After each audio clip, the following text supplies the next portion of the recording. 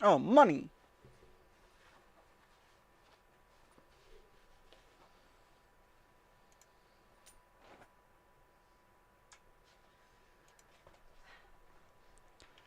Oh my god, Twitch, stop lagging. I just want to change my title. Come on.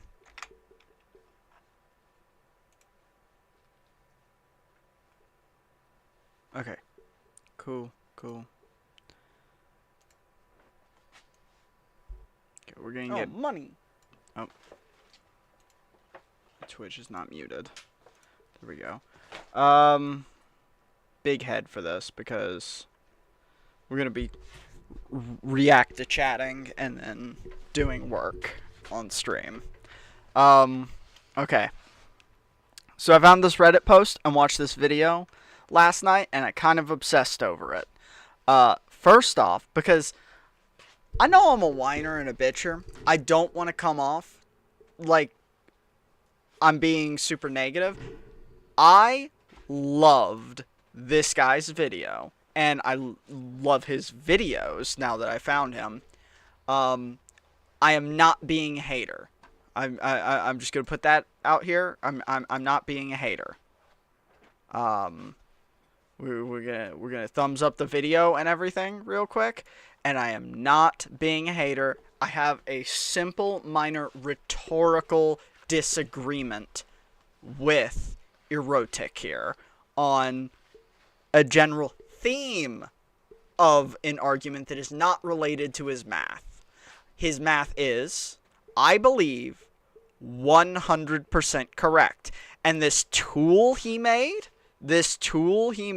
oh my god, this tool he made, I love it. It's so good. Thank you for making that, Erotic. If that's how you say your channel's name. Erotic? Ooh la la, maybe that's his name, Erotic. I'm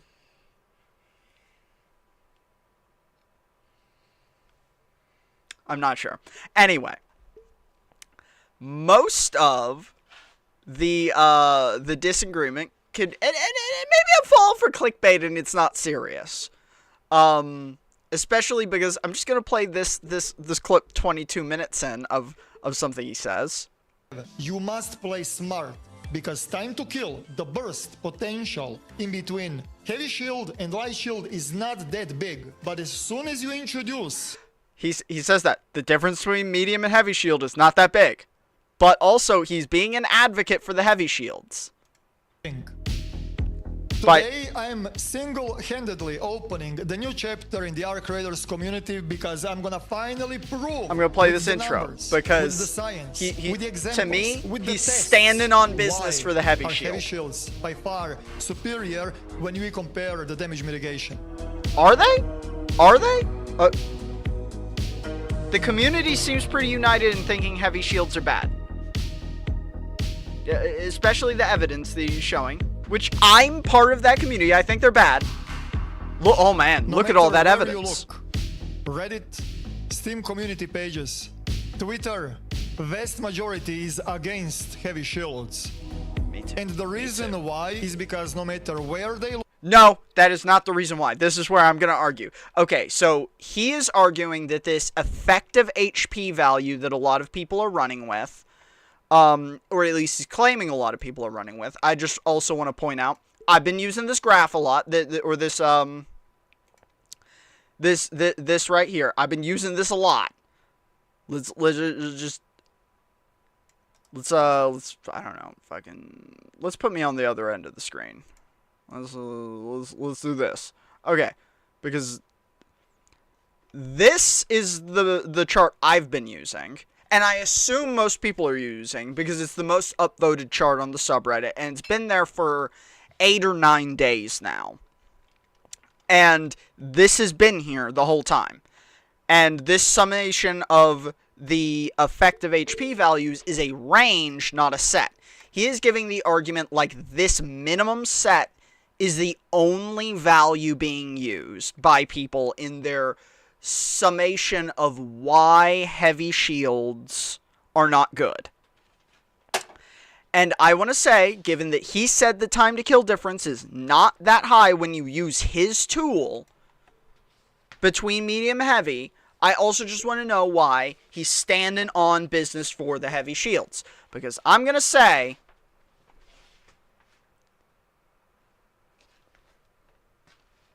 heavy shields suck. And even when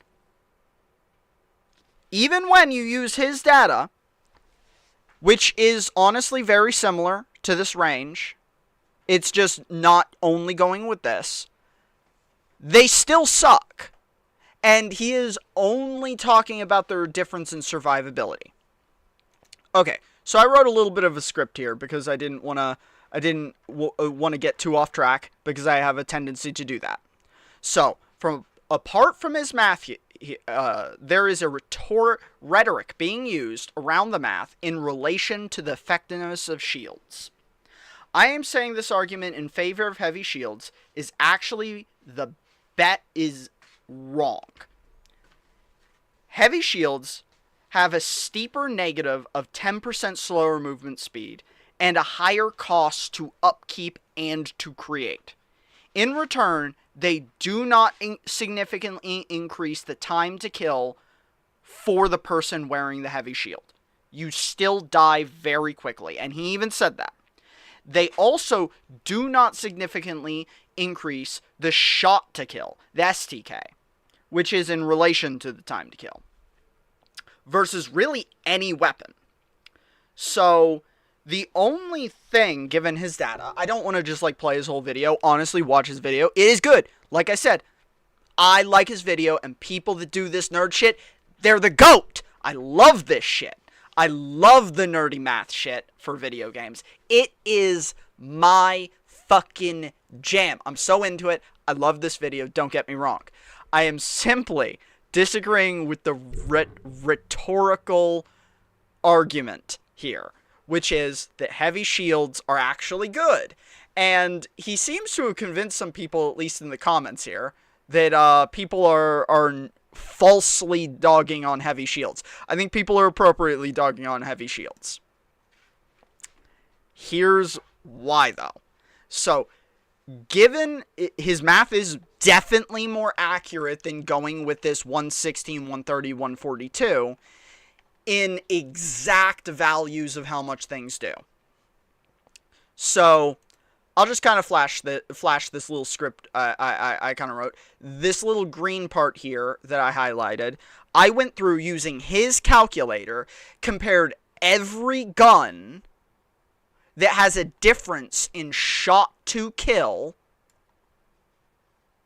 versus heavy and medium.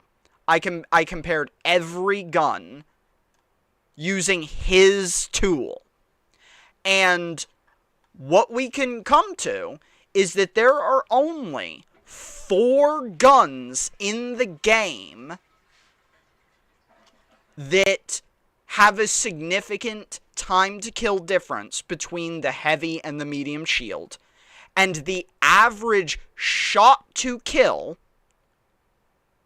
versus all the guns in the game is just 2 bullets. Using his calculator. The average shot to kill difference between medium and heavy is 2 bullets. Now, the way that relates to time to kill is dependent on the rate of fire for the guns, of which this chart is still very accurate. So I went through and looked at all the fire rates for the guns, and there are only 4 guns using his calculator in this chart, or with the fire rates for the guns. There are only 4 guns in the game where having a heavy shield results in more than a half second of time to kill difference between the heavy and the medium. And those 4 guns are the Pharaoh, the Osprey, the Hairpin, and the Anvil. These are the only 4 guns in the game that again, using his math and his calculator, result in a time to kill that is greater than half a second. Now, for some of these, it's much greater than half a second. But this more emphasizes that these are horrid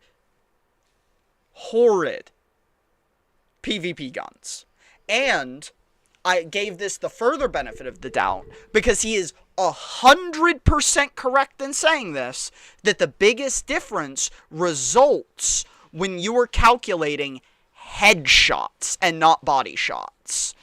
Because this is very interesting to me, and I did not know this, but if we take a Pharaoh and shoot a shield with it, with a headshot, even though a headshot is a 2.5 multiplier, and this can be verified in game, so I'm saying he is 100% correct in his math. His math is, in my opinion, without question, correct here.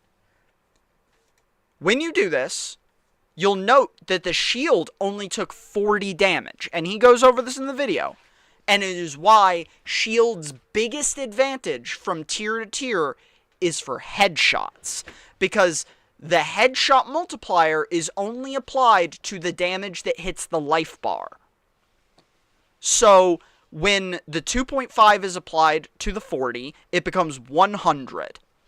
But 40 is still only done to the shield, and then the remaining multiplier damage, which for this is 57, goes through. So you take 52% of the damage is blocked, and you take 57.5. I believe the integers are actually rounded up. I don't think the game uses decimals. I believe he kind of addressed that too. So this would probably be 43 health and not 42.5. Or maybe it's 42 health. I don't know if it rounds up or down on the life or the damage. So it's either 42 or 43. It's not 42.5. But anyway, the reason this is significant for survivability in headshots versus anything else is because the heavy shield versus some guns is going to let you tank or get reduced damage on more headshots relative to body shots. When you're talking about body shots, this falls apart even more, and there is essentially zero difference with basically any gun in the game versus the heavy and medium. But for headshots only, the maximum effective value that we can see on his and for this is the only time you really get to use this highest end range, is when you're taking headshot damage. So I only did this for headshot damage, because it's the thing that, in my opinion, gives the biggest benefit of the doubt towards his argument that heavy shields are actually not bad. And again, the math is perfect. I'm not dogging him on the math. I love the math. His calculator is awesome. I love that he put this out here for anyone to use. This is so cool of him to do. And I love that he took the time to do it. But because of this, this means the only 4 guns, even giving him the benefit of the doubt, that have a significant difference in time to kill are the Pharaoh, the Osprey, the Hairpin, and the Anvil. And this is because their rates of fire are bad. So, like if we consult the chart here, the Pharaoh, which is one of the worst ones, a Mark IV Pharaoh with the best reload time, the reload time basically is the fire rate, so you can get 1 shot off every 1.83 seconds. So even taking 1 more bullet to kill, which, by the way, using his math, this chart is identical. So for all intents and purposes, this chart is correct. Even though I think he specified that the where are you going? Out where? That doesn't specify. Okay, whatever. Be safe. he specifies that the maximum actual damage you can take in one hit, if you're taking it as a lump sum, is actually 208. But, like, still, yeah. So, for the heavy shield, with headshots, you can take 3. Whereas, with the medium shield, you can only take 2. So that is a 1 bullet difference. Like I said, this 1 to 2 bullets is consistent across all guns.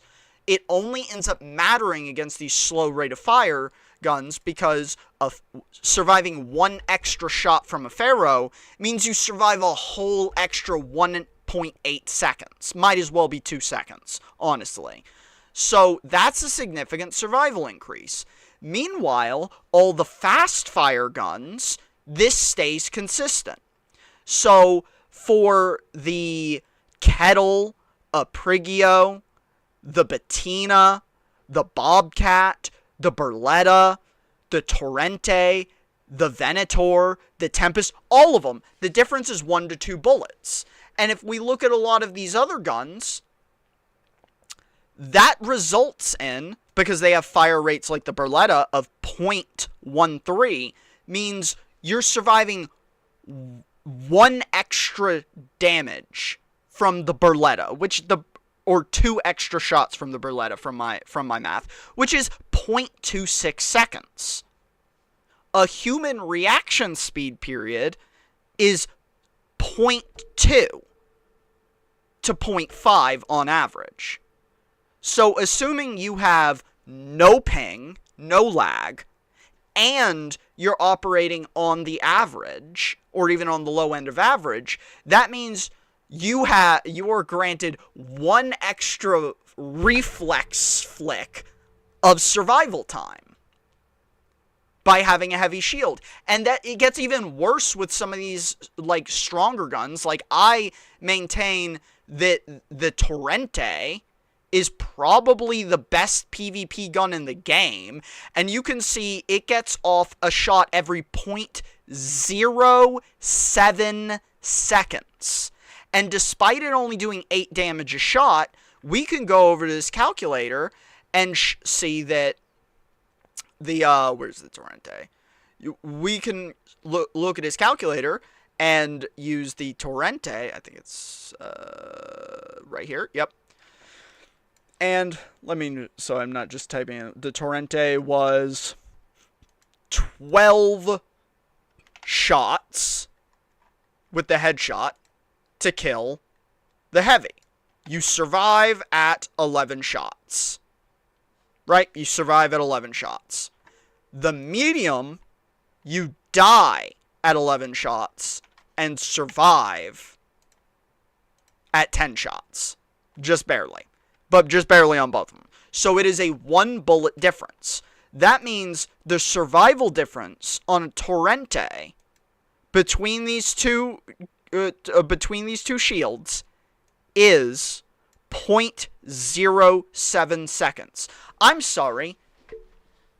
The best esports players in the world can't make a difference with that survival time. Faker isn't going to be able to react on a difference of 0.07 seconds kill time.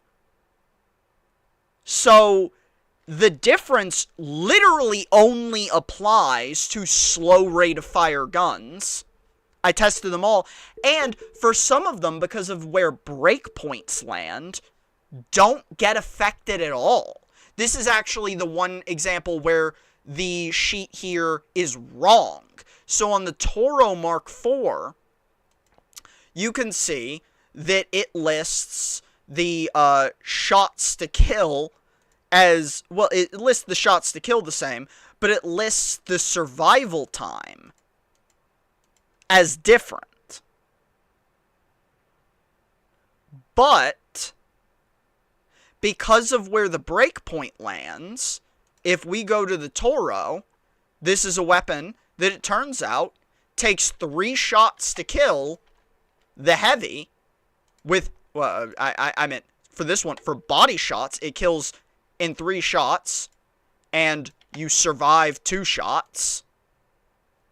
And on a medium, you still survive 2 shots. And the survival threshold is a difference of 10 HP.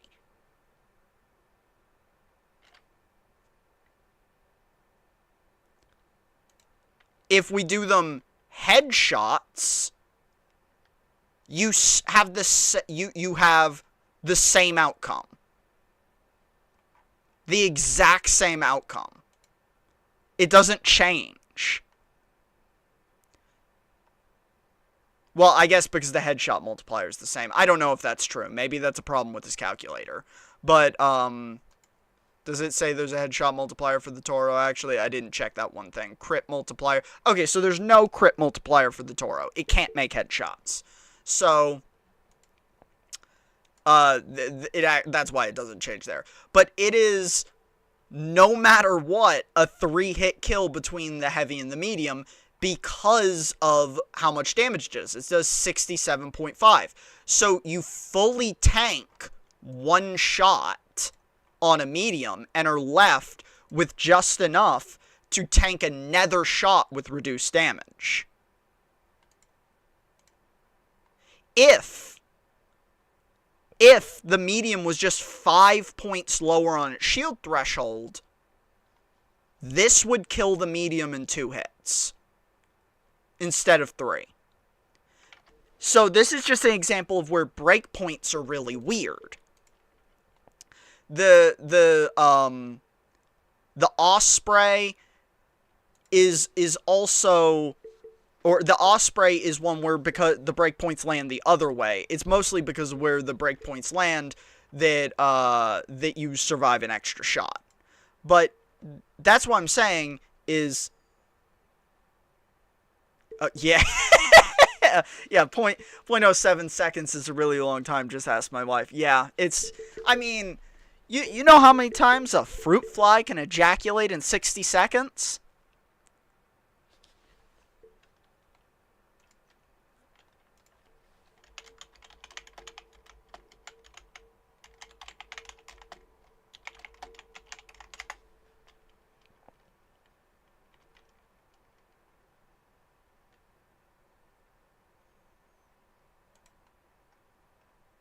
It's like thousands, I think. But yeah. So that's why I'm saying, like, I just don't agree with this rhetorical argument. Reddit post uses the same calculation. I guess he's correct in that if you're using these calculations, it's wrong. But here's the thing. Even using these smaller effective calculations, it doesn't change. Like, even using these wrong numbers, it doesn't actually change the shots to kill for any of the guns. So while your math is wrong, and it's good that he did this, it's very good that he did this. I love that he did this. Because we want...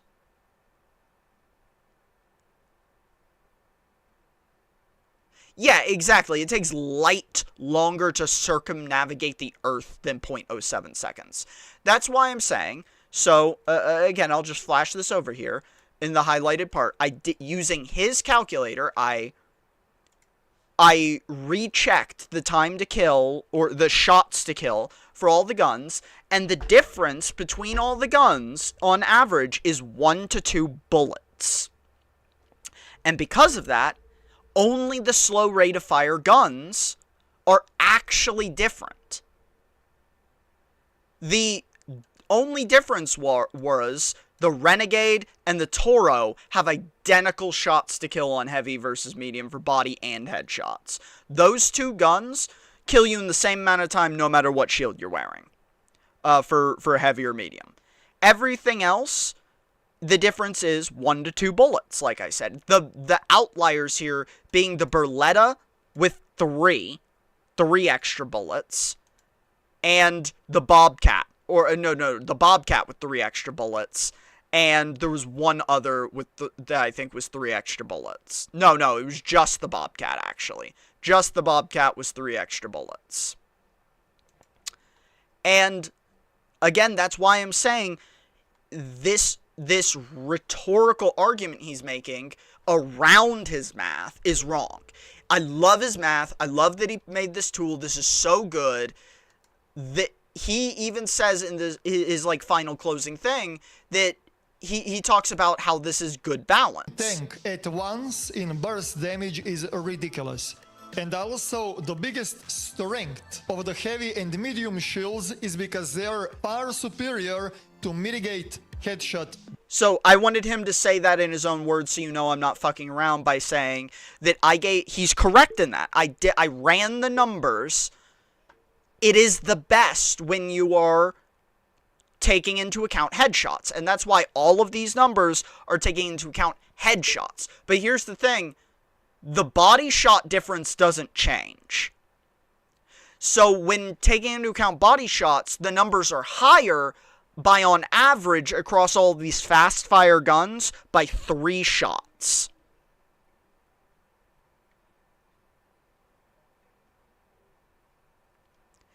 I just want an anti-free loadout shield. I'm not nearly as upset if I die to someone decked out with a Bobcat or a Torrente. It's when a Kettle 1 kills me just as quick. That's crazy. Yeah, and I agree. I agree with that. That's like a separate conversation that I think I fucking piled into the ground at this point that I've said over and over. I don't want people to start like dick riding the heavy shield. I don't want them to do that because my stance is, this is my stance, and I'm not faltering from it, and it needs to be fixed. And if we have people using his arguments to ride for the heavy shields, they're never going to get fixed. So this is the only reason I'm attacking this rhetorical part of his video. Damage. Mostly because of this is the best balance that this statement here is what got me so far. Because in the Escape from Tarkov, for example, you have 6 different tiers of the armor, and you cannot kill a player with a shotgun when they are having level 4, level 5. I do not even want to talk about level 6. You're literally dealing 0 damage to the heavy kits in the Escape from Tarkov with the shit ammo. And it is creating disgusting imbalance in the PvP. It is just not balanced. In the other hand, in the Arc Raiders, effective HP pool that I just explained you works only when you are playing smart. And his definition of playing smart is seeking cover and stuff. My problem is, if you get ganked outside, and I've said this again all the time, if you get ganked outside of a situation where you can instantaneously obtain cover, it doesn't matter.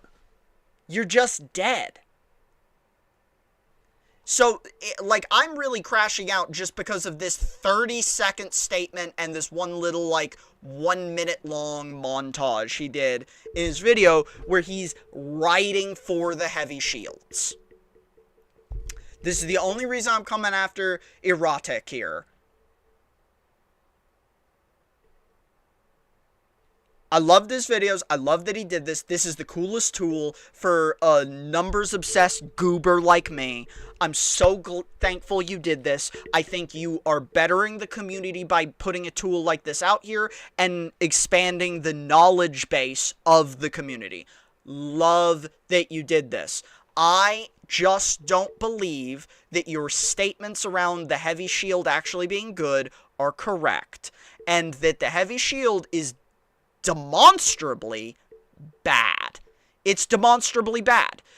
And going back again to these cheap weapons, a Rattler 1 fires a bullet every 0.1 seconds. The shot, now the reload is really the only thing that makes a difference here. But, again, if we're using your headshots as the best case scenario, it doesn't change that here we got the Rattler, where's the Rattler? Kettle, hairpin, did I do the Kettle twice? Okay, fuck it. Let's pull it. I might have missed the kettle or just recorded it twice. Although it does 10 damage per shot, so I believe it's gonna be 7 for the heavy. 7 shots to kill. Okay, no, 8. 8 shots to, or no, we had to reset. 8 shots to get, no, 9 shots to kill. So it's 9 shots to kill on headshots with the kettle on the heavy shield. If it's body shots, then it's going to be 14 or 13, right? No, 14, 15. 15 to actually kill. 14 will leave you with 2 health, right? 14 will leave you with 2 health. Yeah. So it takes 15 shots to kill. Meanwhile, on the medium, I think, given the standard, you're probably going to take 13 to kill and live on 12. So yeah. So I was right. So it's 13 to kill on medium, 14 to kill on heavy with body shots. So and that's exactly online with this chart art basically for the or no, I'm looking at the rattler. For the kettle, the reload time is 5 seconds. That's actually pretty high. So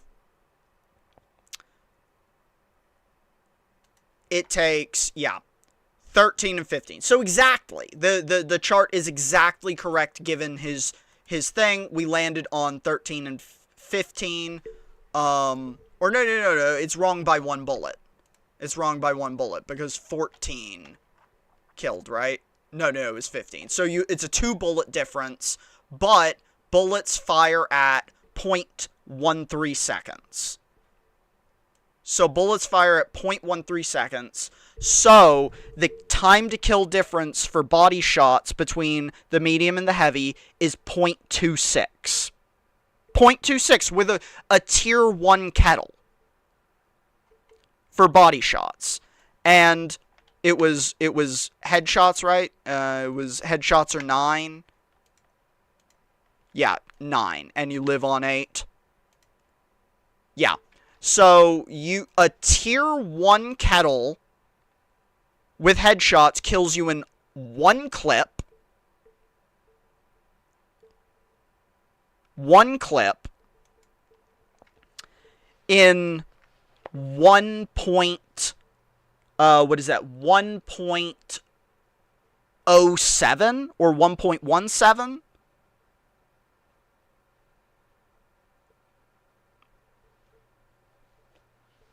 Yeah,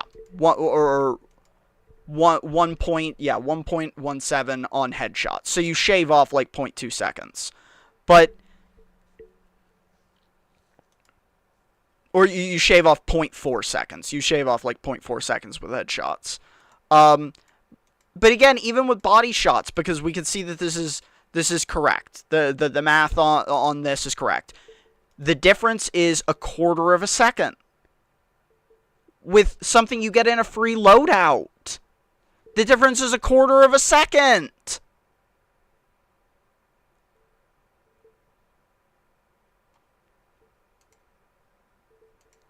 And even if you're not free loadouting, which I'm saying even if you're not free loadouting, because I'm at this point saying there's no point in going for the rarer guns given time to kill. Separate conversation from my main point right now, which is separate from that point. If you're running a Mark IV kettle, the reload time is much more generous, and you can deck it out with extra ammo so that you don't even have to reload, and a higher rate of fire. And higher bullet velocity, so the bullets get to you faster. You could do all that if you can have a modded out kettle, and it's still less cost, item, and time investment than much more expensive to operate guns. And in that scenario, your difference is still 1/4 of a second. Less if it's modded out. less. So I just don't know how you can say heavy shields are worth it. Because what he also doesn't talk about is the downsides. He does not mention the downsides in his rhetorical here. And I just did a little, like, speed comparison as an example of how much slower the shields are from one another. So given the speed disparity, we can measure this in-game, but given the speed disparity, if you have the light shield or no shield, and you say you're traveling 100 units per minute, whatever a unit is, it doesn't actually matter. This is just a general speed comparison. If you're traveling 100 units per minute, and you travel 1,000 units in 10 minutes, like that's the standardized speed. And then if you put a medium shield on, you're going to travel 95 units per minute instead. So to travel 1,000 units in it'll take 10 minutes 30 seconds. You lose 30 seconds of travel speed every 10 minutes of travel for a medium shield. Now, is that really a big deal? No, that's not really a big deal, is it? Like, that's honestly probably not even that noticeable, except for on the macro scale. Like, if you stayed in a match all 30 minutes, it means it was like if you loaded in at 28:30 instead of loading in at 30. That's what the difference between a light and a medium would be if you stayed in for the whole time of the match and left. You're probably not even going to notice that difference, grand scheme of things. Meanwhile, if you're wearing a heavy shield, you're only traveling 85 units per minute. So it'll take you 11 minutes and 45 seconds to travel that same 1,000 units. So, again, by the time you've played a 30-minute match, that means you've lost. That means you've lost an entire, 5 minutes. Everyone keeps complaining about loading in late. By taking a heavy shield, you are making your match 5 minutes shorter. And your only argument against this can be, well, you can't run in a body bag. Okay, yeah, that's a fine argument. That would be a great argument if the heavy shield kept you out of body bag. But most of the things that are really powerful and kill you really quickly kill you in the same speed no matter what. Like, a lot of people have started talking about how the trigger nade is actually the most powerful weapon in the game. And it is. Because it kills the heavy shield in 2 hits. It kills the medium shield in 2 hits. It kills the light shield in 2 hits. A trigger nade kills you in 2 hits, literally no matter what. Yeah, that's true, Logan. Not to mention, the slower speed can be the difference in getting behind cover in time and dying in a firefight. Now, on the micro scale, the speed might be a little teeny bit less noticeable, but yeah, let's say it takes you 1 second to get behind cover with no shield. That means it takes you 0.95 seconds to get behind, or it takes you 1.05 seconds to get behind cover with a medium shield, and it takes you 1.15 seconds to get behind cover with a heavy shield. Now, that's a really small scale, but again, like we talked about, and he even said, the time to kill difference between these shields is very small. Very small. The time to kill on a lot of these weapons is under 1.15 seconds with body shots. So, like the Torrente again, because it's the gold standard of PvP in my opinion. The Torrente is insane. The Torrente kills you in 1.17 1.17 seconds on a medium shield. So if we're saying it takes 1.05 seconds to get behind cover, that means you just barely lived. You had 0.12 seconds to spare if you're taking all the shots. Now, if you have a heavy shield, you have 0.1 seconds to spare. Now, that's actually not that big of a difference in the micro. That's why I was mostly comparing the macro, because it becomes a really big difference when you're just talking about traversing the map. It is different, and the heavy shield is worse, but you're technically surviving both scenarios. You just have 0.2 seconds less wiggle room to survive. Or not 0.2, 0.02. Which, again, isn't even really comprehensible. So, like, I agree with you, but, and I agree with that statement, but there's a reason I was choosing to compare the macro, because in the micro, the green screen fuzz is messing with my brain. In the micro, it's probably not going to make a huge difference. It could in a couple of these guns. It's not going to make a difference sometimes. But for the most part, it's probably not going to make a difference on the dodging to find cover. Most of the time. That's why I'm mostly talking about this in a term of traversing the map. Because we also have to say, PvPing's not the only thing you have to do. Why do you load into a game? To get loot. How do you get loot? Traversing the map. You can also make the argument, if it takes you X amount of time to get to a critical location, and someone with a medium shield starts at the same distance traveling to the same location, it is not infeasible that they got there a whole minute before you, even if you started the same distance from the location. And if they got there a whole minute before you, that's a whole... While on paper it comes out as a wash when you feel slower, you're more likely to feel like it's what killed you. Perception is reality to most people in this scenario. I cannot agree more. I cannot agree more, Logan. I say that all the time. Perception of something being weak is actually more important than it being weak.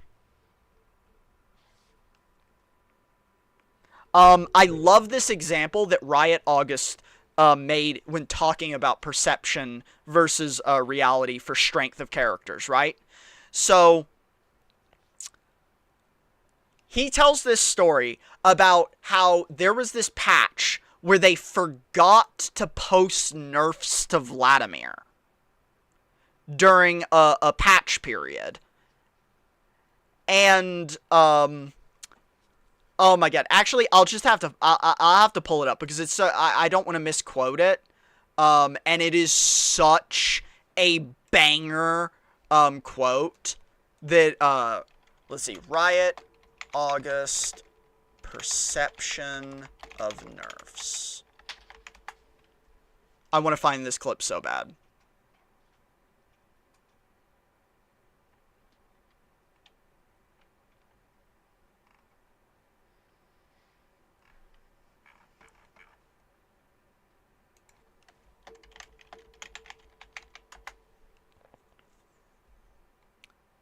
Or perception of strength, maybe.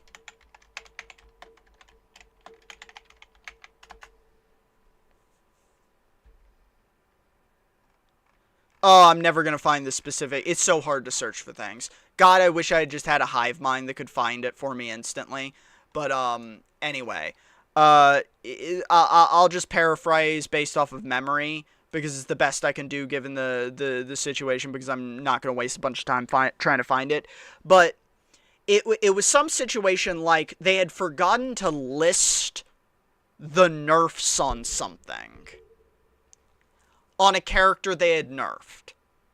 And in that period of time, the win rate on the character went up because he wasn't perceived as weaker. I think it was Vladimir, but it's such a good example that of how perception matters more. Like they had factually made the character worse. They had factually made the character worse, but his win rate went up because the perception that he was weaker was not there. Or no, it was the other way around. It was the other way around, actually. So they had listed that they had nerfed Vladimir. Yeah, this is what it was. They had, I'm remembering more clearly now that I think about it. So Riot August has this story where he tells the story about how they forgot to launch the nerfs on Vladimir, but included the nerfs in the patch notes. And his win rate went down. His win rate went down even though they didn't actually nerf him. They posted nerfs in the patch notes, but they forgot to include it in the patch. So he didn't actually get nerfed, and then his win rate dropped. Which is incredible! That's incredible! Perception is reality when it comes to these things. So, yeah, I can agree that, like, if you felt like you couldn't get in cover, you're gonna blame the shield. But that's also why I'm making this argument that I want to get it out there, that the shield's not actually good. My stance is that heavy shields suck. My stance is going to firmly stay that heavy shields suck. And I don't like any propaganda saying otherwise, because I'm seeing a lot of people take it hook, line, and sinker. Okay, this person isn't, but the number one comment here is, and people are upvoting it, and there's others in here that are also riding and dying for the heavy shield.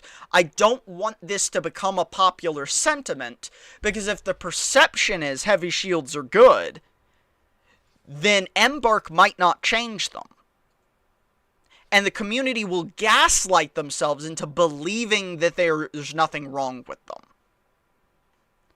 I don't want dick riding for the heavy shields, because I think they need to be better. Like I said, this is a significant travel distance over a game. That literally means if you load into a game with a heavy shield, then you're loading into a game with 5 less minutes, technically, than your opponents. And on the PvP angle of things, like ignoring the loot, yeah, well, on the micro scale, it might technically be a wash where it doesn't matter in the movement speed of, like, getting to cover. And it doesn't actually give you an advantage in the survivability. So, like, it's a wash overall. What it can do is, okay, let's say you're going to a high-value area to PvP, right? If you took medium shields, you might beat a heavy shield person to that zone that's an equal distance by 30 seconds or so. Hell, even if it's only 20 seconds. How long does it take you to set up a camp spot and lay traps? Does it take you a whole 20 seconds to lay traps? No. No, I think you can lay like 5 traps in 20 seconds. Hell, I think you might be able to lay like 8 traps in 20 seconds. I think the deploy time on traps is like 1 point something seconds per trap. So you could get a head start on a valuable location where loot spawns, set up a trap, and there's a physical impossibility that the heavy shield person can beat you there, if even at equal distances. The only way they do it is if they started closer. That's more what I'm saying. Because, like, these gadgets and stuff, like, they can really fuck you up. An explosive mine does 40 damage. I mean, that means it's gonna kill you in, I think is that 4 of them? Does it kill you in 3? No, so 4 of them. Yeah, and it's still 4 for mediums.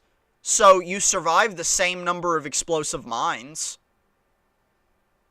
But the person who was faster had time to lay down the explosive mines.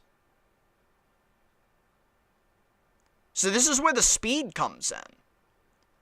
Not only that, but that's not taking into account, again, he didn't bring up the cost.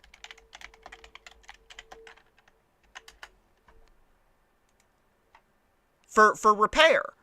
And shields are the thing you repair the most. Let's look at the repair. Required materials to repair. 2 arc circuitry? That's double the arc circuitry from a medium.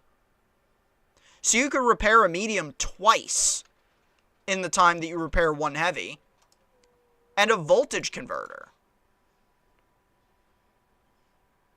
That's just an entirely different component you don't even need for the mediums. And the recipe is a power rod and 2 voltage converters. A power rod requires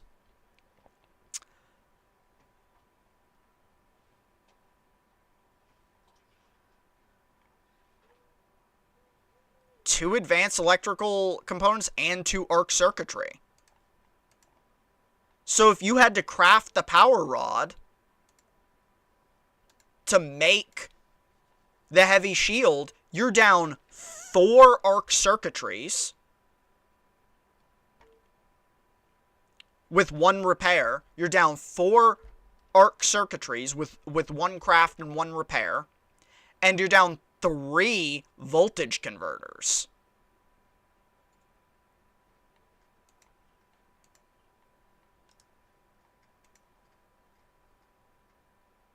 Not to mention 2 electrical components. That's a lot to me. That's a significant cost upkeep requirement difference. And I guess you could just make the argument that if you're flush, who cares? It's meaningless to you if you're just flush. But the way I think about the equipment you bring into a fight, right? When you bring equipment topside,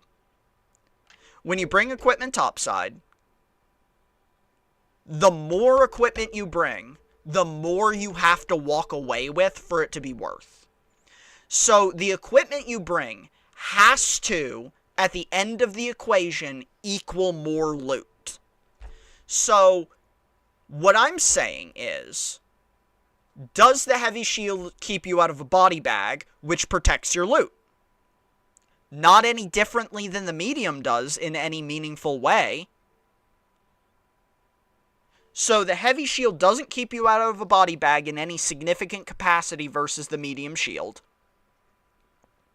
And it's not aiding you in getting more loot because you're slower. So you're going to be the last people to any critical location, realistically, given that travel time. Because the travel time is more significant over long distances. So if you have to travel greater distances, when you load in with a heavy shield, you're going to hit the map, see where you are, or maybe you have it memorized, and you're going to go, oh, I can't go for specific zone. I have to go for closest zone. Because everyone who's not running heavies is going to beat me to the specific zone. So it's hurting your loot acquisition. And the longer you're in the game, the more it hurts your loot acquisition, because the more it's hurting your ability to traverse the map. There's also other things like the weight. Now, this is not a huge one, it's a small one, but carry weight does matter. The heavy shield is 9 pounds. The medium shield is 7 pounds. 2 pounds is not a lot, but it is 2 pounds outside of your carry capacity. Even if you have like a huge carry capacity, like you're running an epic augment that gives you like 80 pounds total with the extra carry weight from your skill tree, 2 pounds is like 3.5% of your carry capacity. 3.5% of your carry capacity is just dedicated to being slower and having 1/10 of a second more survivability. And these are the reasons that I am saying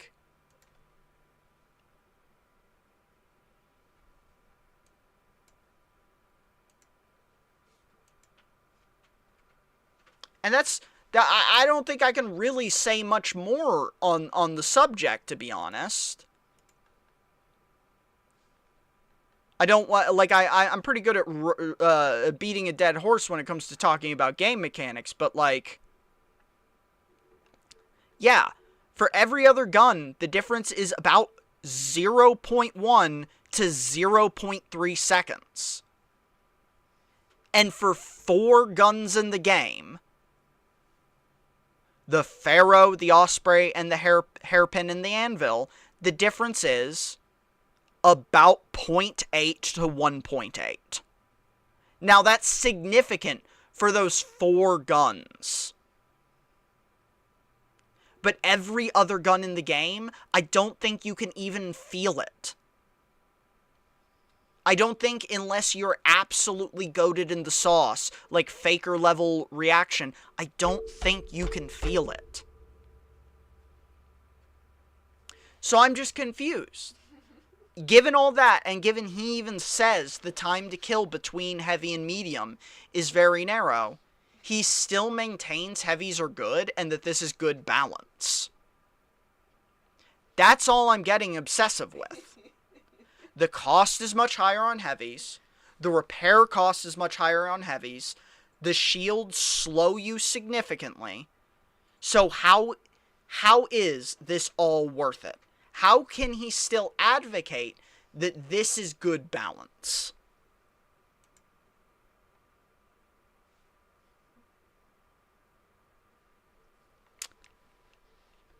It's very important to me that we acknowledge that heavy shields suck. Because I think they need to be better. And given what he revealed to me about how the heavy shields work, or how shields work with overflow damage, is very interesting. Because the whole reason that the difference between the Toro and the medium and heavy is the same is because of where breakpoints land. Since we know after 1 shot you're left with 2.5 shield left, but it doesn't matter how much shield you have left. If you have any shield left at all, when you get hit by that second shot, you are going to take the reduced damage.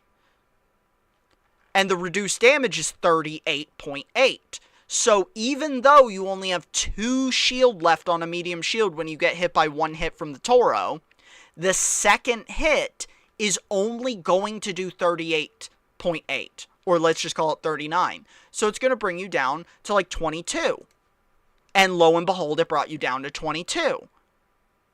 While with the heavy, the first shot leaves you with more shield, but still not enough shield for it to reduce more than 1 more shot. So it reduces the 1 more shot, and then your remaining life is still below 1 shot of Toro. Yes, you have 13 more HP, or 14 more HP with decimal rounding. So, to me, this reveals that the problem with heavy shields is smaller than I thought. If we just want heavy shields to significantly increase your survivability versus many of the guns, alls we have to do is bump the shield capacity up a little bit. Now, granted, the Toro does a bunch of damage. So for the Toro to like, actually make you tank a second shot, or make you tank another shot over the medium, you'd actually have to nerf the medium. You can't just buff the heavy, because the amount you would have to buff it would be significant. You'd have to add 55 more shield to the heavy, which I think he lets you custom, so we can have a custom variable. So 55 more shield would bring you up to 135.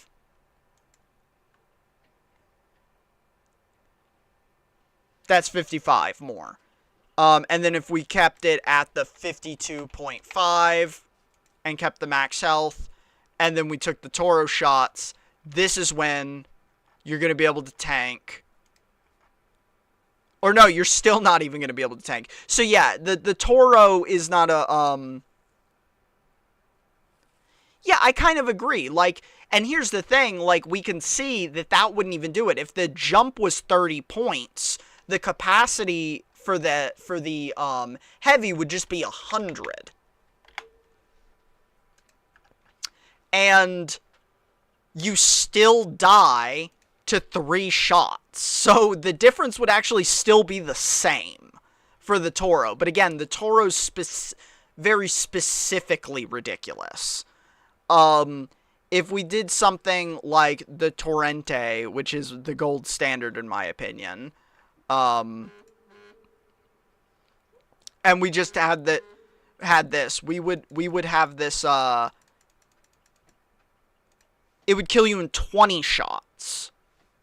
It would take 20 shots to kill you with the Torrente, while the medium takes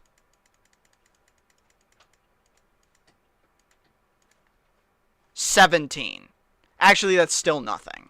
Actually, maybe the resistance has to come up way more. Maybe the resistance has to come up way more.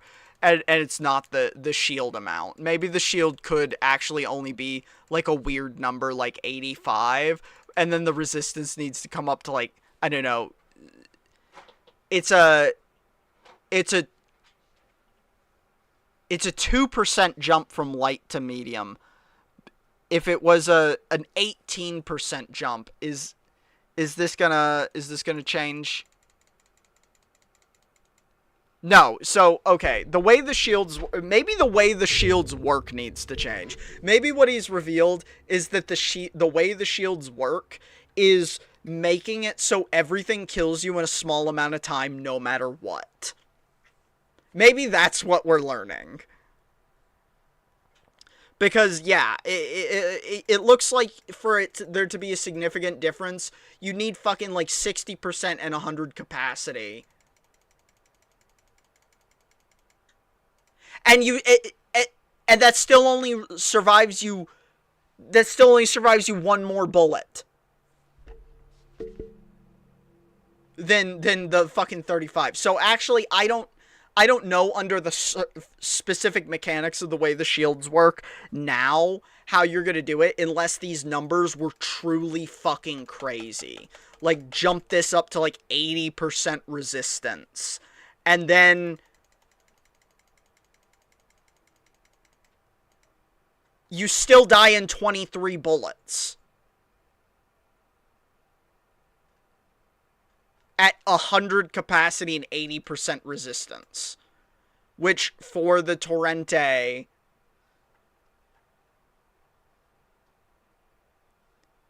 it fires 23 or 13 bullets in a second. So, I mean, that's a big jump. That increases the current survival from 1.25 to like 1.9. That's pretty good. I mean, that might be too big of a jump between them. But yeah, these values clearly need to be beefed up. is what I'm saying. Is like this to me does not strengthen the argument. It weakens it.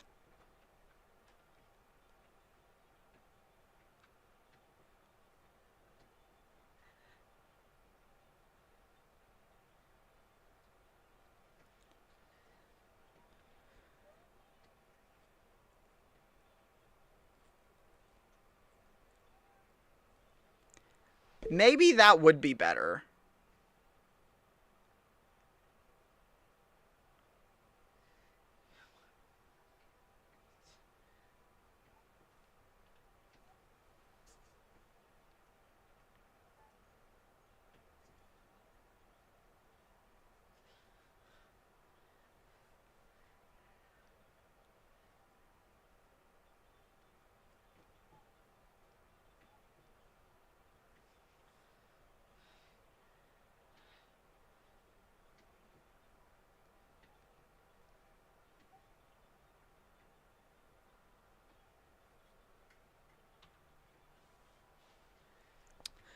So, yeah, I don't know.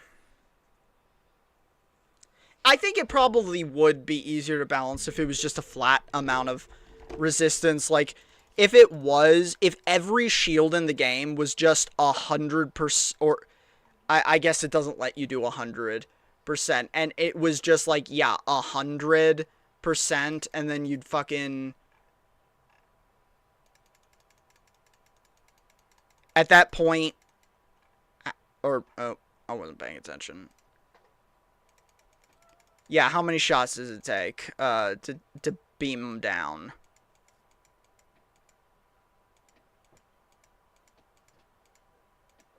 $26. So that's a flat 2 seconds against the Torrente with this theoretical heavy shield. That seems good to me. And then, like, if the light or the medium was still 70.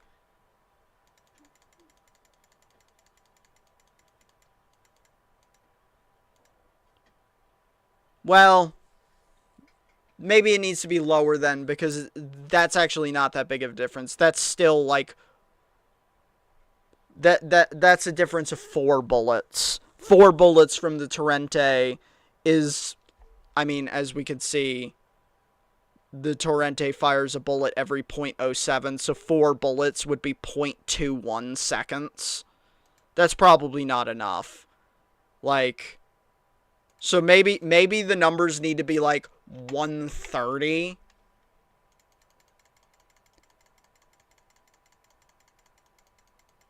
Which lets you survive 2.28 seconds.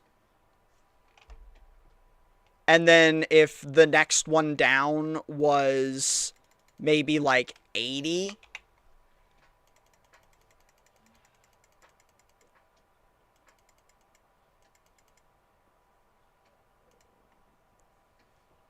that's like, well, that's still like 1.9. I mean, I don't know. You could play with the numbers, but yeah, a flat amount might just be better. The real question is, like, for balance, what do you want the difference between the shields to be? Is more like the conversation you have to have first. What do we want time to kill to look like overall in this game? If we say no shields is the standard, and time to kill with, like, the Torrente is 1 second flat. That is 1 second flat. How much more above 1 second do we want light shields to be? How much more time do we want light shields to give you?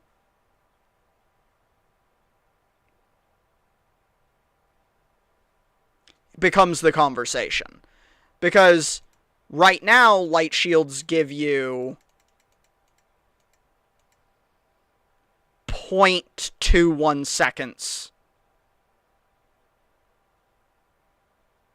Which, if we're saying that's the standard, then that means medium shields need to give you 1.4, like 2 seconds, because it needs to be another 0.12, and right now that's not true. A medium shield grants you 2 more bullets, which is just another 0.14 seconds. So you just need this to be 1 more bullet. Yeah, like, I think that's probably true too. So if no shields is 1 second, then light needs to be 1.2, which it is. It is. But then medium is only 1.3. Where if we're saying 20% each time, this should be 1.4. So it just needs a little bit. And then the heavy should be ideally 1.6. Which right now it's 5 more bullets than no shield, which is 5 times 0.7 is 0.35. So right now the heavy shield is a 35% overall survival jump from having no shield.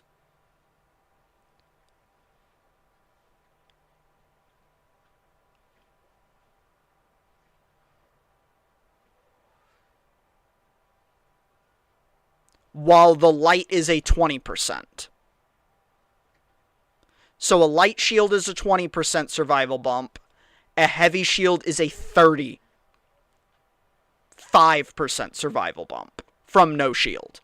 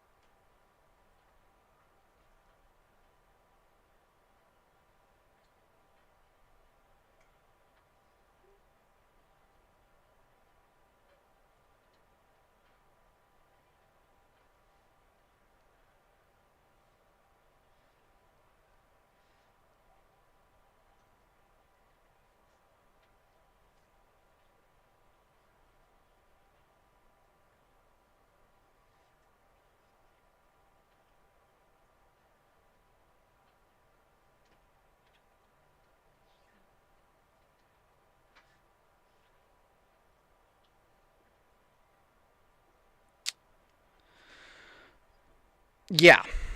Yeah, so I mean, yeah, so the value for that, because we'd want it to be a 60% increase in survivability if we're doing 20 per tier versus no shield.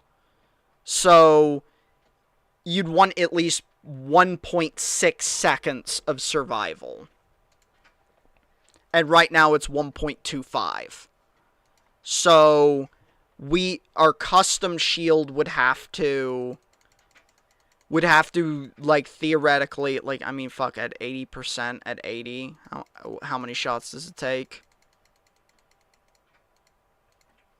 21, that's 8 shots over 8 times 0.7 is going to be that's close. That's going to be what, 5.6? Yeah, 5.6 seconds extra of survival. So this is very close. Like, you could probably fix that by just having, yeah, just that. Just 8 points, like a weird 8 points.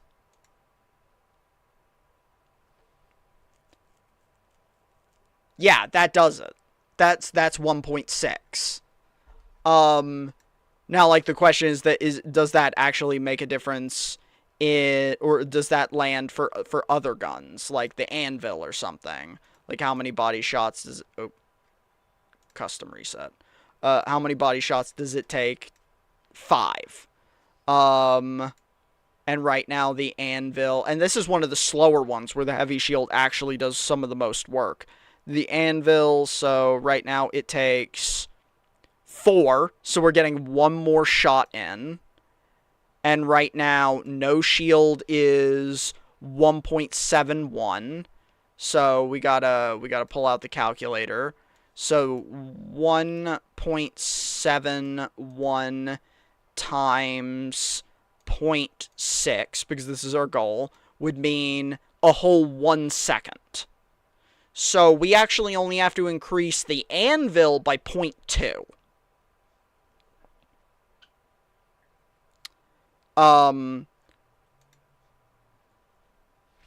By 0.2 to make it in line with that 60% extra survival. We'd also have to nerf the medium. Because if the medium is supposed to be 40%, I think, because 1.71 times 0.4 is going to be 0.6. So, yeah, the medium actually has to come down to meet that. So this is where it gets a little weird, too.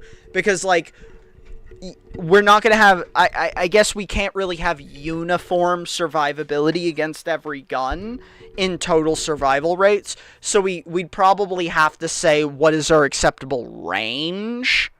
We don't want it to be adding more than this amount for a gun, but we don't want it to be adding less than this amount for a gun. So, like, if we're saying 20% at worst, well, then we probably have to we probably have to just take the strongest gun in the game and buff the shields to that, and then maybe buff some other guns and not change the shields to change them otherwise. I don't know, like, the balance here is probably so intertwined that you can't make just one change to the shields, honestly. Because, yeah, I mean...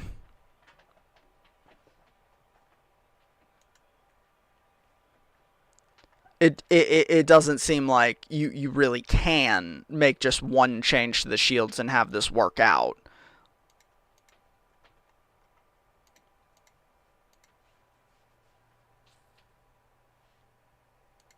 Six shots under our theoretical for the Renegade, and the Renegade currently takes 5 shots.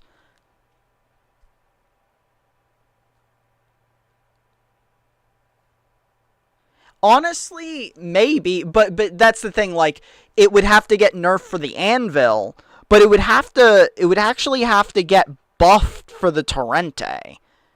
And I don't know, maybe this is an example that the Torrente's too good. Maybe all guns that are as good as the Torrente need to get nerfed, because the medium's close to in line, but the medium should actually be as strong as the heavy against the Torrente.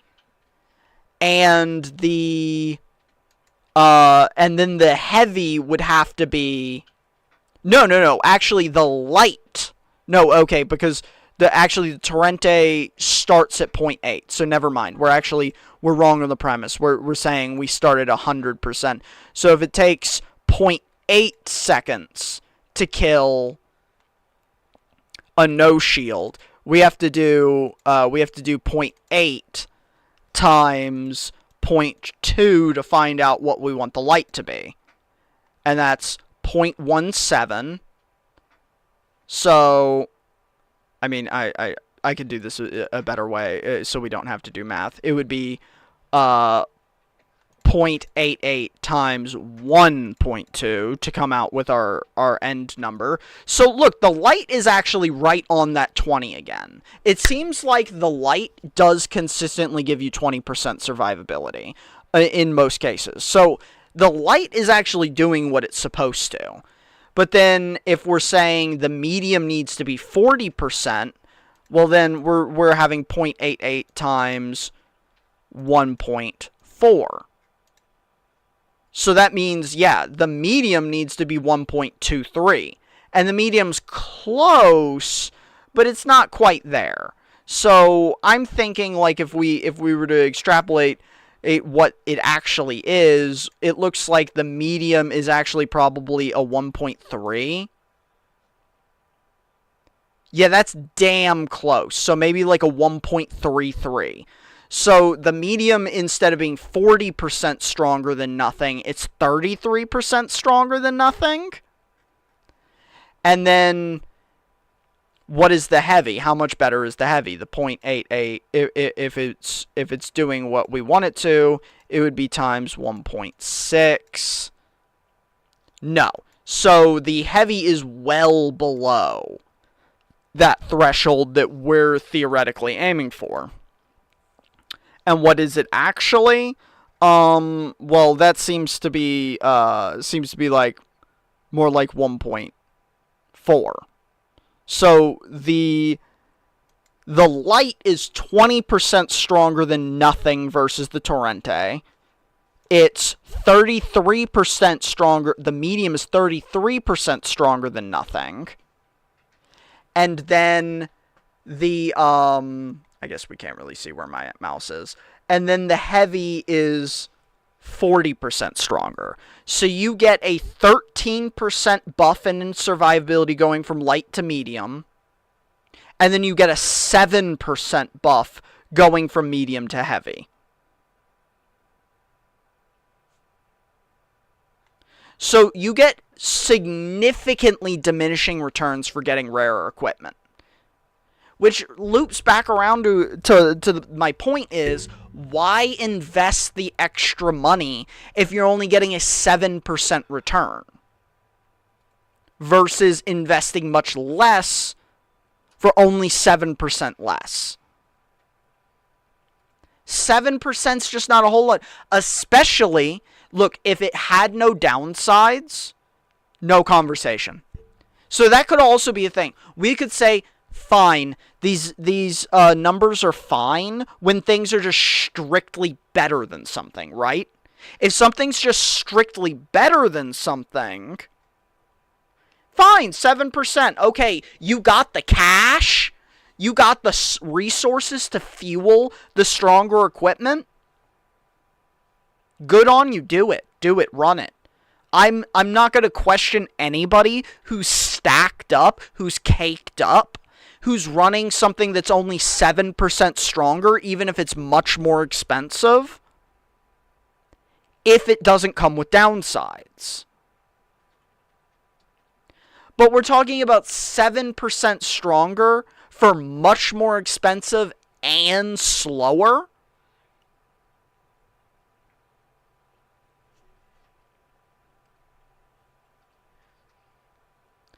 That's what I keep saying, which is the same conversation. Yeah, gotta make the endgame loot feel worth it for folks, or they're not gonna stick around to claim it. That's what I'm saying, really, when it comes to my conversation, not just here, but when I was talking about the queens and the matriarchs in, like, what's the point of even getting the queen and the matriarch weapons? The only thing you can do with them is kill the queens and the matriarchs so you can make more queen and matriarch weapons.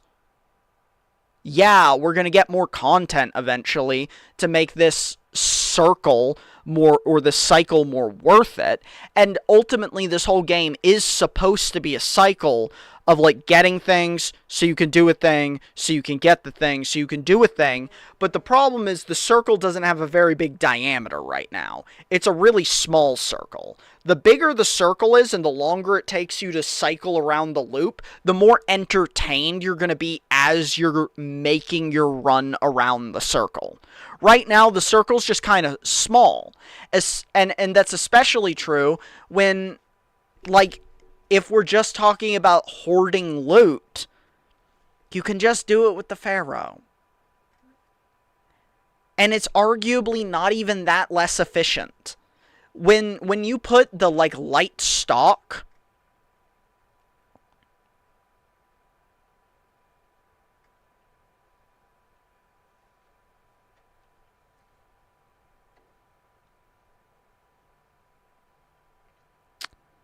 just one second, I'm scheduling something. I have to just check my calendar.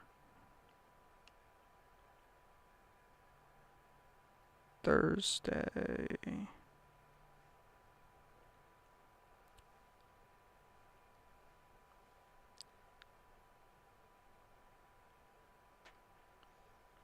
Okay. Yeah, so like right now it's kind of a thing where it's like, okay, if it was way better at killing the queen and the matriarch, maybe you're saying something. But like the Hole Cracker was really good at killing all of the big things, and then they made it bad. I don't see anyone run the Hole Cracker anymore. Because like the Hole Cracker, I don't even think it's better at killing the heavy things than the Pharaoh now. I literally don't think it's better.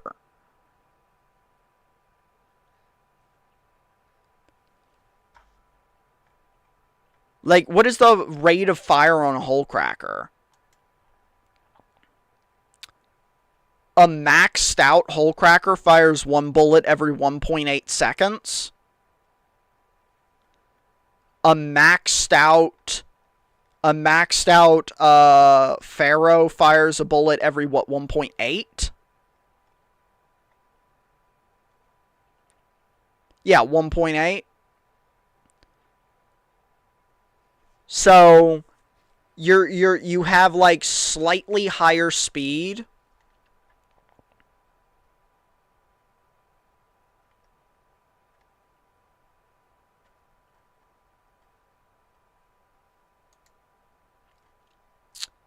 And they do the same amount of damage on crits. So like if you're making skillful shots with the Pharaoh, the Pharaoh also does 100 damage. So if you're hitting crit spots, the Pharaoh does 100 damage per shot, exactly the same as the Hole Cracker. So the Hole Cracker's getting a faster rate of fire over the Pharaoh.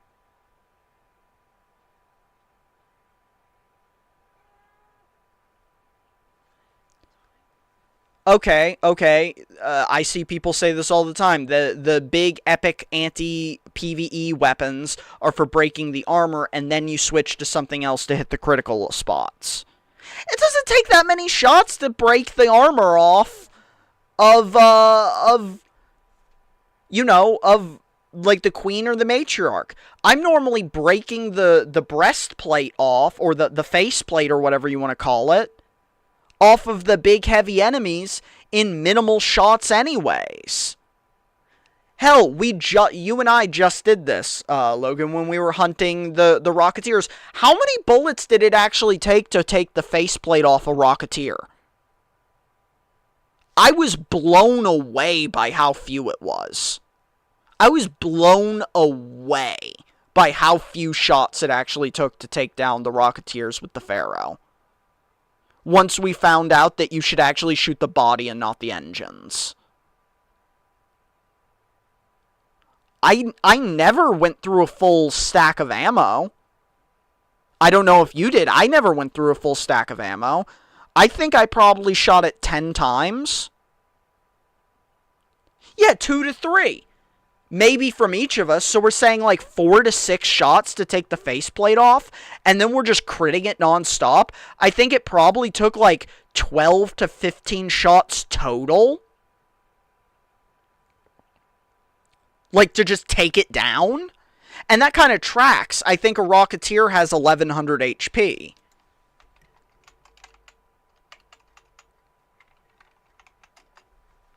Let's just double check that.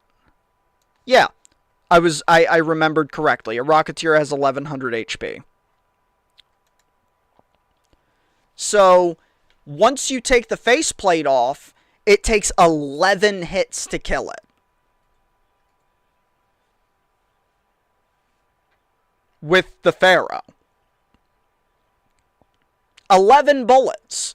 So it's however many bullets it took you to take the faceplate off, and then 11 bullets. According to this, the Hole Cracker, because it has pen, maybe it takes the faceplate off in one hit, right? Maybe it takes it off in one hit. It's still going to take 11 hits once you take the faceplate off.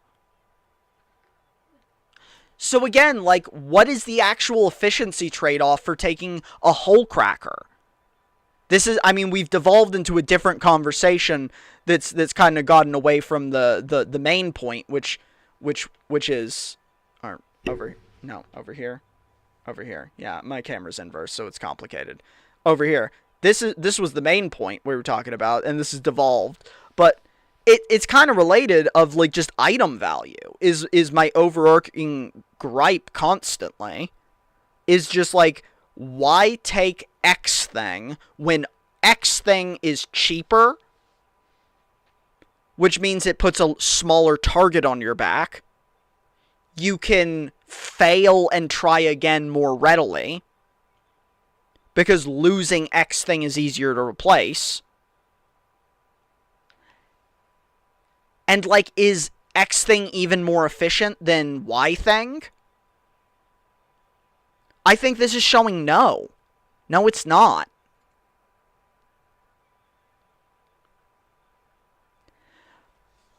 Like, if anything, assuming you're accurate, like, what are you taking the expensive hole cracker for? To bust the faceplate off? To bust the faceplate off and then what?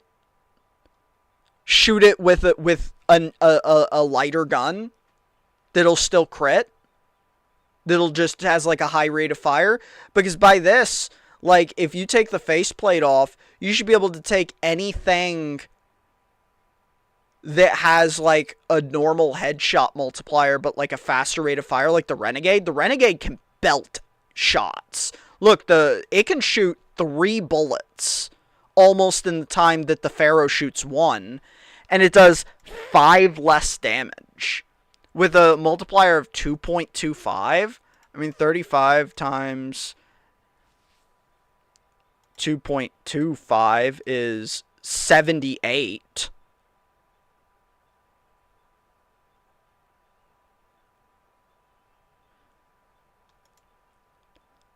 VR chat. I don't know, like making fun of VR chat or actually playing VR chat. Because I don't know that I would necessarily do either.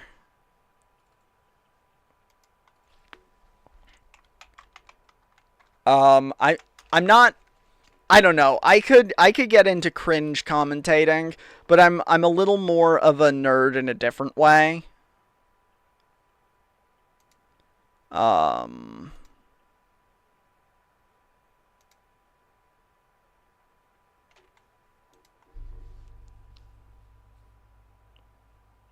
This, as always, got away from itself a little bit, but hey, at the end of the day, I'm gonna say I liked your video, Exotic.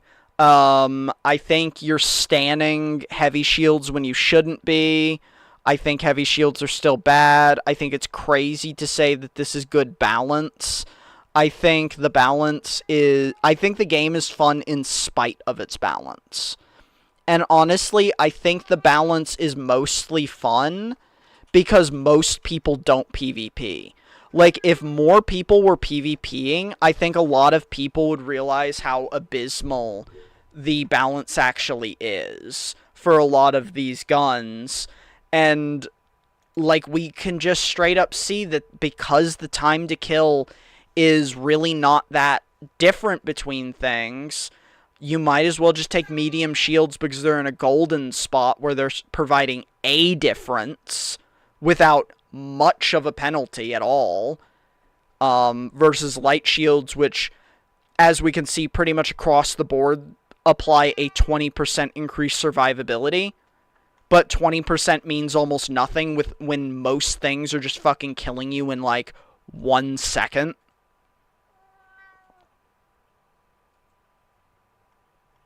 Or less than a second.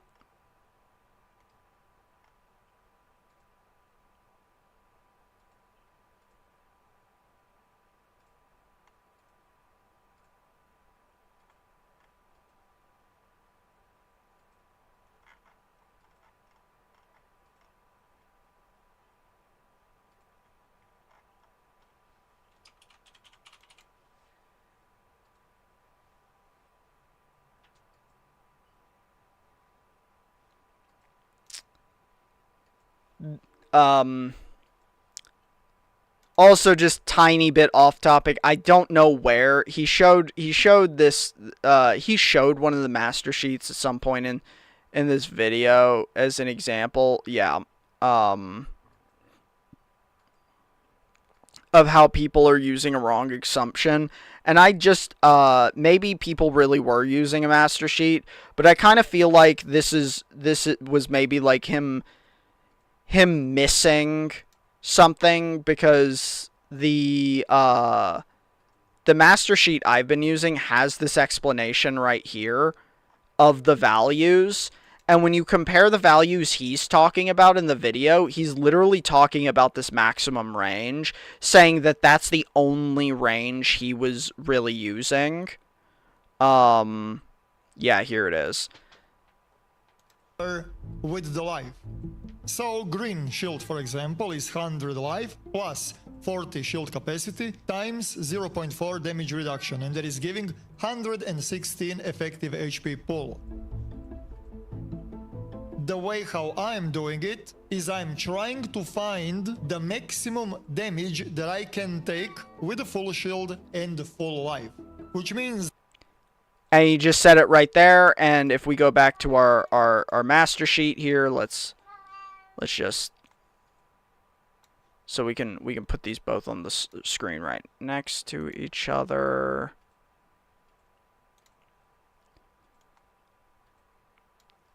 So he showed that series of numbers, which is the minimum range of the damage, and then his numbers are 166, oh shocker, 166, 173, and then 210.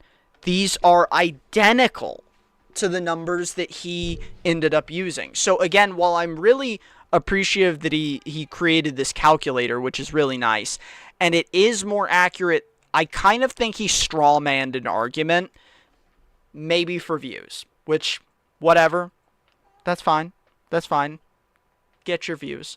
I think, again, this was used as a bit of a rhetorical device, to drive home a bit of an argument that I don't agree with. I don't know that anyone outside of maybe the average Reddit commenter that doesn't actually know the or hasn't really looked at all the details of these sheets would really understand, but there's a reason that testing all the guns, there was only one outlier on this sheet that didn't match up to the test using his calculator, and that was the Toro. I tested them all, and the Toro here was the only one that didn't match up on the shots to kill, because according to this sheet, the Toro kills a medium shield and a heavy shield in 2 and 2.3 shots. This is the only thing on the sheet, and I don't know why this is wrong, actually. Like, given that all the information on the sheet seems the same as his, this is the only one going through that that his calculator is giving a different result, where while 2 shots do not kill a medium shield and they do not kill a heavy shield. And from comparing this damage in game, his calculator works. So I don't know why this one data set on the spreadsheet here is wrong in its number of shots to kill. I don't know why, but it's the only one. When I ran all of these numbers myself through his calculator,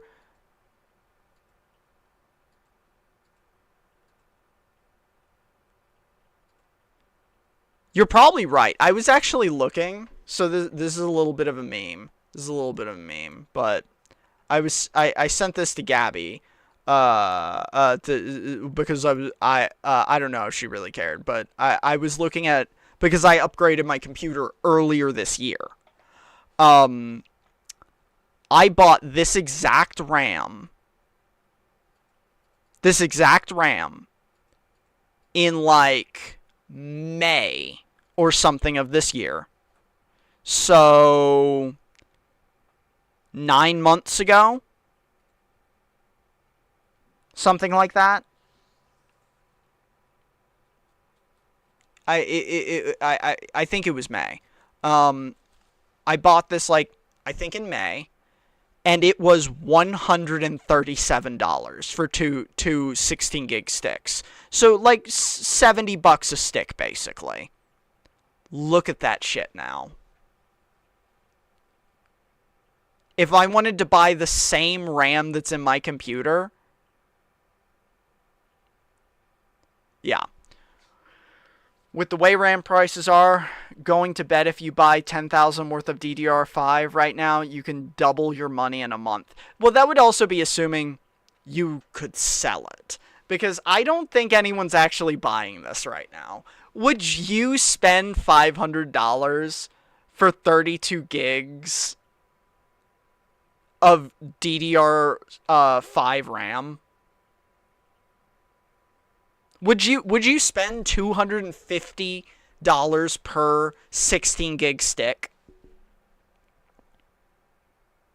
I wouldn't. Not a chance. I don't think anyone's actually buying this. I think the RAM producers are jealous of the GPU producers' success right now. And or they're trying to justify gouging more money from the GPU producers when they put RAM inside their GPUs. And this could also be showing some ignorance because I don't exactly know how GPU RAM works.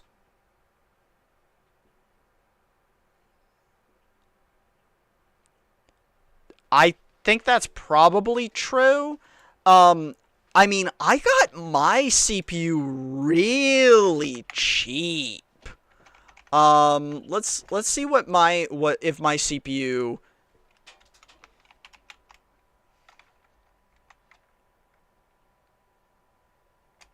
has gotten cheaper.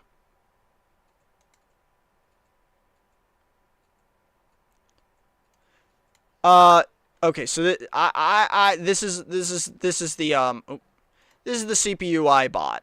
The AMD Ryzen 7 9800 3DX 8-core 16-thread desktop processor. I'm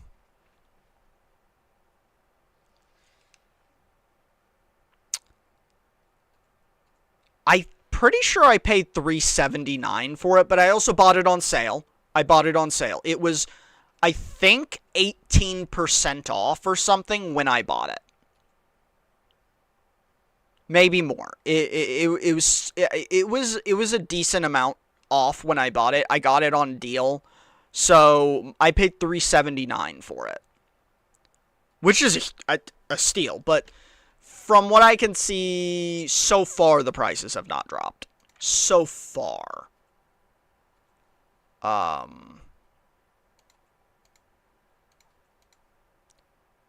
yeah, I think rant over. I was watching this gaming merchant video about drop rates on blueprints, and this was interesting. And I was actually clipping out my my Raider cache runs that I had been doing every night at 9, because I don't know how many people have noticed, but I have been getting blueprints like crazy from the Raider cache run, and I've been getting very specific blueprints. And right now, the gaming merchants from this video seems to imply that there's an interesting trend where certain blueprints appear during certain events more often. And in certain locations more often. Now, his sample size was only 3,100, But I was hoping I could put together a clip, and I don't know if it would be possible. I was hoping to find a way to send it to him, a compilation of just the blueprints I found in raider caches, because I've been giving away the same 4 blueprints to a lot of people, because I keep finding the same 4 blueprints doing my raider cache runs. Now, this is rather interesting to me, and granted, it's a small sample size, an even smaller sample size, and personal experience, but at this point, I found and given away 4 heavy weapon parts blueprints. I found and given away 4 Il Toro weapons blueprints. And I found and given away 3 Anvil weapons blueprints, all of which I found inside raider caches. In one of my runs, I found an El Toro blueprint 2 games in a row, like back to back. So I'm kind of thinking that he's correct that certain weapon blueprints have significantly increased spawn chances. And I would like to just contribute to the data set, because especially if I can get more examples of this, because I very much enjoy doing the raider cache runs. But right now it feels like it's almost a freebie to find El Toro or Il Toros and heavy weapons parts blueprints from weapons caches. All other ones that I haven't even bothered giving away and I just sell because I find them quite frequently in the weapons caches are ones that you get from quests anyways. So, like, this shock mine, I found like 5 shock mines in weapon caches. Like, I find shock mine weapon blueprints all the time. I find Il Toro weapons blueprints all the time in the weapons caches, or the raider caches, I mean. So yeah, I was clipping out stuff from or my segments where I run my raider cache runs. So that I could put a compilation of evidence of me finding this high density of specific blueprints during this specific event. Because I'm intrigued by the data set, and I am somewhat convinced that his hunch that these things spawn more often in specific areas and specific maps during specific events. I think this is likely.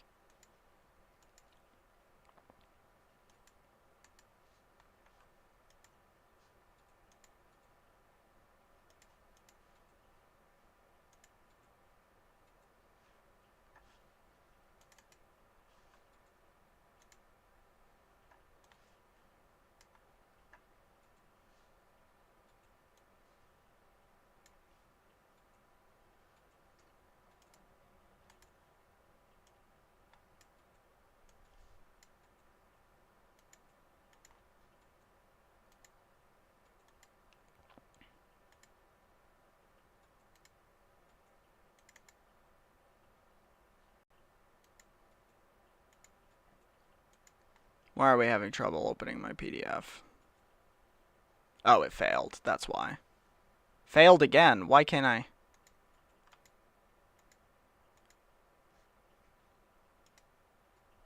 Sometimes.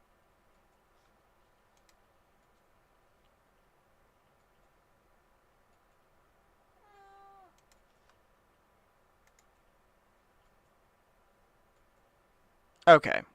It was my VPN. It was fucking with the download somehow.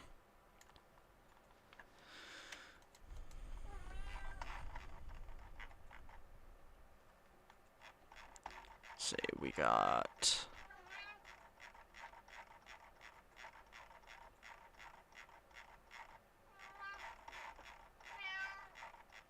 30 questions.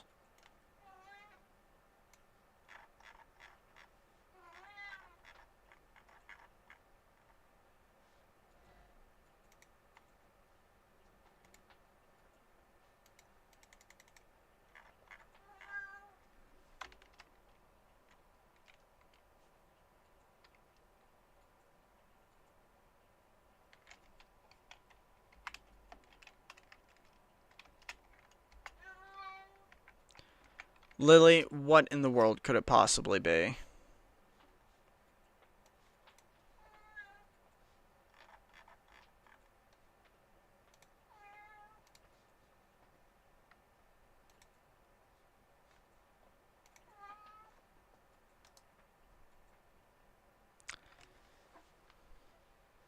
Yeah, her food alarm is going off in 7 minutes, so she's pre-priming. Isn't that right? You're priming that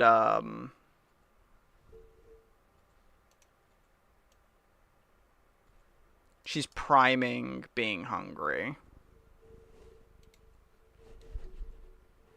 We'll go back to being over here. Tell the world how hungry you are, how we never feed you and never have fed you. Okay, stop kicking me. Grumpy baby. Isn't that right? Who's a grumpy baby?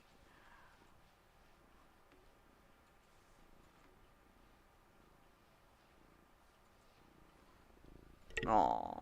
Aw. Yeah. Snuggle and nuzzle. Yeah, she's very concerned that if she doesn't get away, she's not gonna make it for the food that's gonna happen in 5 minutes. That's what she's very concerned about. So she just wants to run back and forth because she just can't miss the food that's happening in 5 minutes.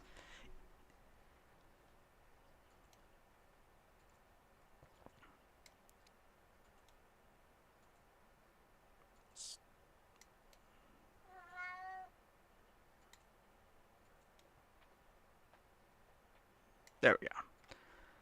Not quite in the way now. Okay, so let's answer some questions. Hydration.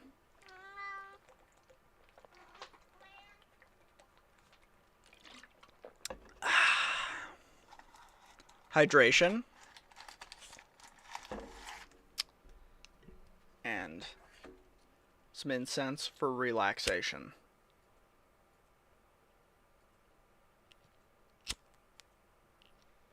That is if it burns.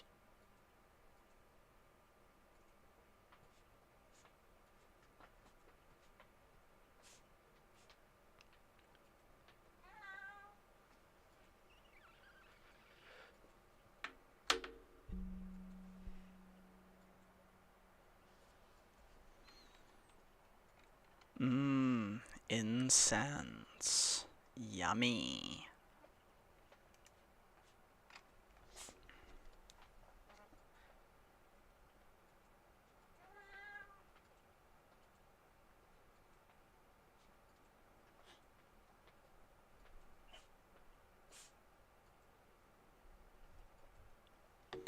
Okay.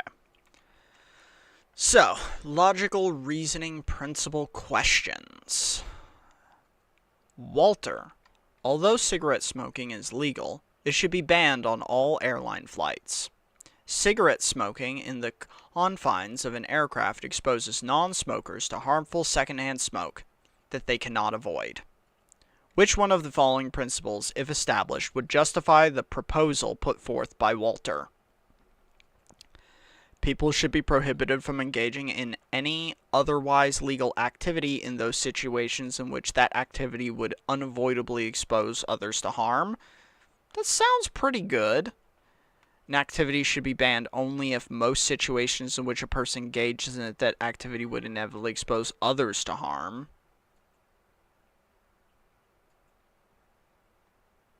Sounds like a less succinct version of A, honestly.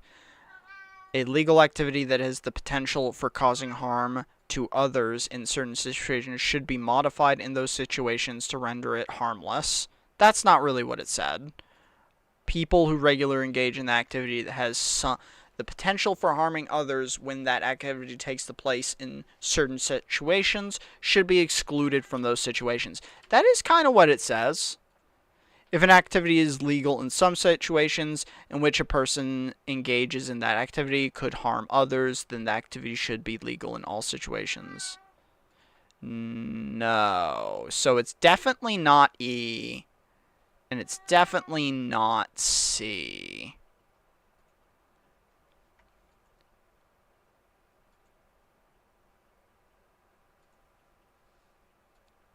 Harmful is kind of a key word. So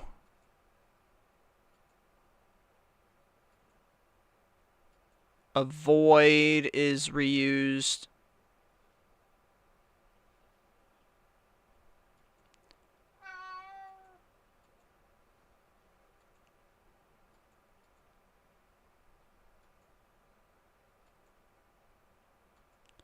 We're not talking about the people, though.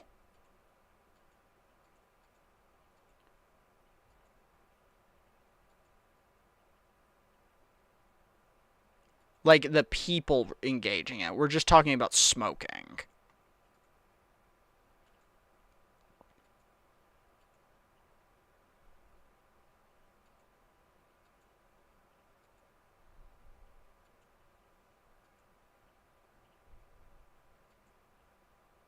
Yeah, no, it can't be D because we're not talking about excluding the people. We're talking about the activity. So, I think it has to be A, and it has to be A over D because D is talking about excluding the people, not the activity. So, yeah, I'm going to say the first one is A.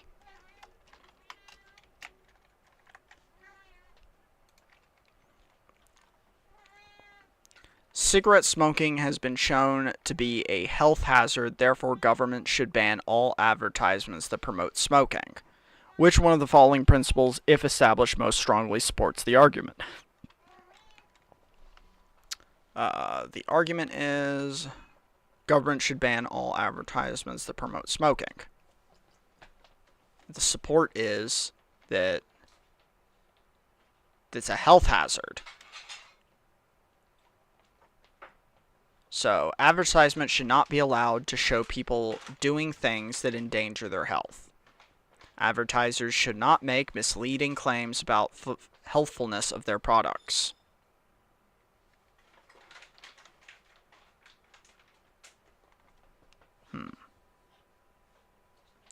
We don't know that they're misleading. It doesn't say that.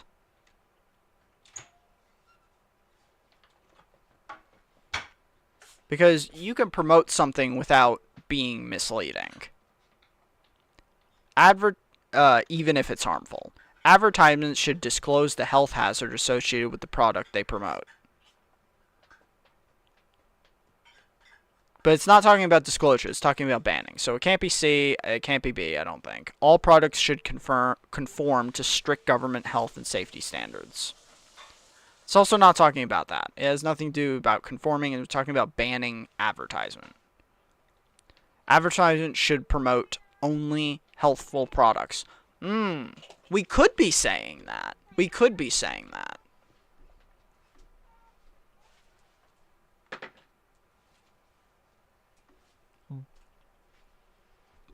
But what about neutral products? Because a neutral product's not necessarily a healthful product.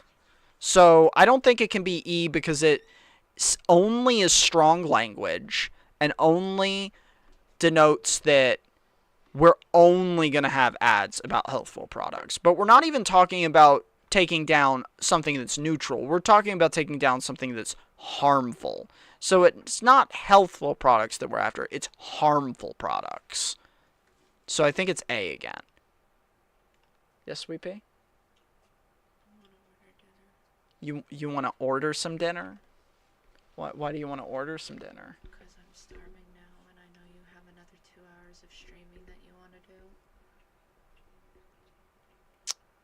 Yeah, but we have food.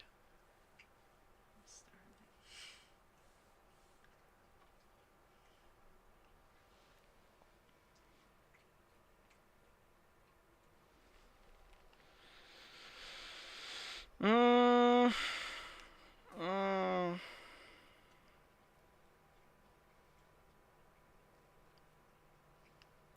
You don't want anything we have?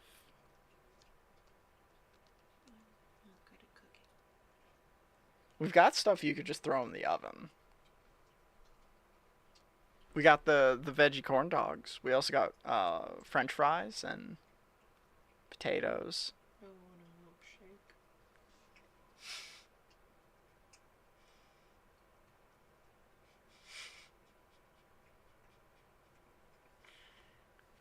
Are we budgeting that? Calorically? I mean, I haven't eaten anything today. The only thing I ate yesterday was the burger. And the only thing I ate the day before that was the burger that I didn't finish.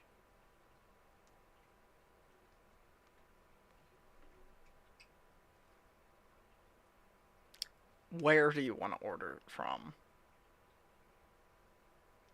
Well, the closest place with milkshakes would be Dairy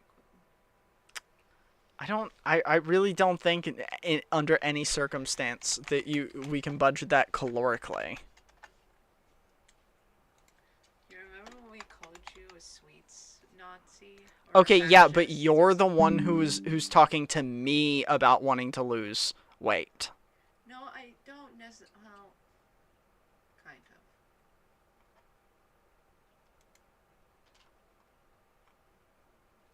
There's small milkshake, which I know you're gonna get a large. I could get a medium. Okay, a medium 710. Your basil's 13. So at most you could afford, and you're trying to aim for what, under 200? So you can have 14. This would be half of your daily calories. Can you budget only eating 700 calories? Especially from a fast food place.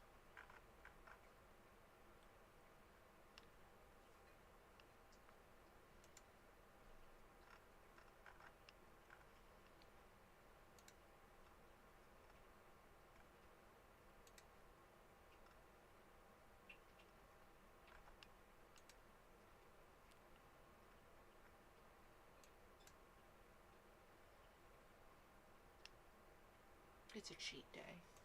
A cheat day.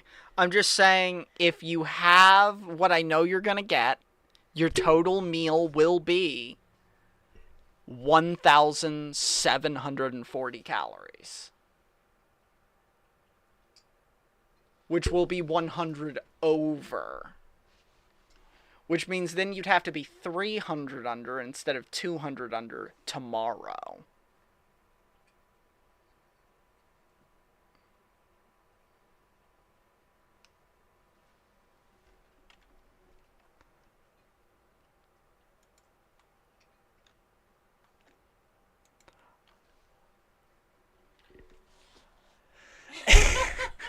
She's gonna get food. I'm just trying to negotiate the calorie counting here because she keeps talking about, to me, how she wants to lose weight and how she thinks she's gaining weight. And I've had the conversation, well, this losing and gaining weight is a math problem. We figure out your basal caloric number, which for her would be about 13 to 1600, and then we go, what rate do you want to lose weight and how much? For the amount, 200 calories under your base or under your total expenditure. She has a sit-at-home remote job, so she doesn't get that much activity. So her total expenditure is pretty close to her basal. Her basal's probably like 1,300, and then her physical expenditure is probably less than 600 per day. if not like 300 per day. So the math problem becomes, can you budget in a milkshake and hit your goal? If you can, you can. I just think it's important to think. I'm not saying you can't order yourself some food. I'm just saying be very thoughtful about what you're ordering and if that's really what you want to spend your caloric counting on. I'm just gonna starve.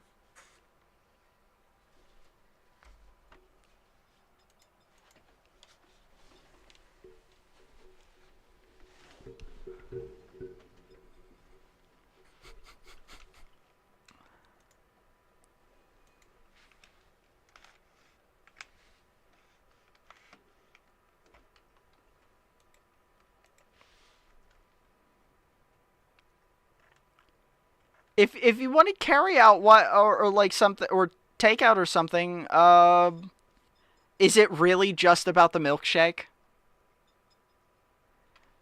Because I'm just saying you could guess something else that's good that might actually be more like worth some calories, like Magic Walk or something. I'm not ordering Magic Walk takeout. Okay. That was just the first thing that came to mind.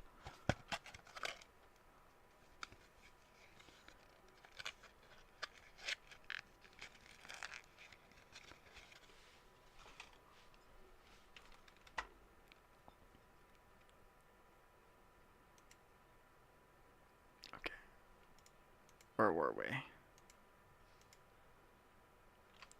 Cigarette smoking. Okay, and I think it's probably.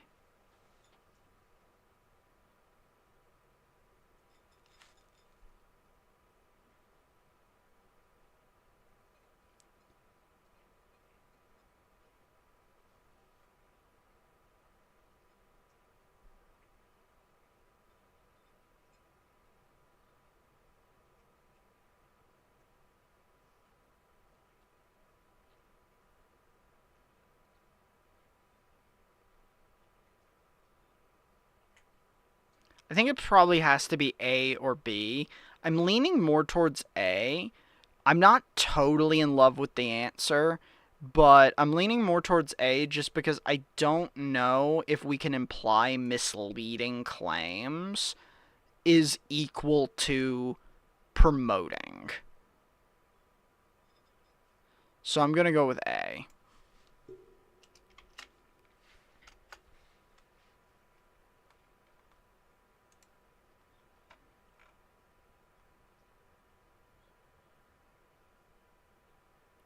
Owners of any work of art simply by virtue of ownership ethically have the right to destroy that artwork if they find it morally or aesthetically distasteful, or if caring for it becomes inconvenient.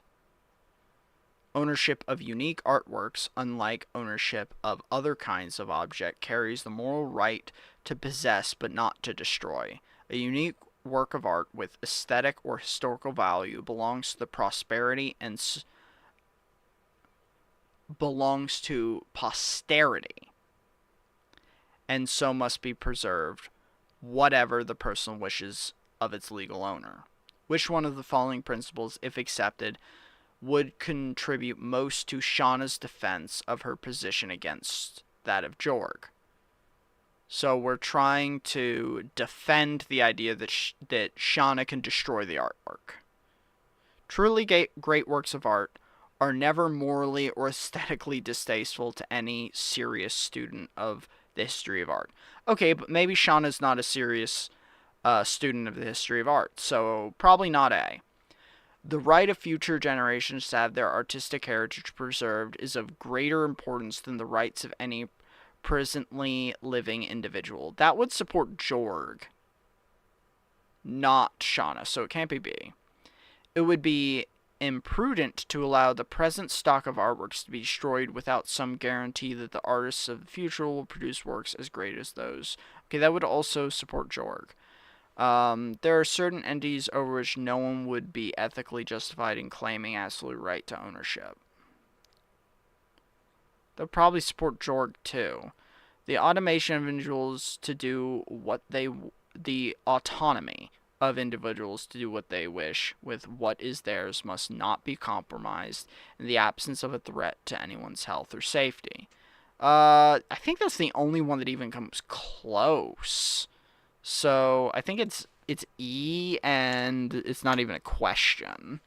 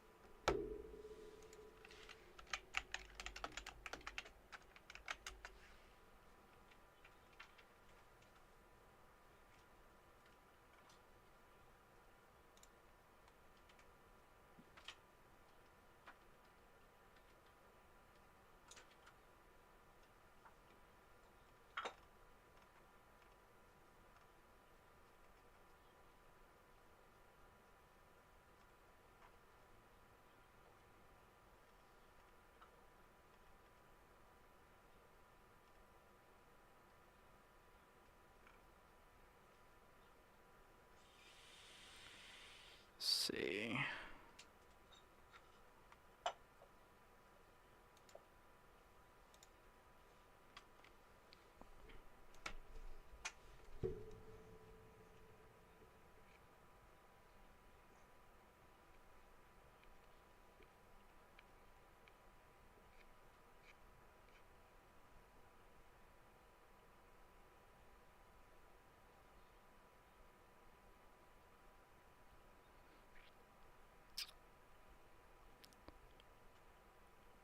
Are you absolutely only interested in something you can get a shake from?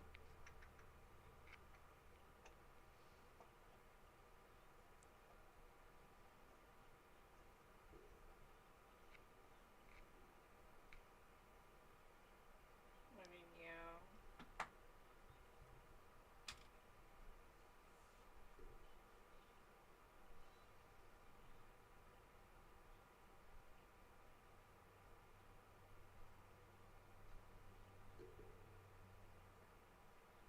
But I can't budget it, so. According to Mr. Math. I'm not saying you can't budget it. I'm just saying, like, if you're going to budget it, do you really want fast food?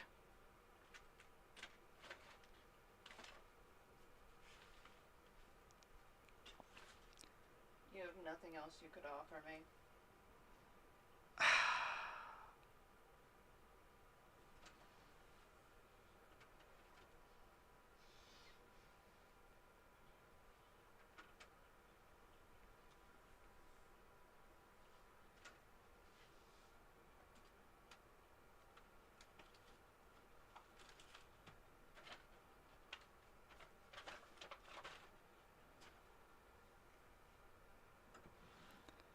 I mean, probably not, but that's just because there's not that many places that do shakes. It's pretty much just Dairy Queen and Burger King.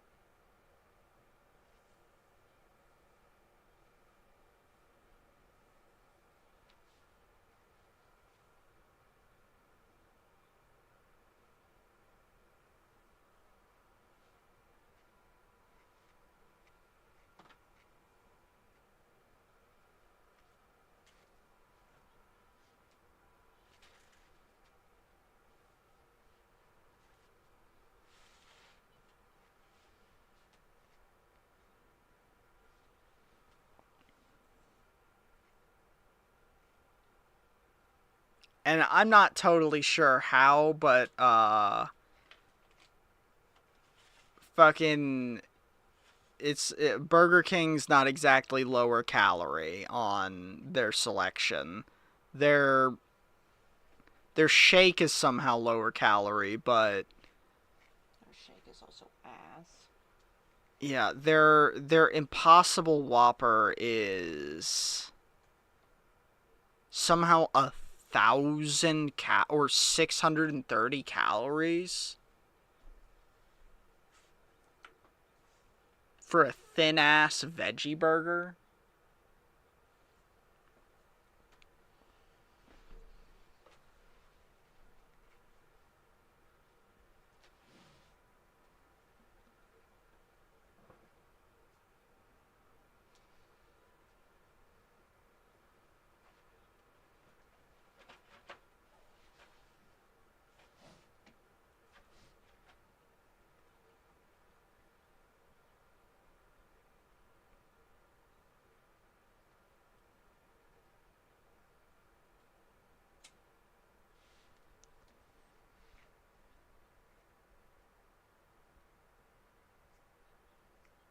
Although for some reason Dairy Queen's calories aren't even listed on their items on the app, but they're so you have to go to their website.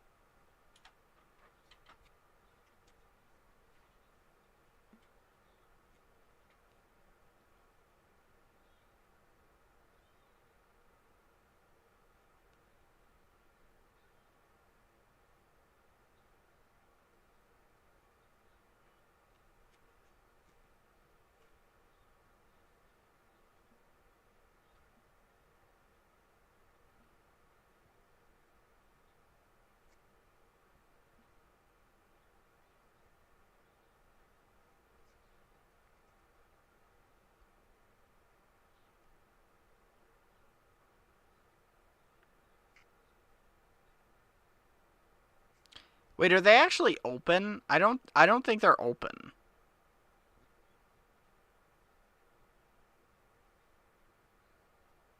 They don't close until 10.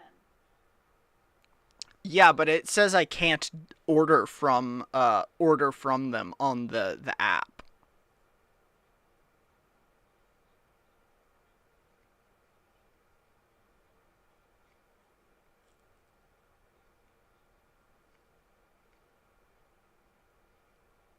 I have no problem.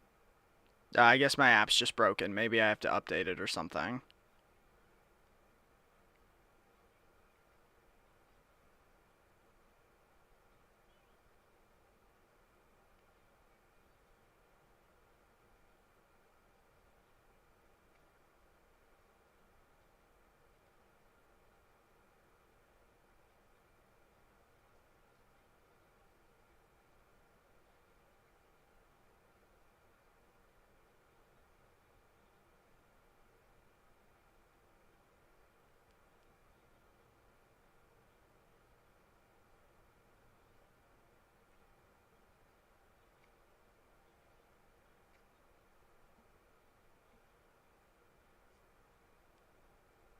I'm also just not that into Dairy Queen because there's no way I could order anything.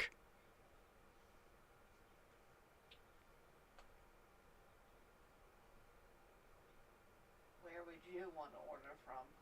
I don't know. I don't really like a lot of the fast food places. The only one that really has good options is Taco Bell, and our Taco Bell fucking sucks.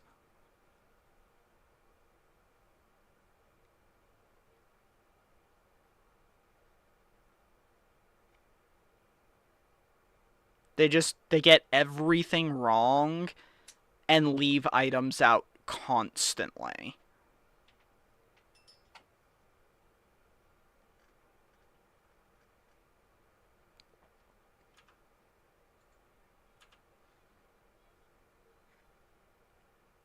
So I kind of hate them.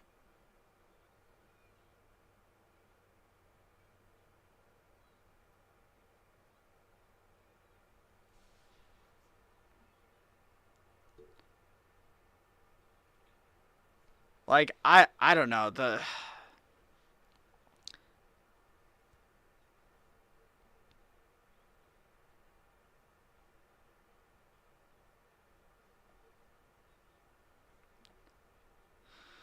Sahib is kind of the the only delivery place or place we order from that I think I generally like.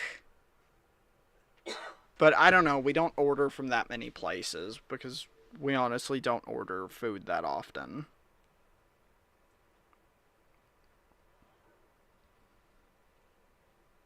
I mean, I like that place with the eel bowl, even though I can never remember what it's called.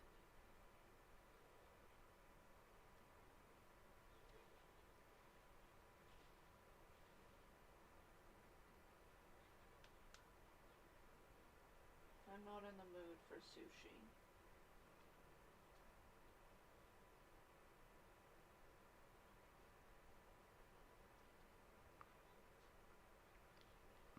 Well, I mean, not even necessarily sushi. I just mean like the fish, but because like their ear, that's not sushi, but that's got to be my favorite thing is that eel bowl.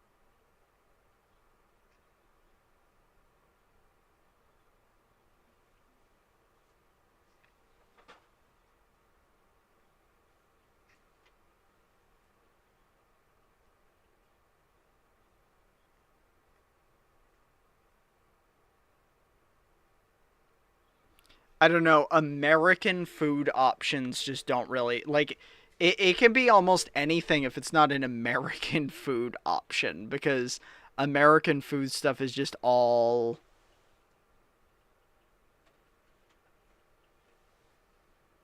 you know, chicken and beef.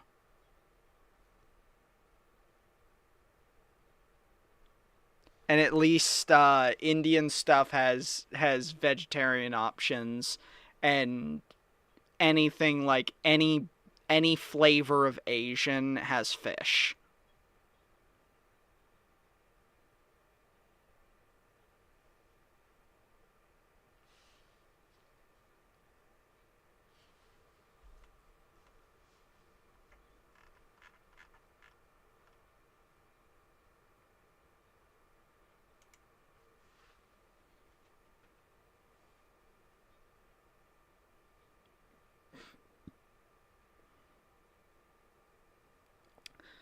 Biotechnology companies say that voluntary guidelines for their industry are sufficient to ensure that no harm will result when genetically altered organism is released into the environment.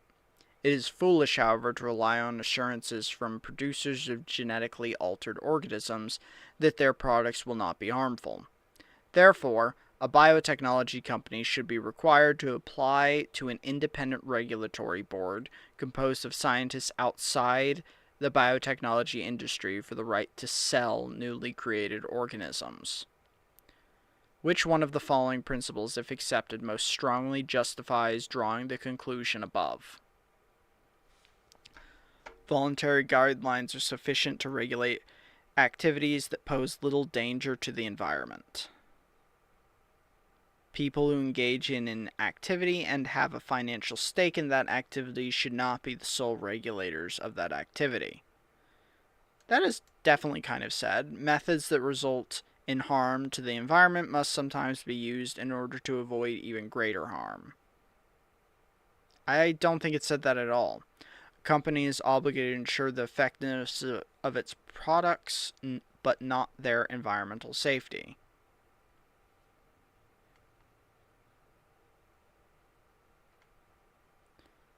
Should be is the key here. So should be required to Okay, so we're talking about an independent regulatory. This is the thing we're trying to justify.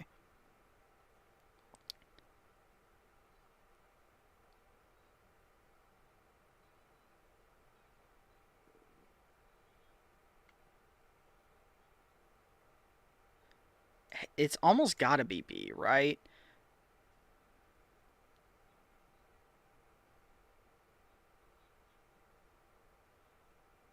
Yeah, I think it has to be B. I don't think anything else even makes a little bit of sense. Archaeologist, a large corporation has recently offered to provide funding to restore an archaeological site to construct facilities to make the site readily accessible to the general public. The restoration will conform to the best current theories about how the site appeared at the height of ancient civilization that occupied it. This offer should be rejected, however, because many parts of the site contain unexamined evidence.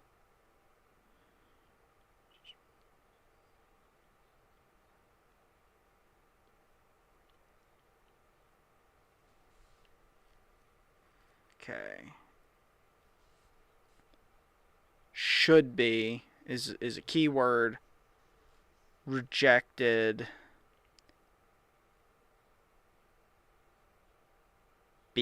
basically because it has not been fully examined.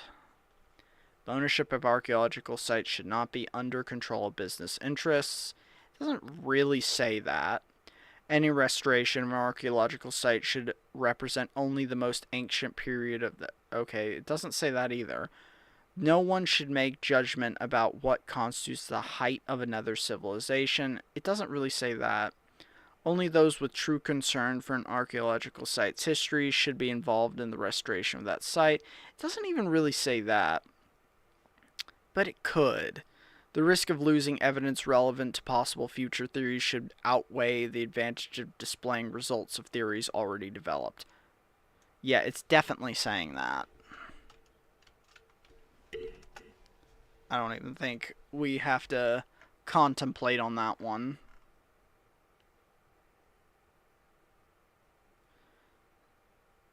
Marianne is a professional chess player who hums audibly while playing her matches, thereby distracting her opponents. When ordered by chess officials to cease humming, or else be disqualified from professional chess, Marianne protested the order. She argued that since she was unaware of her humming was involuntary, and that therefore she should not be held responsible for it. Should not be held responsible. Because involuntary. Which one of the following principles most helps support her argument? Chess players who hum audibly while playing their matches should not protest if their opponents also hum. That is nothing of a player's actions. Only those that are voluntary should be used as justification for disqualifying that player from professional chess. That is kind of being said. A person should be held responsible for those involuntary actions that serve the person's type of behavior that are not considered voluntary in everyday circumstances should be considered voluntary if they occur in the context. Okay, but we're going against the order, so that would go with it. Chess players should be disqualified from professional chess matches if they regularly attempt to distract their opponents. That would also not be going against it. So it has to be B.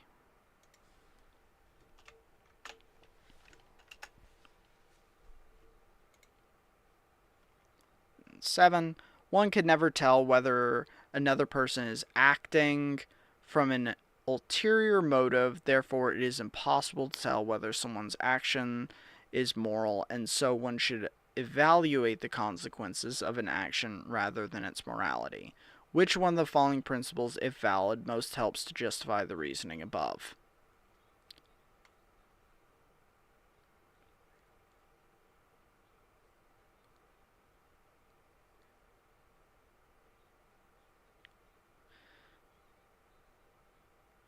So one should evaluate consequences of an action rather than morality.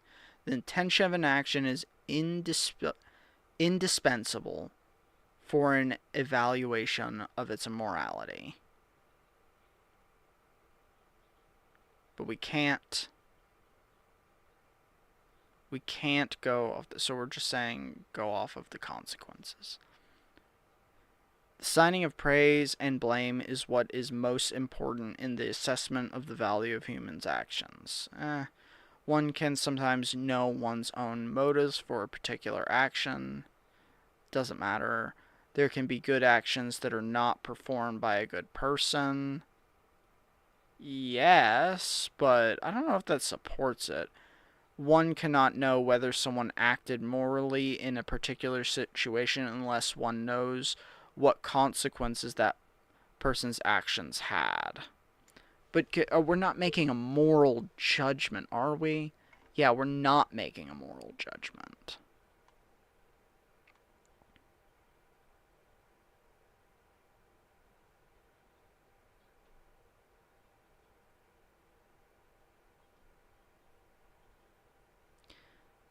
I'm kind of leaning towards D right now. There can be good actions that are not performed by a good person.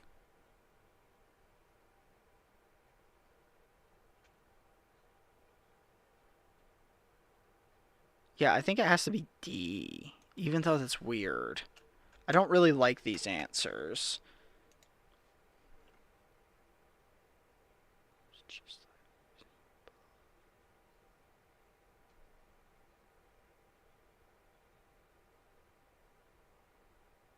Yeah, I think it's gotta be. In scientific journals, authors and reviewers have praised companies in which they have substantial investment. These scientists, with their potential conflicts of interest, call into question the integrity of scientific inquiry, so there should be full public disclosure of scientific authors' commercial holdings.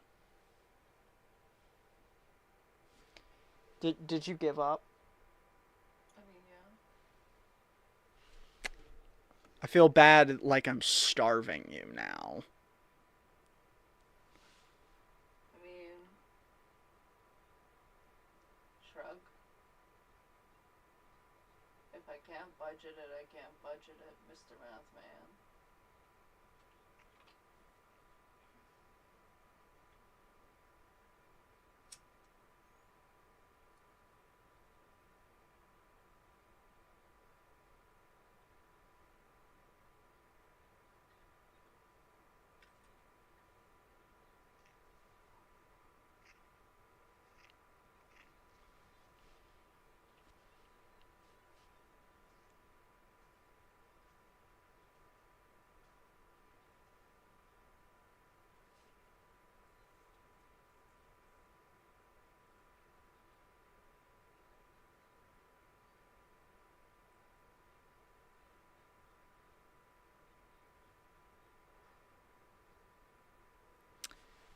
And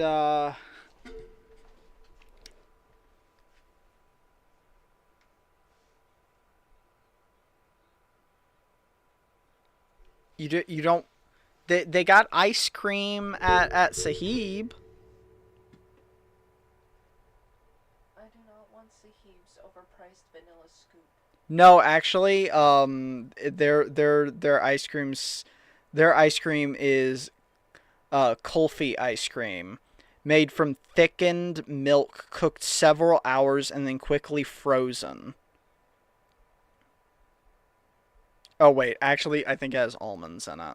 It probably does. They have mango pudding.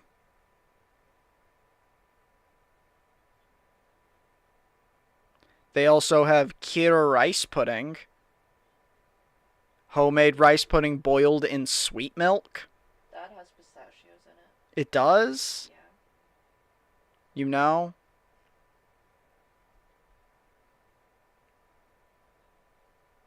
What about gulab jamun? Gulab? I'm pretty sure I've had this, and I don't think gulab has nuts. At least normally.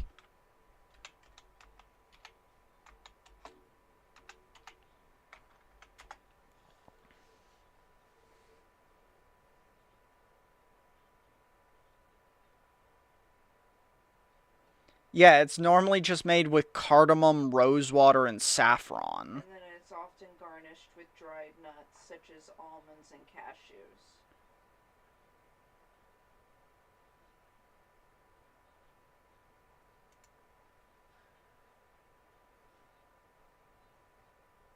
Why are you reading the stupid AI thing? Go to the Wikipedia page, you stupid fuck. Fine.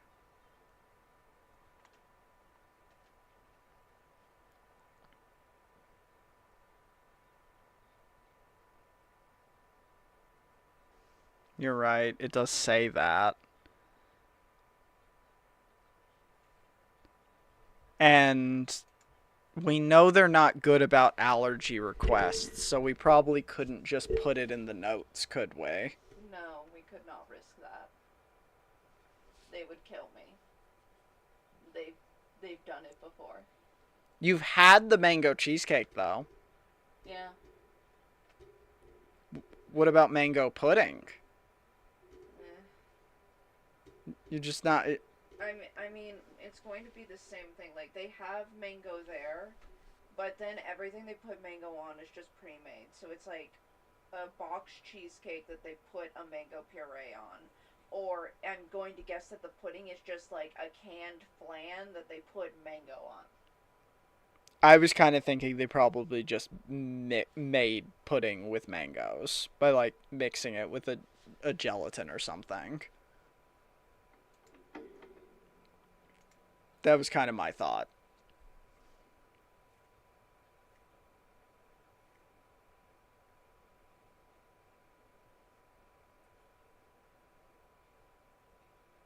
Besides, we can't order from Sahib anymore. Why they don't close till 10? Yeah, I guess.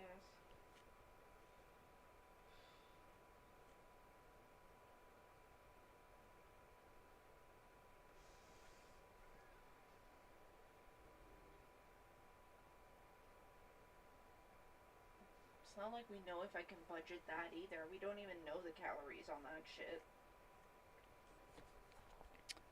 Um, I mean, you're right. We don't know the calories on it, but the total serving size just isn't that high. And we know rice isn't super high. You could eat that entire thing of rice and it's going to be under 300 calories. Yeah, but what about the thing I get? Matir? Yeah, the thing that's cheese and peas. Oh, I forgot you always get the cheese version. I mean, let's see what the calories on paneer is. Because that's where most of it would be.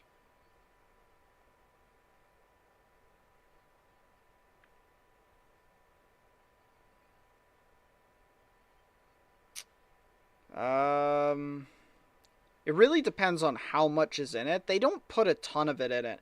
It looks like paneer is about 320 calories for 100 grams. Put a lot of paneer in it. It's also an oil-based sauce. No, it's a tomato-based sauce. I think it has coconut cream in it, but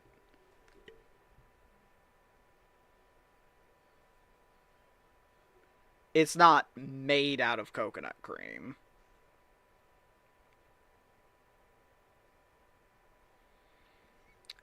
It probably has, like, a couple tablespoons per serving of coconut cream, which is still probably like 200 calories of coconut cream.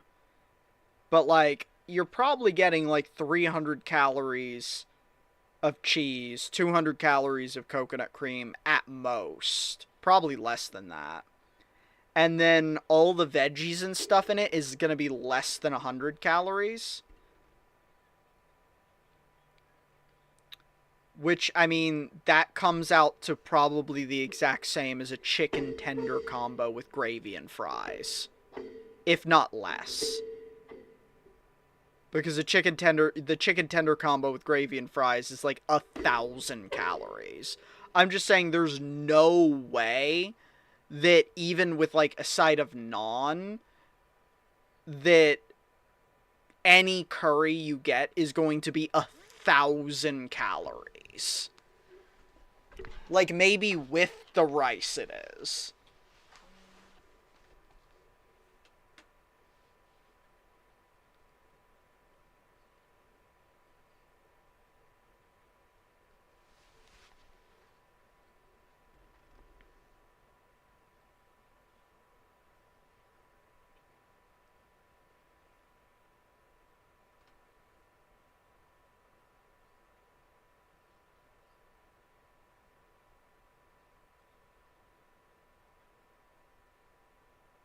High calorie servings of, according Here. to the Google things, put a serving, a high calorie serving of matar paneer at 710 calories, which is about what I was guessing. Oh wait, I still need to add a dessert. Okay.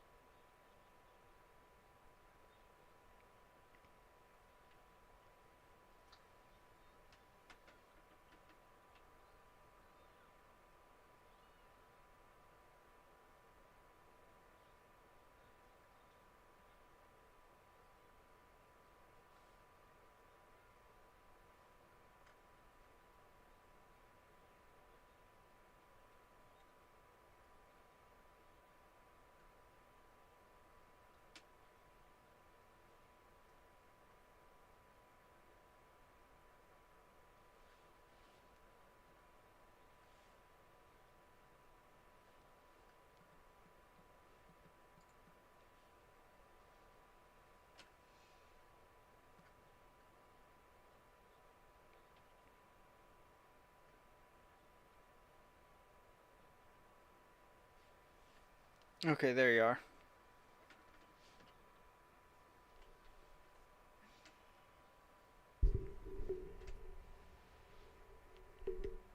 Did you not want naan? Oh, I didn't real. I thought you were adding all that. I ordered myself a naan. Do you want naan? Yeah, I'd take a naan. What naan do you want? Um,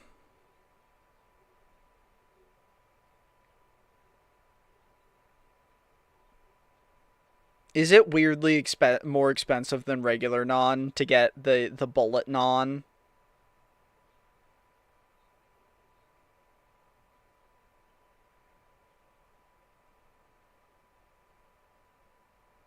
It is the same price as the coconut naan, which is exactly $1 more than the regular naan. I guess that's fine. I'd like the bullet naan then.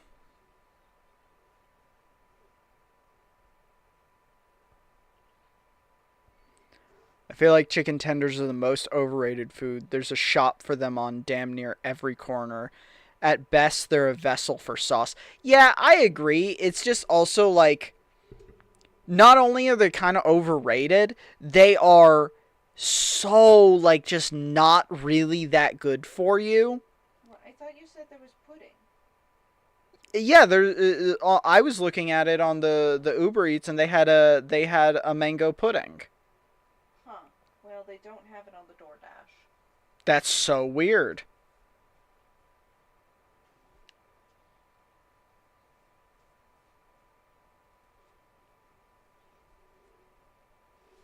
Yeah, yeah, right there on the. See? Is it actually on like their website online, like in their menu? You know, I don't know. I've never looked at Sahib's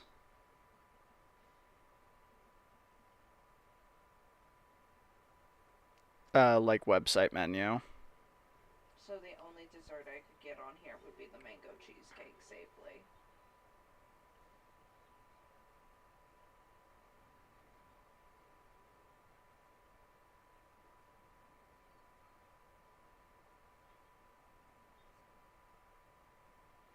Yeah, they do not list it on their website.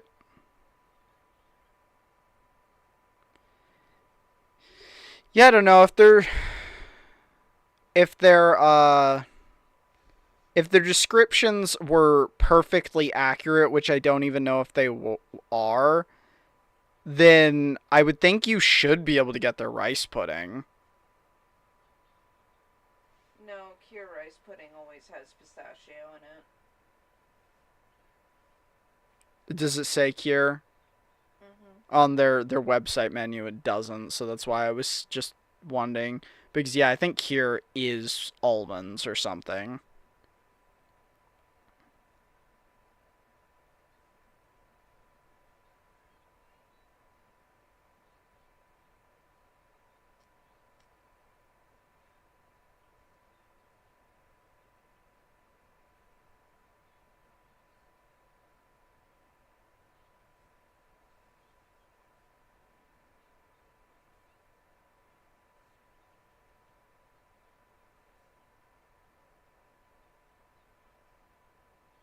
Yeah, it's cure is made with almonds for sure.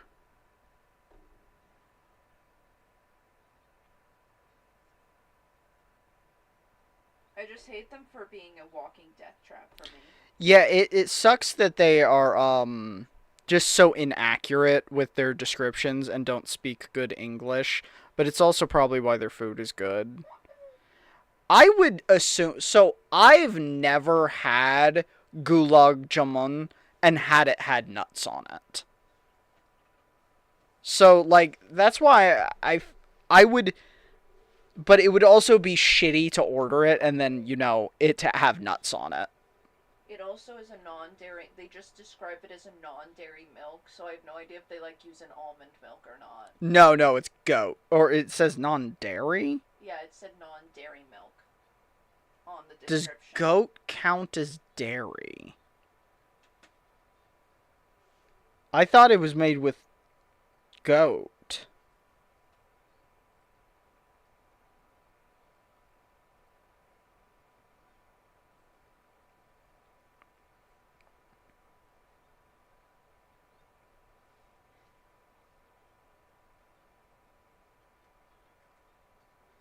Okay, yeah, I have no idea what they mean by non-dairy milk because it is traditionally made with just, yeah, milk. Not even goat's milk.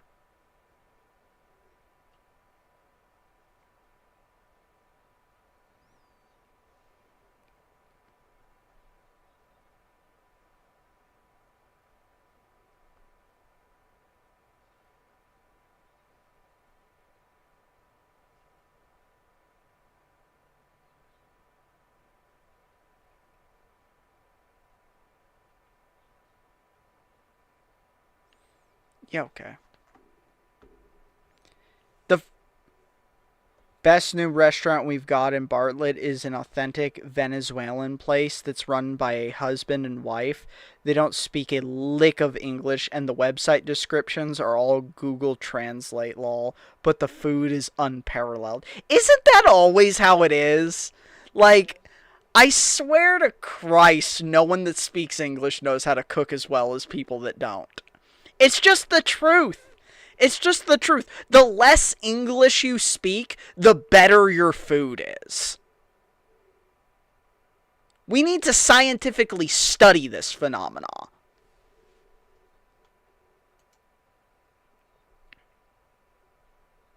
Yeah, the only problem with Sahib is we've been in there, literally asked them to their faces, does this have nuts in it? They go no, and then Gabby eats it and gets an allergic reaction. So it's like we just have to order some. We have to like look up how things are traditionally made and go off that. Like we have to research how the things are traditionally made, and if they're ever even sometimes traditionally made with nuts, we just go can't order it. Not an option. A nut allergy is rough.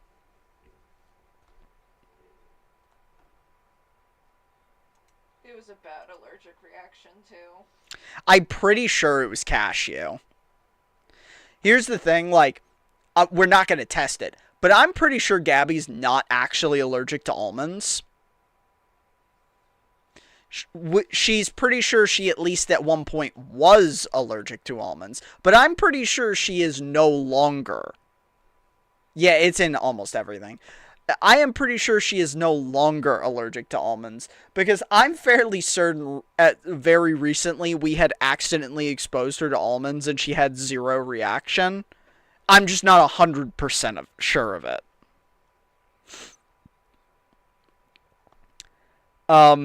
But I'm 100% sure she's allergic to cashews and pistachios.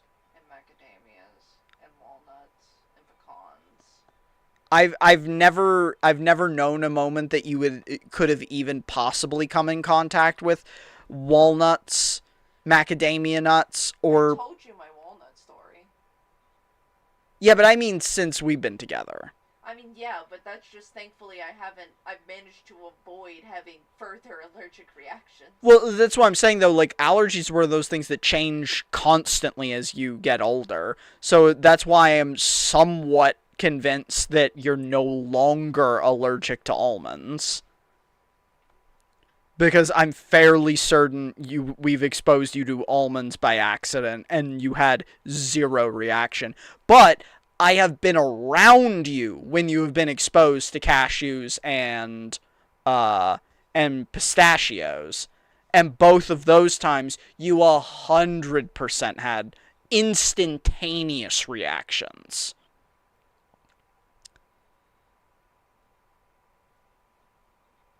So there's like a strength scale. Either there's a heavy strength scale, because like when I thought you were exposed to almonds, I was just expecting you to like puff up right away because you and vomit, because you've puffed up and vomited right away when it comes to cashews and pistachios.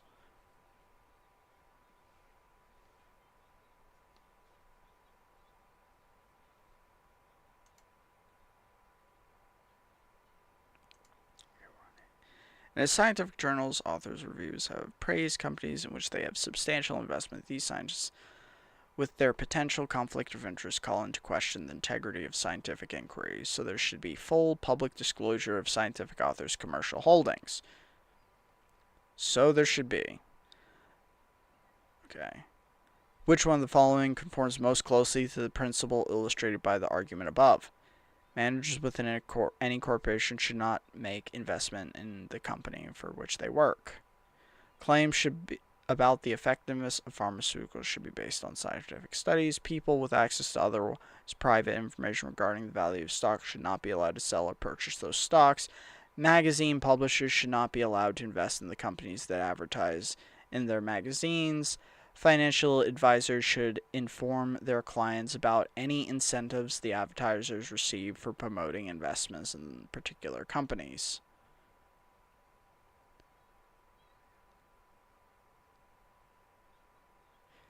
I think it's gotta be E.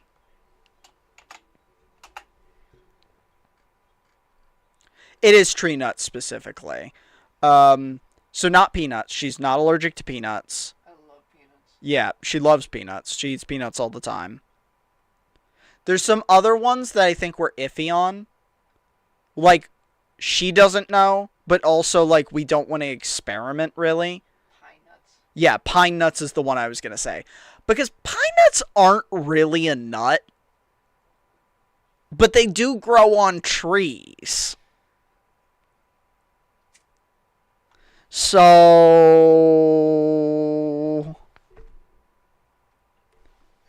6, 7.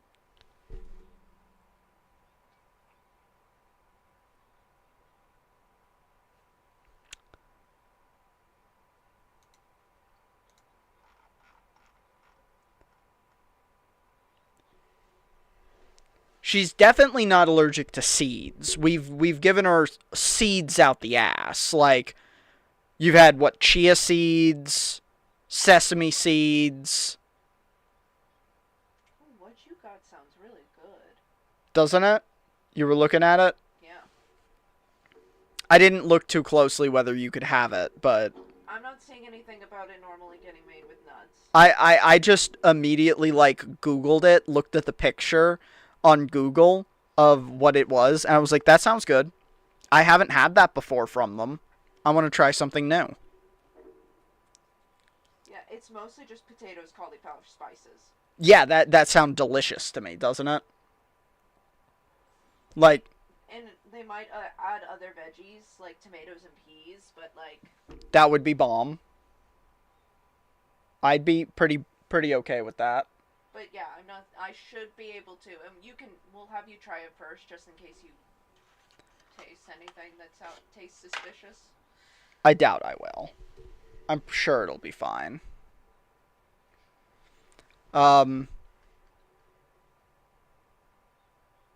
Yeah, Gabby's had pumpkin seeds, tons of different seeds. She's definitely not allergic to seeds. I don't think there's normally ever seed and nut crossover anyways.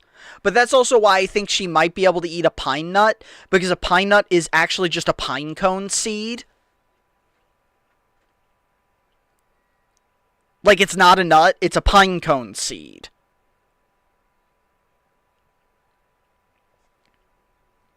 And when I was Googling it, most of the time people do not have nut allergies to pine nuts, but we've been iffy about it.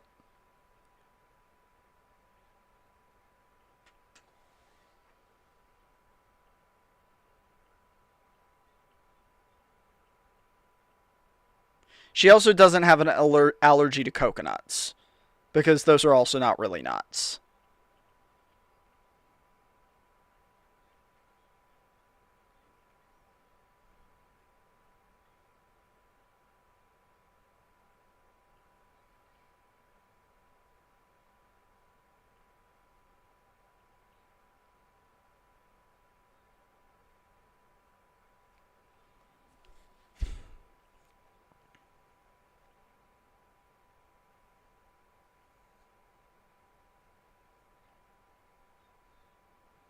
Yeah, when you Google pine nuts, it gives you the same nonsense about peanuts, where it's like they're not nuts, but sometimes, as like just a hedge your bets thing.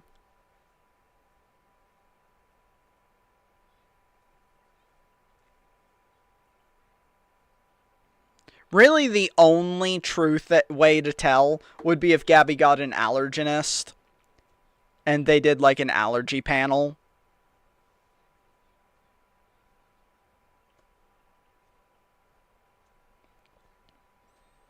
Although, we do need to decide within 13 days whether we're thinking about that, whether we lock in to our ACA plans or just decide to become uninsured again.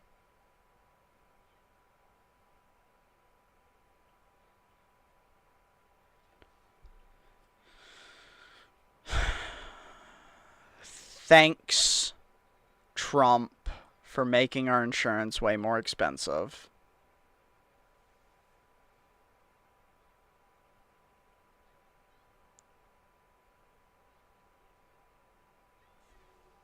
Wait, really?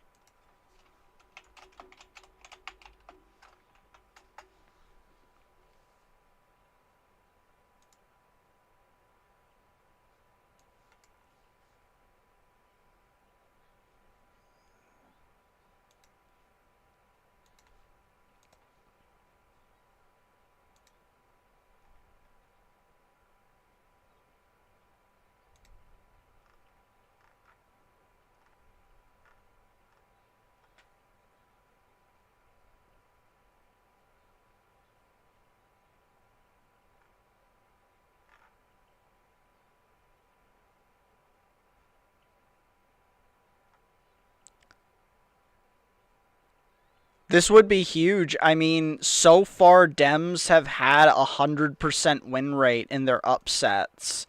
This would be pretty big. I'd definitely be super happy about this. Oh, NBC's has a live update ticker.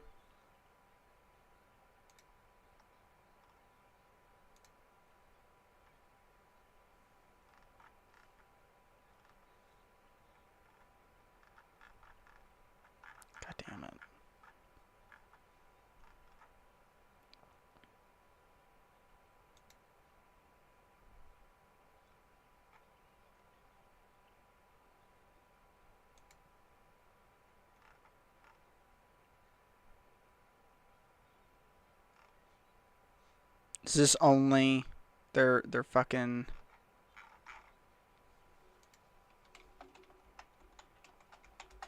Can we get some that's not that? Okay.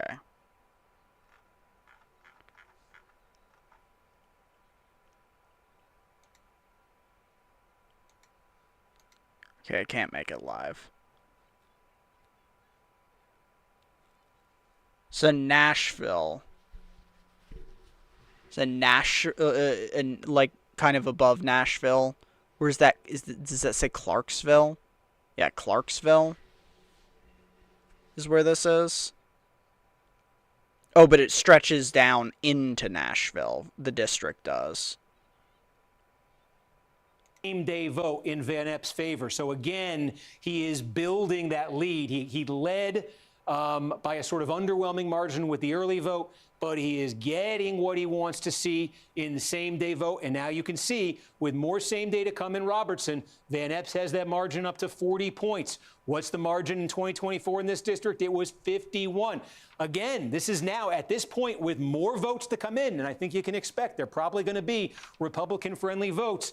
Already, Van Epps here is within 11 points of the margin Trump got. We said this, Republicans lose, Democrats win. If Democrats can make a 22-point shift, it's only half of that in Robertson County with more vote to come. And clearly, that is a Republican vote, an even more Republican vote that's coming in with the same day right there. These same day updates for Van Epps have been very good. We kind of expected it in the rural areas, weren't sure what to make of it. What he got in Williamson County same day, that's extremely encouraging for him. What he just got in Robertson County, as encouraging, maybe more encouraging. His margin now opens up to 7,300, which means with about 2/3 of the vote now tallied in this district, he leads this by 7 points overall, 7,300 votes. That means more just came in somewhere. What was the biggest source of votes we just got? 4,000 votes in Montgomery. We got, okay, so we got more from Montgomery. And okay, we said at the outset, the swing county in this district. I said, tell me who wins Montgomery County. You've taken a big step to telling me who wins this district. Afton Bain, the Democrat, won the early vote in Montgomery County. She won it by 3 points. The same day vote has been coming in, and holy smokes, it's a Republican vote, right? Tell me, Adam, what is just the same day vote in Montgomery? The total cumulative is 61-38. Okay. So again, Bain won the early vote in Montgomery County. It's very hard for I'd say it's very hard to upset Republicans though in Tennessee because of our voter demographic. 80% of voters are in the 50 and older crowd. So, like, special elections already normally have low turnouts, and the people who can show up to low turnout elections are the unemployed, basically. And who's that? Just the retired crowd.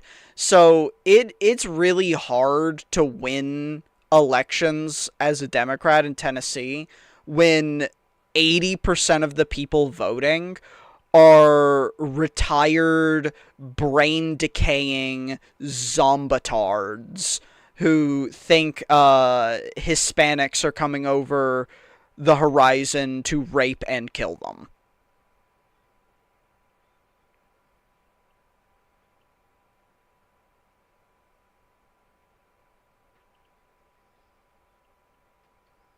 So I'd want to be hopeful that the blue wave can hold over, but Tennessee is a special kind of fucked just because of our voter demographics.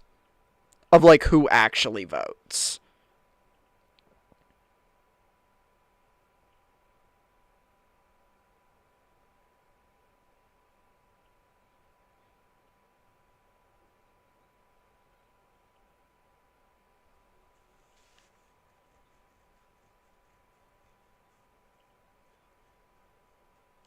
I mean, she is beating Harris, though. That's a good sign, because Harris fucking sucked.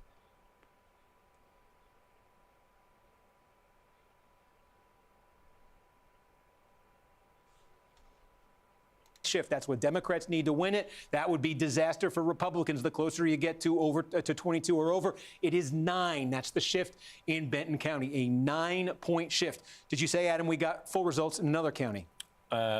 Wayne. We got Wayne County, Alabama border. I think they were the first to report out results earlier. Again, very small, very rural, very Republican, but Trump won this by 77 points in 2024. What are we looking at? That's 70 on the dot. The margin for Van Epps over Bain. Shift away from the Democrats towards the Republicans in Wayne County of 7 points. Target for the Democrats, disaster for the Republicans would be 22. We are a long way, you can see there, from 22 points. Van Epps holds it to only a 7-point decline net in Wayne County. Again, you just see this pattern here, this same-day vote. Not maybe a big surprise in these small rural Republican counties, but certainly in Williamson County and certainly up here in Montgomery County, that's been the story as Van Epps builds this lead now to 8,500 votes. 2/3 basically in district-wide here. That's a margin now sitting at basically 8 points. And I want to check, Adam, scream if anything comes in. I'll leave this up, make sure everybody can see it, because we've been saying how important that Davidson vote is. I want to know how much vote is even left in Davidson County. What do we think is left in She has Davidson? a super majority of votes in I am Davidson, checking Nashville here. Estimated County. remaining vote in I mean, Davidson. Okay. that would make sense. This is, I want to preface this by saying this is very, very rough math right here. These are rough estimates, but just to give you a sense of it. The Nashville the margin County right now could for probably Van Epps turn it if district-wide people voted is better in Nashville, 8,500 too. votes. We've got roughly half the vote in here in Davidson County. We don't know how many votes exactly were cast same day, so this is a rough estimate, but it might be about 21,000 votes. So if you're looking at about 21,000 votes right here, okay, if Bain is winning it, let's say 81-20, okay, that would be about 17,000 to 400. Again, let me take you through what I just did in my head so it's clear to everybody. Bain is leading the early vote 85-14 here in Davidson County. It's pretty clear Republicans are doing a little bit better with the same day than with the early. Now, this is an extremely Democratic county. I don't think Republicans are going to do that much better. So let's say the remaining vote is 80-20 Democratic.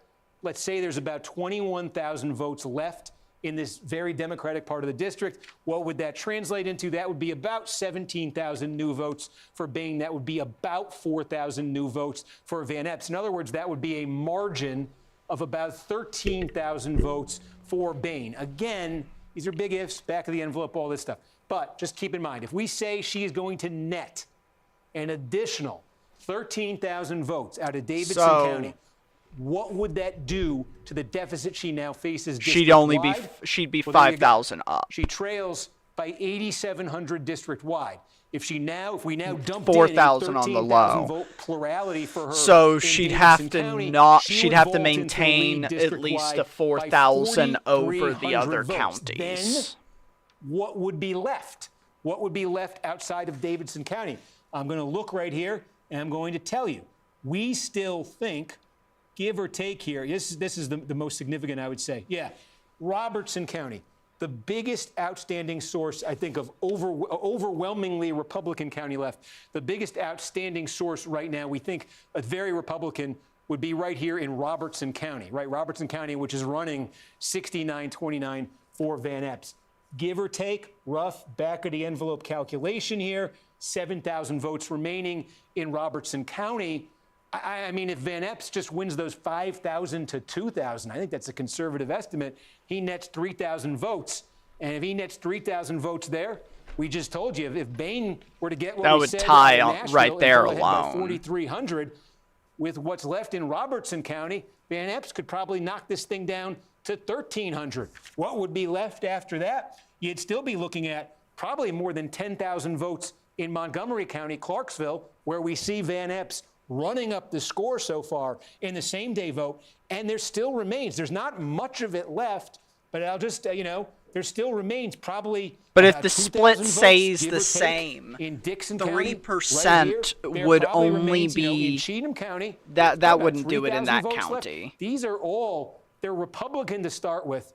And what they're tabulating right now is the election day vote, the same day vote. So what's coming in is not just Republican, it's like super Republican, it's extra Republican. So long way of saying, take a look at this, 65% here. Now we got another update in to pad that Van Epps lead a little bit. I think at this point, obviously you're I mean, that's true. Great right now. If you're a I Democrat, feel like it's you're probably right leaned now thinking to about him. how can you maybe phrase this as a moral victory, but the reason we're waiting here still on Nashville, I'm sorry, what did we just get? Davidson. Okay, this is not all of it though, right? We got 6,000 votes in Davidson, and we just got 3,000 in Montgomery. Okay, we got some of the remaining vote in Davidson. They didn't do this all in one batch. So take a look here. 2/3 of the vote is in it. Remember, the early vote was 50%. When we got the early vote in Davidson County, that took you to half the vote in. We now have 64% in. So what just came in Davidson County was a batch there of that about 30% of the same day vote. Here's the key question. What was the early vote in Davidson? 84-14? In Davidson, it was 85-15. Okay, it was a 70-point margin for Bain in the early. What is it now in the same day? 72-27. 45. So that is a discouraging sign if you're a Democrat. That's a very encouraging sign if you're a Republican, because we were just going through some math scenarios here about, could Bain get a massive number out of Davidson to put her ahead district-wide and then absorb all of this sort of Republican success in the rest of the district. I was basing that on the same day vote in Davidson theoretically breaking 80-20 for Bain. What we're seeing right now, Yeah, but you at least, still is have not 26% to come in. It's 72-27.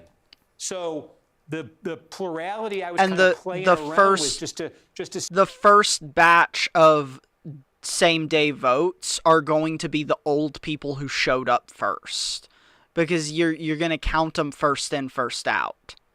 Is basically how it's going to go.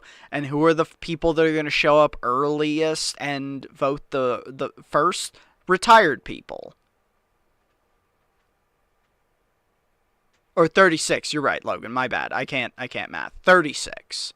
It was 64, not 74. Yeah, there's still 36% left to go, and have watched so many of these things. The first bump on same day voting is always Republican, but then it evens out because the Dems vote the Democratic same day voters vote later in the day because they have jobs.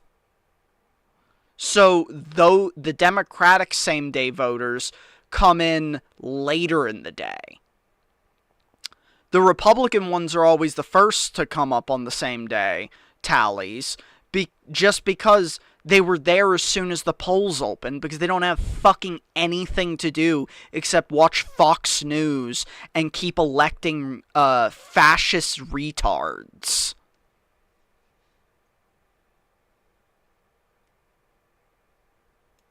And right now, district-wide, Bain trails by 8,000. So it's just, frankly, it's very hard to see. If you're trying to sketch a scenario here for Bain, I mean, that gap hasn't changed. Is the the bigger Democrats problem. are thinking about, can they try to sell this as a moral victory? Can they say, look, they made a massive gain here in a Republican plus 22 district? I think we may be getting to the point where Republicans try to say this was a solid victory for Van Epps that kind of maybe cools the sense that political crisis was enveloping the party. You can see right now that the margin is 6 points, about 6.5 points district-wide for Van Epps. I think we just showed you that with what's left in Davidson, Bain could take a chunk of that out, but there's still going to be, outside of Davidson County, I'm just quickly counting up 20, 25, 29, 30, 33. I'm going to say, give or take, there's still going to be about 33,000 votes to come district-wide outside of that. So 33,000 votes additionally outside of Davidson County. Yeah, and if she still gets 13K from the one county, he's still going to get like 60 to 80% in a lot of these other counties. So there's 20K remaining after that 13K. The 13K would put her at a 5,000 lead. The remaining 20K, if it went median 70% to him, then you're looking at 14K. And she gets the remaining like 7K. Then with the 7K, she's only up 12 and he'd get 14. He wins by 2,000 votes. That's real tight. Especially with what's going to be like a total vote cast of like 150,000. He's going to win. He's going to end up winning by less than 4,000 votes when he wins. He's going to win by less than 4,000 votes if we can assume the margins stay the same in these districts. Which they probably will. They probably will. Once this stuff starts rolling in, stuff does not surprise you normally. So, yeah, I'd say we'd look at this and we'd expect to see, yeah, she gets 13,000 of that 33, assuming that his little number he just said is correct. She's going to get 13,000 more of that 33. Then there's going to be 20,000 left. She's probably only getting 30% of that 20,000, which is going to be 6,000. So she'd go up 19,000 from where she is, which would put her 9,000 in the lead. But then he'd get 14,000, which would put him like 4,000 to 5,000 total in the lead.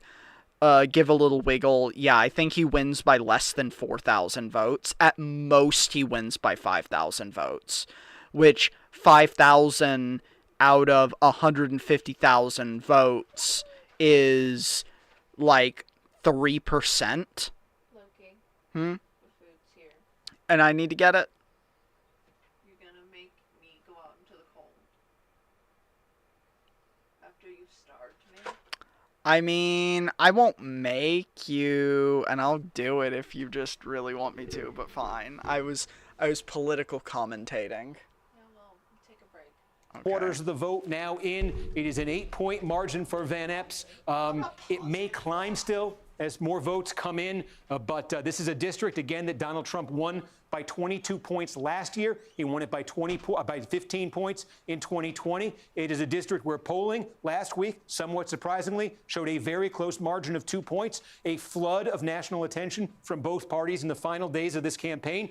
And I think it seems pretty clear Republicans talked about waking up their base with that flood of activity in the last week. It certainly seems, based on the performance of Van Epps with Election Day voters, people who went to the polls today and voted, didn't vote early, went today. Van Epps is getting big turnout, it would appear, and massive margins, enough to withstand strong early vote performance from Boehne, strong performance, I would say, overperformance from Boehne in Davidson County. So again, Matt Van Epps, the winner of Tennessee 7 special election. Folks, stay tuned if you're still watching, but I got to do an update for News Now. You're going to get to watch that. I got to keep my mouth shut for the...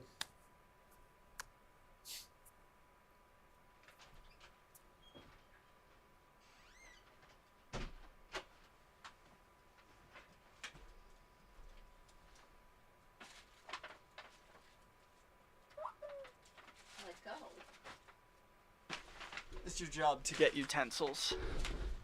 Yeah, Gotti, really interesting. I think one of the things we've seen, as you can see, about 3/4 of the vote is in right now. Matt Van Epps, the Republican, leading by 8 points, about a 10,000 vote margin over Afton Boehne. You know, what's interesting about this district is there's a big Democratic area right here. It's the city of Nashville, or it's part of the city of Nashville. And you know what? Afton Boehne, the Democrat, did really well here. We're still waiting. There's more votes to come in from there. But this is a massive margin for Boehne here. She won. She's leading by 65 points in Davidson County. She got very high turnout in Davidson County. So that was a very encouraging sign for her. But what has happened as this map has filled in tonight is we have seen in rural Republican areas, in more swingy areas, and critically, I think, in the suburbs, the well-to-do suburbs of Williamson County, immediately south of Nashville. I think Van Epps exceeded expectations, and I think he did it with a flood of late interest in this race. One of the things, Gotti, that we've been tracking as these results came in tonight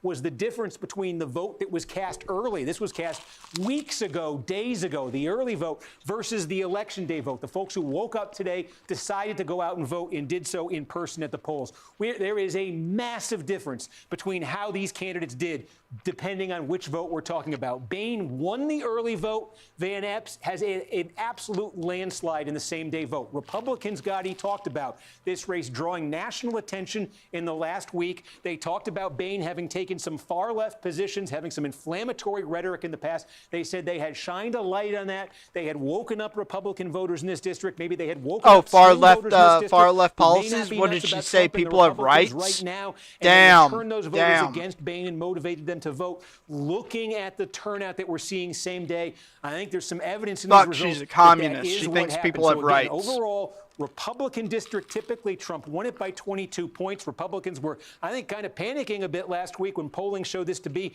close to a dead even race. But Van Epps ahead by 8 points. I think there'll be some more Democratic vote to come here out of Davidson County, Nashville, but there's going to be an awful lot more Republican vote. So you may be looking at a margin that finishes somewhere right around what you're looking at. Republicans, I think, Gotti, would love to see that number go high and be able to say double digits. We'll see where it ends up landing. No.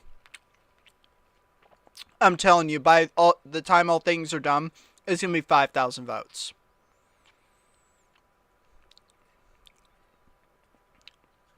Damn, dude, that's awkward. They're just not going to cut away from you?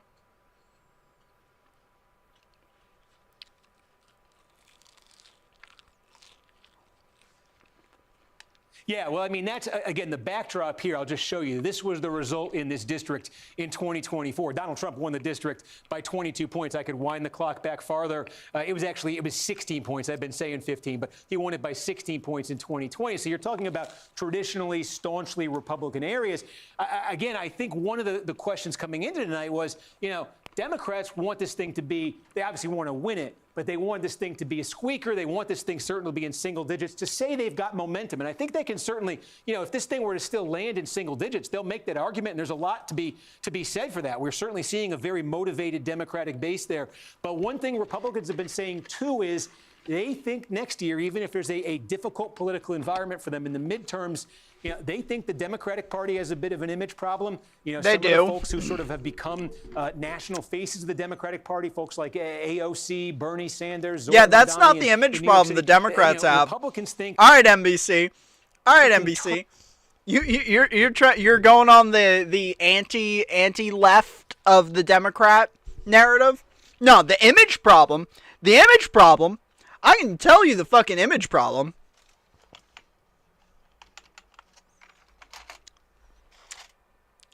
This dude is the fucking image problem. Here's the fucking image problem.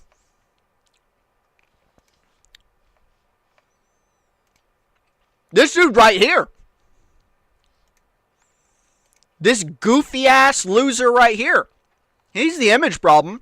The fucking what do you even do Hakeem Jeffries is the image problem. This fucking loser is the image problem.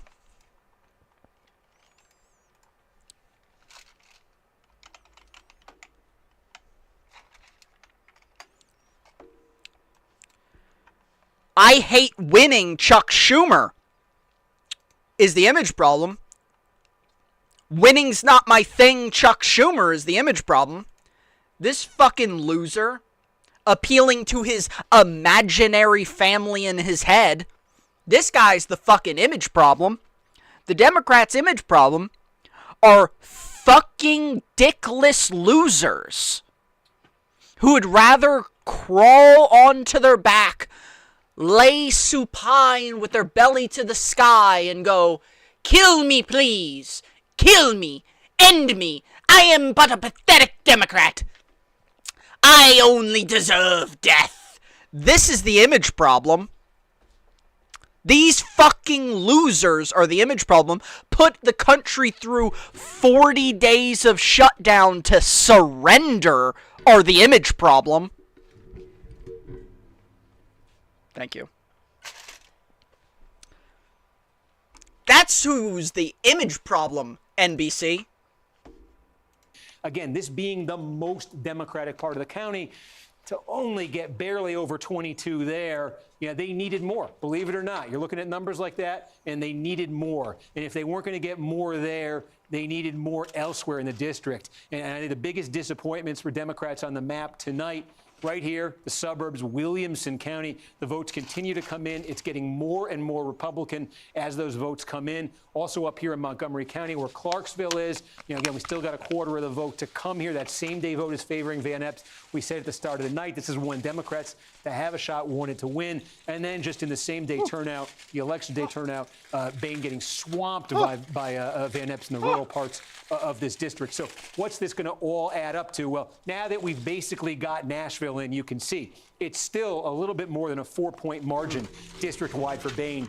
Outside of that scattering of votes still to come in Nashville, I'm pretty sure everything you else can that's eat going to that. come in, the final quarter of the vote here, I think you can expect is going to be a pretty Republican vote. So I think this is kind of as close as it's going to get for the rest of the night, unless in the next 30 seconds they suddenly give us that final scattering from Davidson. But this margin is going to grow. Are we looking at a race It's that very ends? This is hot. Montgomery, excuse me. There you go. Not This spicy, margin is but going to grow temperature. as the rest of the results come in tonight. Is it going to be 8 points, 9 points? Could it get to 10 points? I think there's a sort of a psychological question there. Republicans would love to get this to double digits, say it's double digits. But what I was saying there a second ago before we kind of got diverted by Davidson was, I guess there's two ways of looking at this. I think there's that sort of big picture, global way of looking at it, that this is how Democrats want to talk about it. They're going to look at this and they're going to say Donald Trump won it by 22. Let's say it were to end at 8 points tonight. Bain brings it down to single digits, gets a 14-point net improvement in a deeply Republican area. That spells trouble. Typically, that's the kind of a special election movement away from the president's party that has spelled trouble in midterm elections before. So they will say, well, it's not a win for Bain. While it wasn't necessarily a squeaker, it was double-digit improvement in a very Republican district relative to 2024. And I think likely it's going to end somewhere in that. That's probably going to be true. Again, we'll see where the final margin lands, but I think that's probably going to be true. And again, we got 83%, I should say, 83% in right now. I'm just looking at this and registering it to myself. The other way of looking at it, and what I was saying a bit in that hit too, though, is that we've seen gains for Democrats in other special elections this year. We saw a 22-point gain for them in Florida. We saw a 16-point gain. I think in 2 districts we saw a 16-point net gain for them. And we saw a poll last week that put this race at only 2 points. And I think there was talk that, I think everybody in both parties acknowledged it was a long shot. It was a long shot that Bain would actually win this. But I think there was a thought that this thing was going to get, seriously turned into a squeaker. Bain may have a chance there, an outside chance to win it. And what I'm seeing in the same-day vote here is I think we saw higher same-day turnout maybe than we were expecting.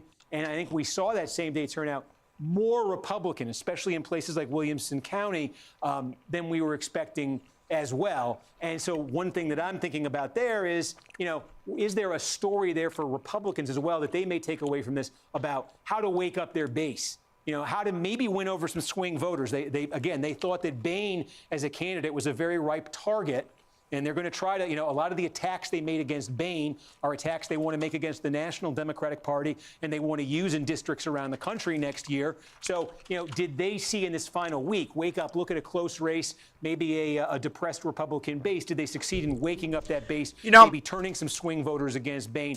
I don't think this attacking the far left of the Democrats really works. I think making people like AOC and Zoran the face of the party only helps nationally.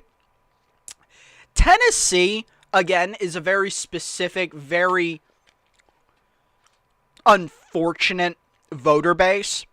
I have people that I've talked to that come into where I work that will say shit like that Virginia has enacted communism. Virginia. So we just have like a population of consistent old voters that are just beyond fucking stupid. We also have a bunch of our age and younger voters who just straight up refuse to vote. Yeah, that too. It's 80% old people that vote. And those old people are mentally retired. They haven't had a thought that's anything other than the lead poisoning voices speaking to them since the fucking 70s. TBD, Democrats will certainly say, with justification, that they managed to shave a lot off a very big Republican margin in a very big Republican district. Republicans hope that they can walk away from this saying, they found a way to generate late traction against the Democrats in a challenging political environment. That'll be it for our live stream coverage of Tennessee 7's special election. I mean, he was just killing time there. The margin is already narrowing to what I was able to head math just on the spot. I'm pretty sure he could have too. But I'm telling you, that election is ending with him only winning by 5 to 6.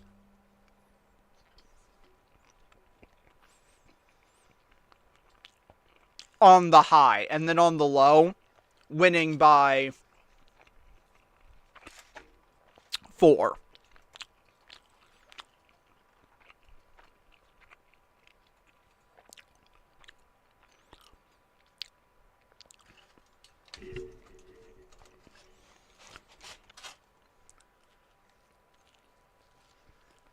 They didn't give us the pickled onions.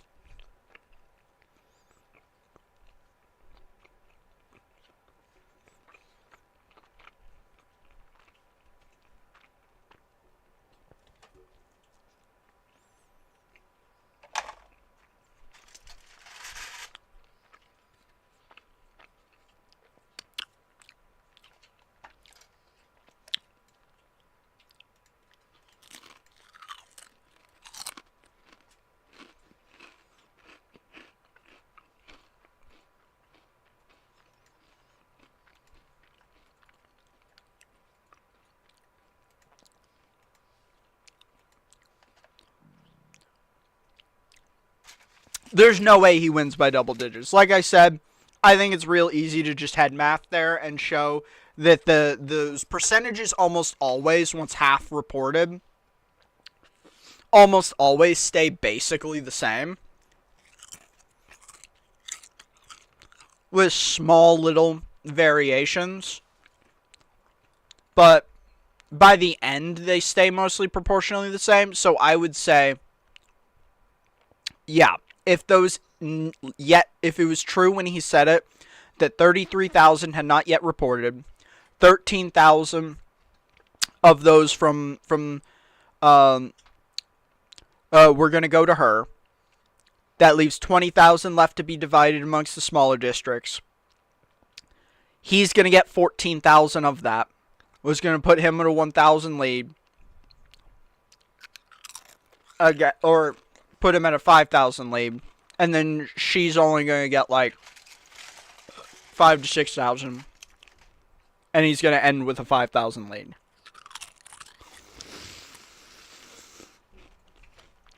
That shit almost always plays out like that. It's going to end with like a 5,000-6,000 lead.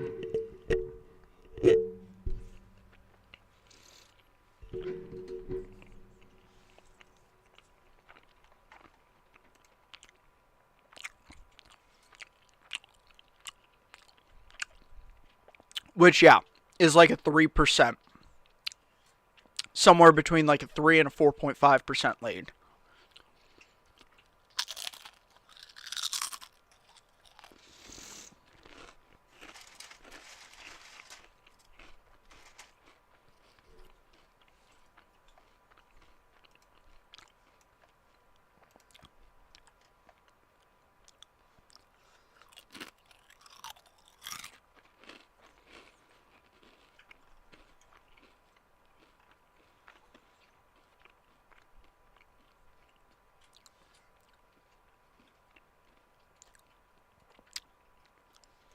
Now's the Let's perfect watch a time Kurt to grab the Sugar video. 12,026 calendar and get it in time for the holidays. Our best theory of the universe could be wrong. Finally, we're going through an incredibly exciting moment. Thanks to amazing new technology, our understanding of the universe is moving faster than it has in years. And, if we're fortunate, we could be at the edge of the next revolution in the way we see the cosmos. A moment as exciting as when we first realized that the Earth revolves around the Sun, that the stars are other suns, or that our galaxy is just one tiny island in an ocean of trillions. Why do we think this? Because for the first time in ages, the universe is misbehaving. Badly. Nasty universe. For decades, we've had a beautiful theory of the cosmos. One that explained how the universe began, what it's made of, and how it's supposed to behave. It matched our observations astonishingly well and made us feel like we'd almost deciphered the cosmic code. But in the last few years, as our telescopes got better and our data sharper, cracks started to appear. Strange mismatches between what the theory predicted and what we actually saw. At first, they looked like silly mistakes, noise that would go away with more data. But as new data came in, the opposite happened. Some cracks got larger, new ones emerged, and our once perfect picture of the cosmos began to look less and less perfect. I kind of feel like we've known that our theory hasn't lined up for longer than this at this point.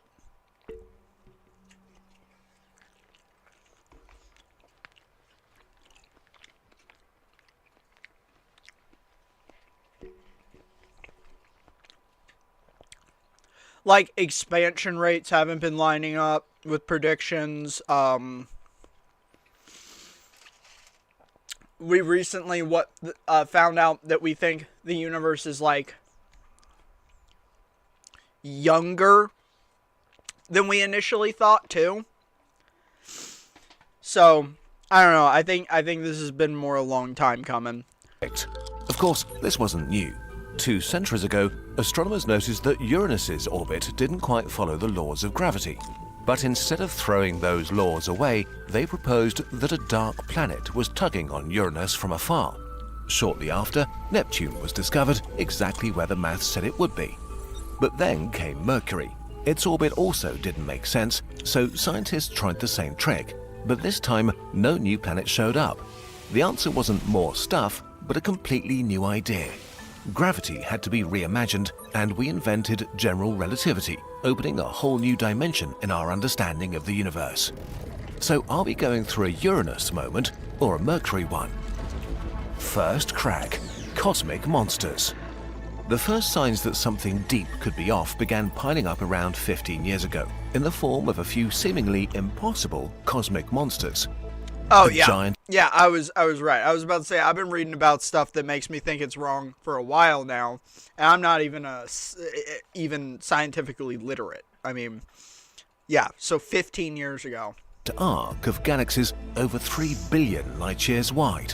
A massive group of quasars spanning 4 billion light-years. A ring of galaxies 5 billion light-years across.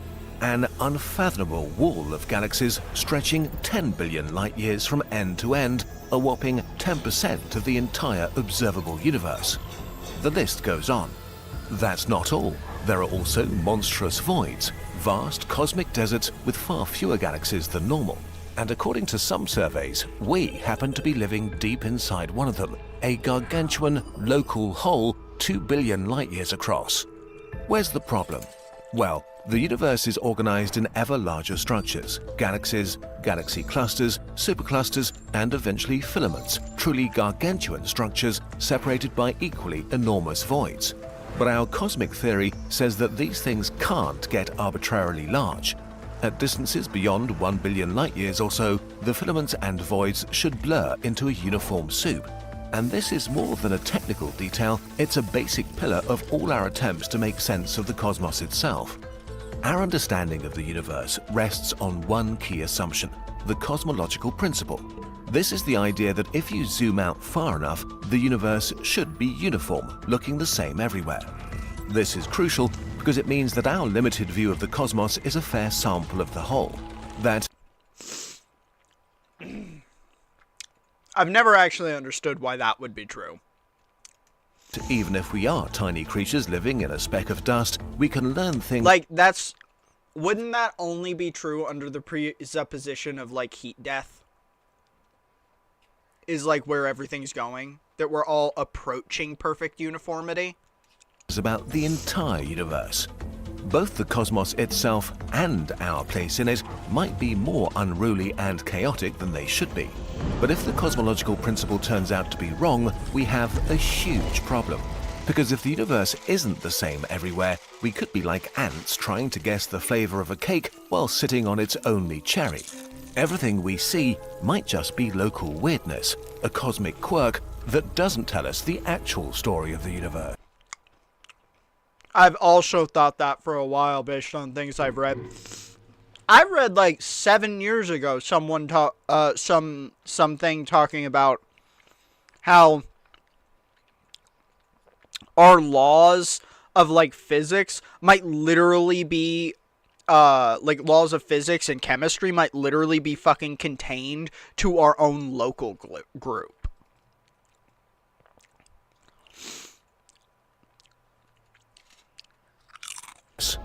Second crack, a universe at 2 speeds. The next crack appeared about 10 years ago. It tore straight at the fabric of space, challenging how fast it grows. Every second, the universe gets a... That's what I was saying. Okay, yeah, I'm tapped in. I'm predicting what they're talking about at this point. Yeah, the expansion rate's wrong. little bigger. We know this because we have different ways to measure it, and all confirm that space is expanding. The problem, they can't agree on how fast. It's like...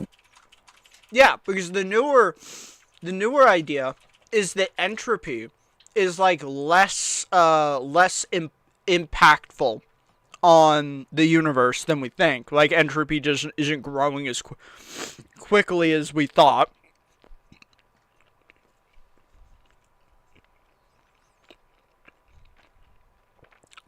And because that, like, it implies other things like the expansion is actually slowing down, which means it was much faster at one point, which means the universe is younger than we thought, because we measure the age of the universe by its expansion, based on it being a consistent rate. But now we're like, oh, if it's slower, if it's slowing down, that means it was faster, which means everything is younger than we thought. Which means, like, enthalpy and entropy work differently than we thought.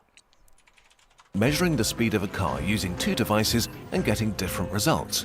You read 67 on the speedometer, but 73 on the GPS. One of the instruments must be broken, right? But then you check them again and again and again, and both work flawlessly. This is very much what happens with the universe. The details are messy and complicated, but they don't matter for this story. The important part is that as measurements and calculations have become more and more precise, the disagreement has only become worse. By now, the chance that this mismatch is just an accidental fluke is less than 1 in a million. The universe is literally giving us 2 different answers to the same question. So something fundamental must be broken. Either our measurements of the universe or our basic understanding of it. Third crack, old galaxies in a baby universe. The latest surprise is only about 3 years old. It shattered a key part of our cosmic timeline, how and when the first galaxies formed. Telescopes act like time machines. Light from distant galaxies takes so long to reach us that we don't see them as they are now, but as they were in the past. In 2021, we launched the James Webb, the most powerful space telescope ever built. And almost immediately, it began finding bright, massive galaxies so distant that they belonged to a time when the universe was extremely young. The problem? Some are so premature that they date back to 280 million years after the Big Bang, far earlier than anyone expected. Our theory says that the amorphous soup of matter that emerged from the Big Bang gave rise to the first galaxies through a long chain of mergers. Tiny lumps of dark and normal matter gathered under gravity, building larger chunks that then fused into even bigger ones, and so on. But this process is lengthy. Yeah, but again, because our measurement rate is wrong, it means things are younger, which means things happen faster. By our best estimates, the first large galaxies should have emerged 500 billion years after the Big Bang or so, not much before. But it isn't only that we've found large galaxies existing way before that. The new galaxies also seem to be too mature. Matter in the baby universe was made up almost entirely of hydrogen and helium. Heavy elements like carbon or nitrogen were only forged later in the cores of stars, which had to explode to release them. But some of these super early galaxies contain a lot of heavy elements, meaning that entire generations of stars must have lived and died even before them. So this is like finding grown-up kids in a kindergarten. Either the first galaxies sprouted in fast forwards, or we're missing something huge about the infancy of the universe. From cracks I don't even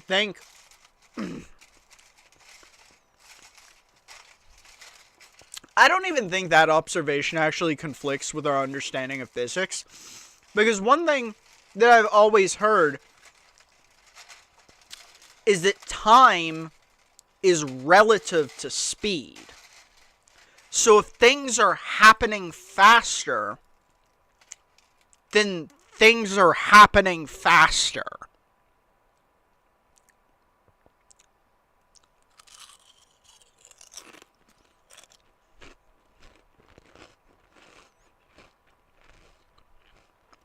You know, the like sci-fi answer is like, if you're traveling at the speed of light, you get somewhere really quick, but time would have played in fast forward for the place that you left.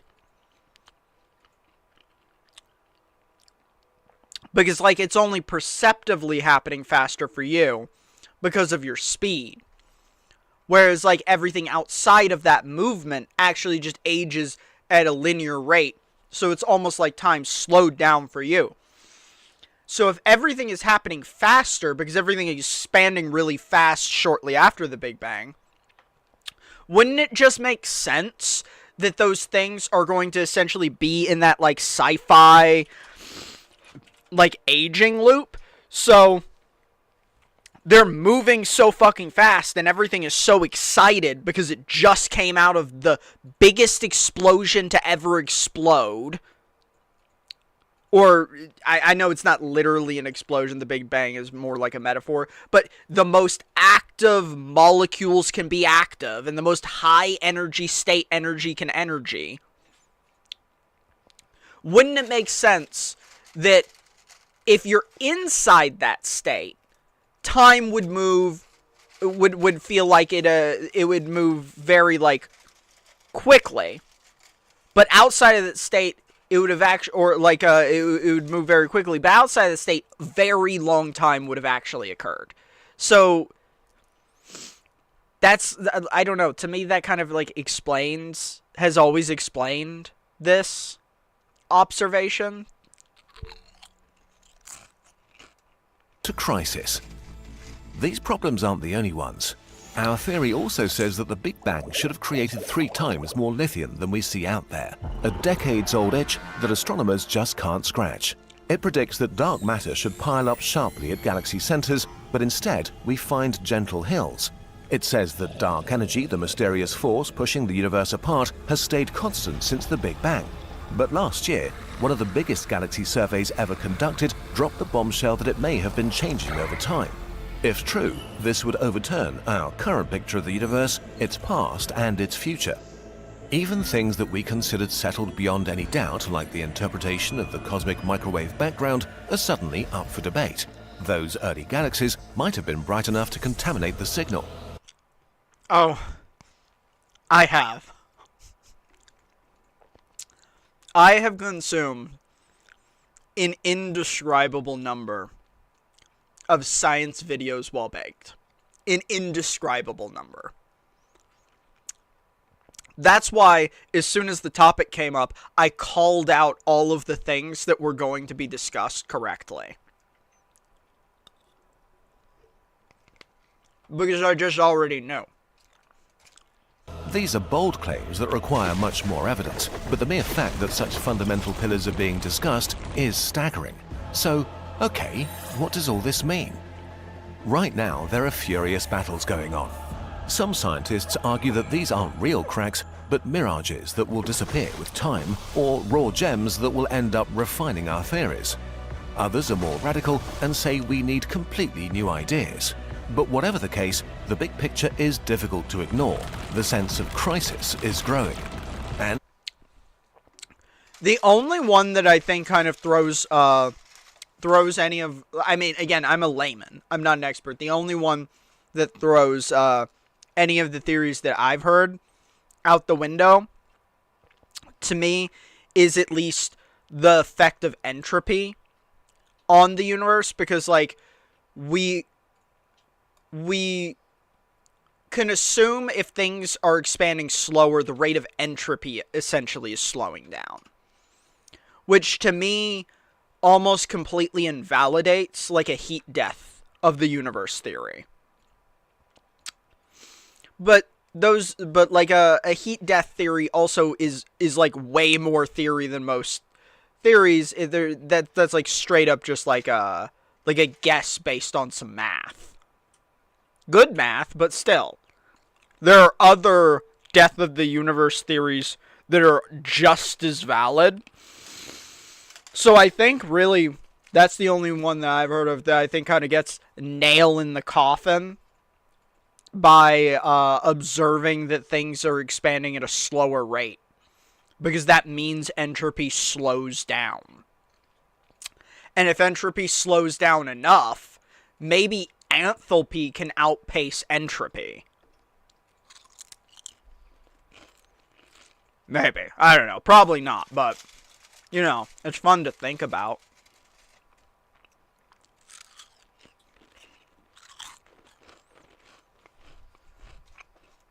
for the first time in ages, we don't really know what cosmology will look like when the dust settles. Which is amazing because in science, crisis doesn't mean failure. It means that the machine is healthy and working. Science doesn't move in a straight line, but in cycles, periods of calm followed by sudden crises. When a crisis hits, experiments start giving results that don't fit existing theories. Confusion. Yeah. But I don't know. I know that, I mean, Kurzager's an edutainment, so that none of this is pressing. But, like, I've kind of thought this independently as a layman, just consuming the same information that they talked about here. Because either not knowing the intricate inner workings of the mathematics of these models, knowing that these things have come up, even, like, kind of, I mean, I can't think of a better word, logically and narratively kind of destroys the perception of how we've constructed it. But also, like I said, I don't think it invalidates certain things. Like, I don't think the existence of super developed universes that are newer or older than we thought invalidates everything. Because again, if expansion is slowing down, that implies that it was going faster at some point, and perhaps incredibly fast at some point. And we know, or as close to as know as we can, we theorize that time essentially slows down for things that are moving really quickly. So if time slows down for things that are moving really quickly, it makes sense that they'd be able to develop faster.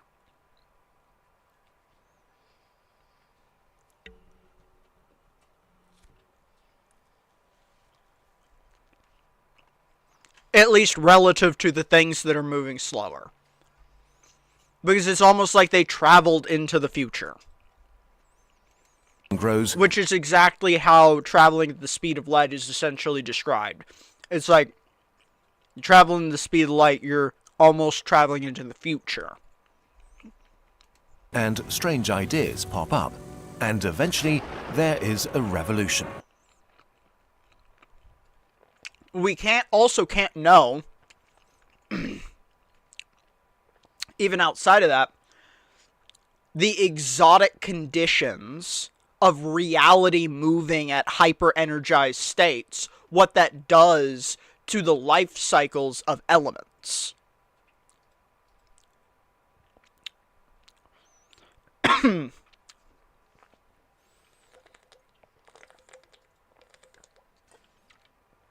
Well, I also think this makes sense because, okay, one of the things we don't have an explanation for, but we've observed, is that despite space being an empty void, which is frictionless in the void, there is definitely friction.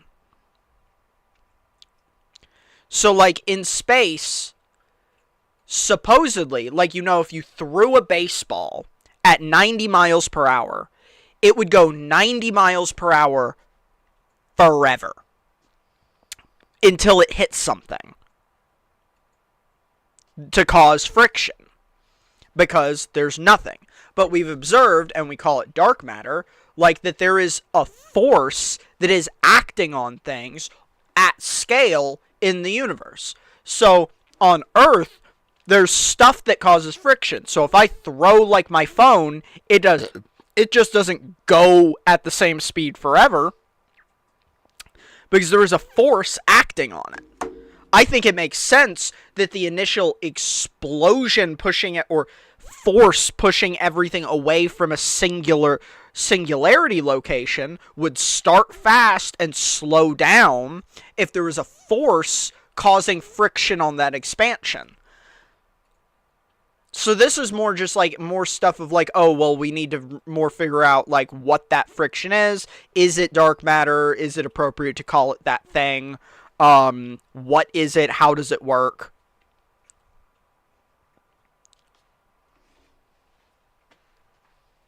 It landed on my bed. Yeah, it didn't work. Yeah, so like to me it again, that's something that I think just kind of makes sense. Like, it never made sense to me when I heard that the universe expands at a fixed rate. I was like, why? If it's expanding at a fixed rate, wouldn't that mean that the Big Bang wasn't all that big? Like, because everything's moving kind of slow. And it's like, yeah, sure, it's a void, so there's no friction. But then, shouldn't it be moving way faster if there's no friction? Like, if there's no friction, shouldn't we just be fucking jettisoning through space? Like, we shouldn't be able to see jack shit, because everything should already be so far from everything else that every single body should just be in an infinite black void already.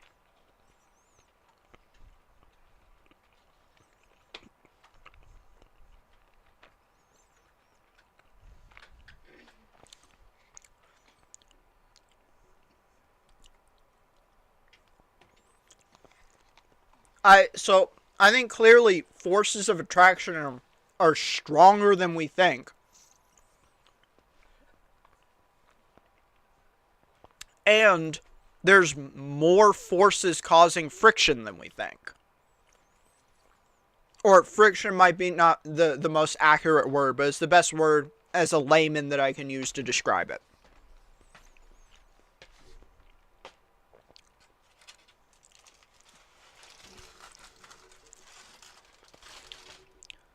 So I think it just kind of makes sense that it would be slowing down, and that it would have been faster at some point. Especially if you think there is dark matter, which I do think there is, at least in our understanding that it is some force that is providing some level of friction.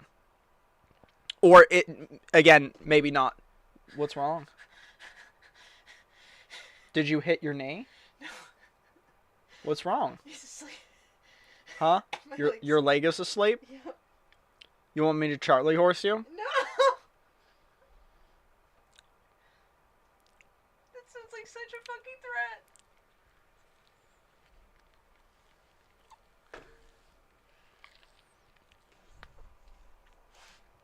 threat. A deeper truth emerges and a new cycle starts over again. The universe is screaming that our story is incomplete. Whether we'll find a cosmic Neptune or a cosmic Mercury, one thing is certain: the cosmos is about to get a lot more interesting. Yeah. I mean, yeah, it just kind of makes sense to me.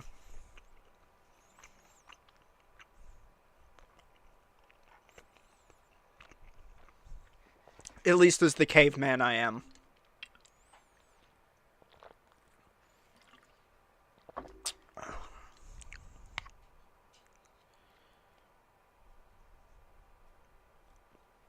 It's a terrible name. I agree. It's just yeah, dark matter is a gamer ass term. Sounds like an RPG MacGuffin. It literally does. Like it literally, like the Mass Effect. Like Mass Effect. Like it literally sounds like that shit.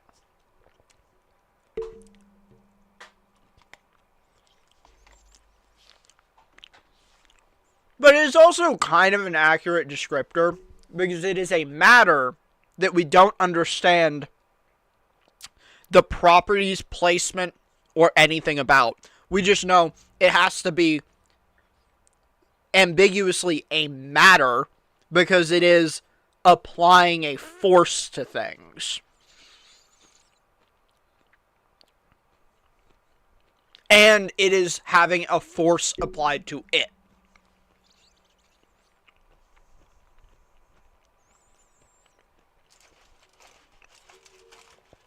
So we don't know what it is. We can just observe we just assume that it has to exist because we can observe the effect things are having on it and the effect it's having on things without somehow being able to observe it at all.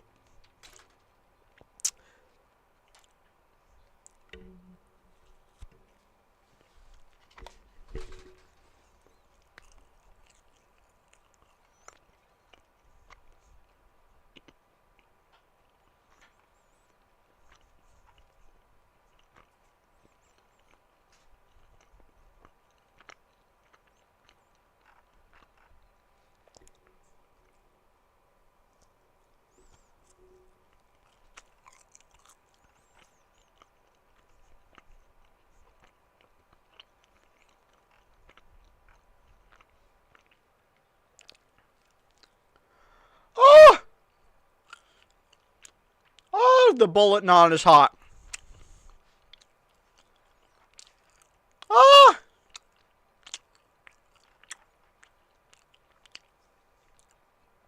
Mouth is burning. Ah! Is that not what you were going for? Yes, it's honestly hotter than I expected. Oh god, it's clearing me out. You want to try some? No. Pussy! Pussy! Guys, she's a pussy. Oh! Ah! Oh!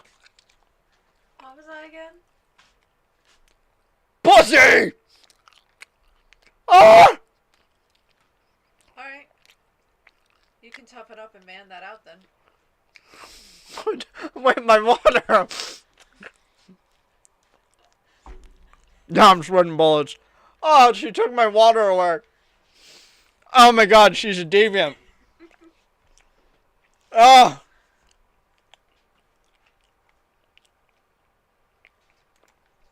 Hey there, class. You know, in this age of falsified news and sensational headlines, it can be difficult to find a periodical you trust. Well, I'm going to let you in on a little secret that I use to get breaking stories fast. It's called Dog's Garden, a Facebook group that has quickly become my #1 news source. Every day, the first... A Dog's Garden has become your #1... What? What did I click on? Eric, what the fuck are you talking about? Am I hallucinating? Oh.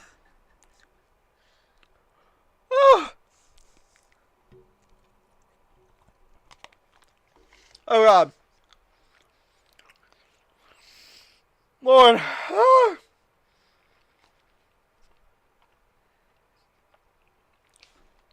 The website that I visit is Dog's Garden. I don't know how they do it, but they always get the scoop. Dog's Garden, a place to update sad news and losses in the celebrity world, to share grief and remembrance. And boy, do they What? update. They just posted this. After years of battling a rare neurological disease, Celine Dion's family sadly announced that she has been released. Even in silence, her soul sings, "Thank you, Celine, for every note, every tear, every moment. Read more below." Oh my God.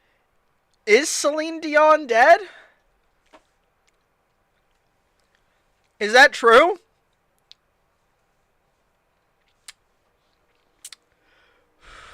Oh, he is hilarious. I fucking love internet comment etiquette. Big money salvia! This is how you do the dishes on salvia. And then he just...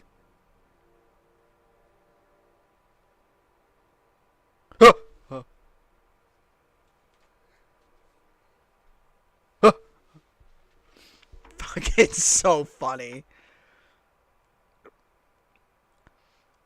Just terminally sick. God, Celine Dion died? That's awful. I haven't read about that anywhere else. That's how you know Dog's Garden gets it first. Shut up, Celine Dion.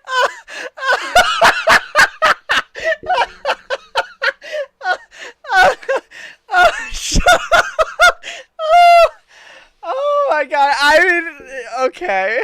Still alive. Fake news. Oh She's my still god, alive. my Stop mouth is on lying. fire. Fake news. You sick sons of bitches. She's alive and well. What was that? A candle.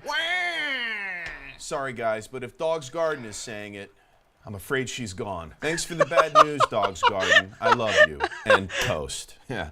Hey, Quarantine Eric. Is this how you get all your celebrity death news? You use Dog's Garden? Huh? Oh, no, I just happen to get all my news from my Patreon followers. Yeah, they send me DMs about what's happening day to day, and that's how I keep up with the news. Like, for instance, virus confirmed from Wuhan lab. Trump is permitted back on Facebook, but not Twitter. Game of Thrones final 2 seasons are redone. George R.R. Martin dies before completing his books. 17 years cicada cycle disappoints. Marijuana legalized federally. Gavin Newsom recalled. Cuomo recalled. Biden dies in office. Dogecoin to $1, currently at 38 cents. GameStop will go bankrupt. Hey, I get the scoop, baby. Yeah, man, none of that happened. None? How does he still have footage from him in quarantine during the 2020 lockdown? This is from 1 day ago. How much did he film himself? If you haven't seen him for a while, he has been sprinkling his videos with clips from when he was in quarantine for like years now. For years. Quarantine salvia has been showing up 5 years after the quarantine now. None of them? Oh, shit. Really? Anyway, I think I'll stick to Dog's Garden for all my breaking news. Oh my god, Sylvester Stallone's dead. When did Is Sylvester Stallone dead? I don't know anything about celebrities. I would believe all of these. that happen? Oh, and Jaden Smith?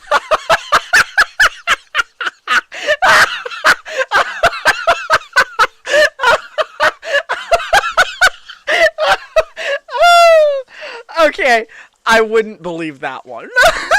That's so funny. Oh my god. They implied he died in like a multi-car pile-up too. Oh my god, that would be so funny. Gabby has killed me. I'm gonna fucking die on stream right here because she took my water. Both dead? This is an Oh awful my God. day for the entertainment industry. The son of the legend in black has passed away after a horrific car accident in Los Angeles. Oh my god, I don't even know what to say right now.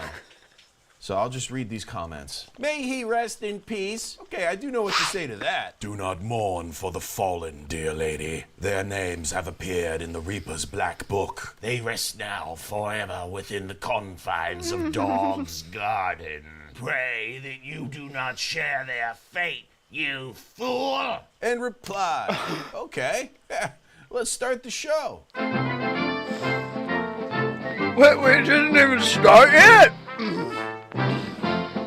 What? This is my first time checking out Dog's Garden for the day, and it looks like we already have some bad news. America is in mourning after the sudden deaths of beloved legends whose lives and legacies inspired millions. Oh no, who is it? Who is it? Oh shit, it's Bruce Willis. He died. He's dead. Real or not? Obviously fake, or the news will be spread worldwide and Wikipedia could have a... Did Bruce Willis not die like 10 years ago? date of death. Who's this guy, Bjorn? I don't like Bjorn's attitude. That's not a cool way to act on a dead man's Facebook post. Don't be rude, Bjorn. The man is dead. and reply, candle. Oh, that's nice. Yeah, a candle is nice for this kind of news. And hey, who did a laughing emoji on the candle? Bjorn again. You know, I'd say something to him right now, but I don't think it'd be good etiquette. Man, what do we got here? Let's translate that. Can you tell what the fuck mother you were laughing at, you piece of beach Mariko? Now, that's exactly what I was going to say to him. We got clap.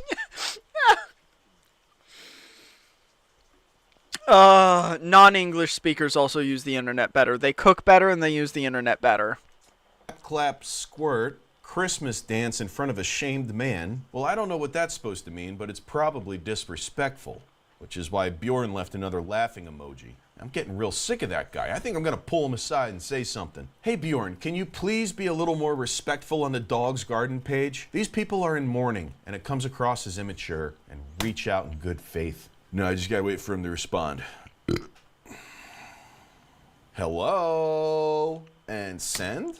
Okay, well, while we wait to hear back, let's learn a little bit more about Dog's Garden. They're located at 1923 Calle Barcelona in Carlsbad, California. And if we look on Google Maps, that's the location of a restaurant called Urban Plates. How do they have time to run a restaurant and get us so much breaking news at the same time? I mean, it's incredible. And believe it or not, they're doing all of this while being based in Vietnam. I mean, impressive doesn't even... There's a Vietnam, California? What? Even begin to describe it. Kudos to the staff over there at Dog's Garden. Oh shit, someone just died. Oh my god, we lost Simon Cowell. Who is that? I don't even know that one. Dude, that's too many dead celebrities. It's too much. Once again, the same women that carries the coffin. And why did they cut his body in half and put him the wrong way in the coffin?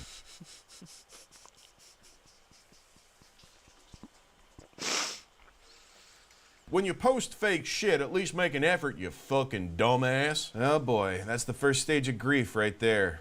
Denial. Let's see if I can use some good comment etiquette to help him accept that Simon Cowell's fucking dead. It's true, I'm sorry. I'm one of the paramedics that was working on him. I tried everything to bring him back, even stuffing his hog in my mouth and going to town on it. And while he did finish...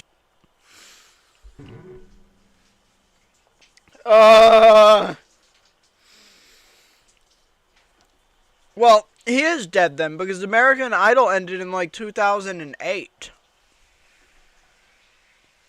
So he's definitely dead.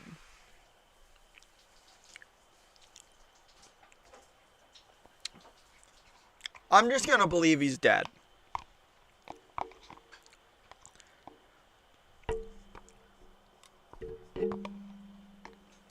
All over my face and chest. Unfortunately, that was the last...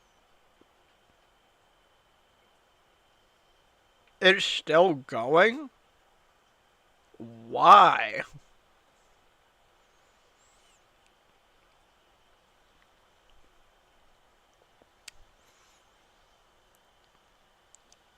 What's the point?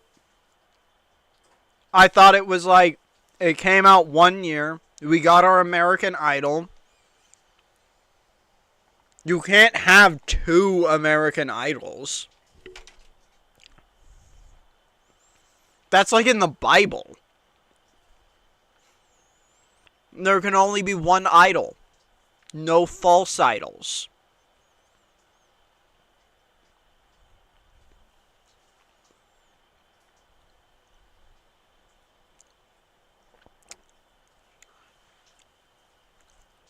So they're electing false idols? That's sacrilegious. Only the first idol is the true idol. All the others have to be like stoned or burned or something, or turned into pillars of salt. That's definitely in the Bible. I'm like super sure that that's in the Bible. Thing he ever did, and casket emoji and tweet. Well, I wonder if there's any good news on this terrible little day. The operating room I have fell read silent, multiple not from Bibles. failure, Shut but the fuck from up. awe. After years of living as one, the conjoined twins who once shared every breath, heartbeat, and shadow finally opened their eyes to separate worlds. Whoa, they separated those famous conjoined twins? That's great news. Where did they get the extra arms? Not true. Yeah, bullshit. Barlocks. 9. Bullshit.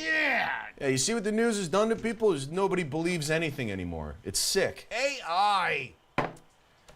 Got this. You shut your goddamn mouth, Helena. This is the best news I've read all day on Dog's Garden, and I'm not gonna let you ruin it. And have that as a reply. There we go. That ought to bring her back down to earth. That way we can just congratulate these sisters on their successful operation. That doesn't even look like AI.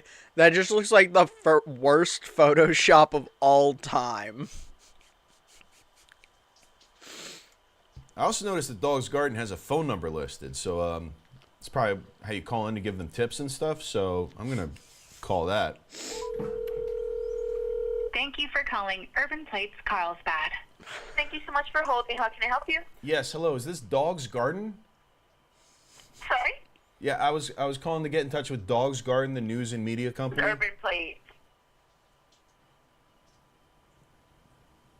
This isn't Dog's Garden, the news and media company? No, I'm sorry.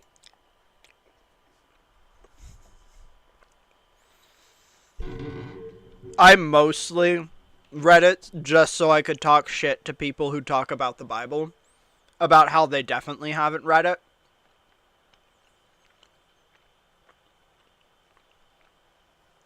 Because I like fucking with religious people. Because they're religious. I mean, like, straight up. I've also gone through, like... Oh my god, my mouth. I've gone through, like, theology classes and shit. Just so that I can also know things about, like, how the Bible has been misinterpreted, mistranslated, and misconstrued in English. Like, pretty much everything the American Christian, like, ethos is based on is straight up apocryphal. It's Bible fanfic. It's all just a Bible fan fiction. Oh my god. Oh, okay. Sorry. Well, actually, just one more thing. Is there any chance you could, like, ask the other staff there if they run the Dog's Garden Facebook page? Okay, yeah, give me 1 second, okay? All right, thank you. Urban Plates. Did you guys hear that Sylvester Stallone died? I did not. Is that real? What up to the cooking this Thanksgiving? Our herb roasted turkey breast is cage-free and... You heard it from Dog's Garden? I don't see anything about it. Hello? Oh, hello? Yeah, can I help you? Yes, is this the person that runs the Dog's Garden Facebook page? You're calling a restaurant in Carlsbad. We don't run any Facebook page. Oh. Okay, well, they listed your phone number on their Facebook page, so I assumed somebody there, maybe one of your staff? Okay. Maybe, can you go ask your staff if anybody there works and owns Dog's Garden, the Facebook group? I can ask. I mean, hold on 1 second. Okay, thank you. Is... People evolve. Oh, fuck. Yes. Special from Ridley Main Quarter Chop him. And they just did a story about how Celine Dion died. You did? Can you guys just let me know if you hear anyone talking? Hold on 1 second. Okay, thank you. Urban Plates. Simon Cowell. My hands get really dry. So, is this a bit, or does the Facebook page actually have a random California restaurant as their phone number?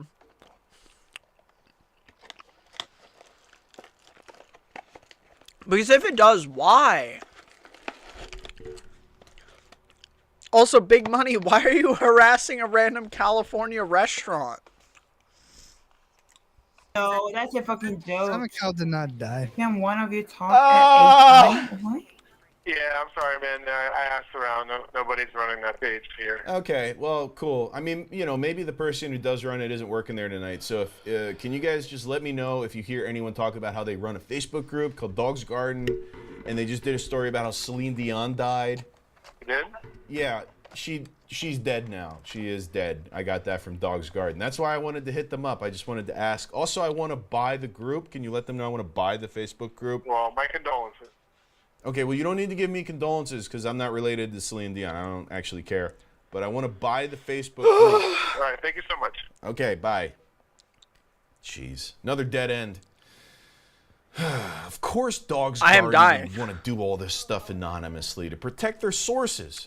In fact, I wouldn't be surprised if they even used today's sponsor, Go fuck yourself. NordVPN. And I've got a little surprise for everybody today. I have exclusive behind-the-scenes footage of the brand new Knobbleberry half-hour special from Ridley Main Quarter Chop himself. I'm sorry, what? Hello, this is Ridley Main What? Quarter Chop, coming to you from the set of What'd you say? Knobbleberry.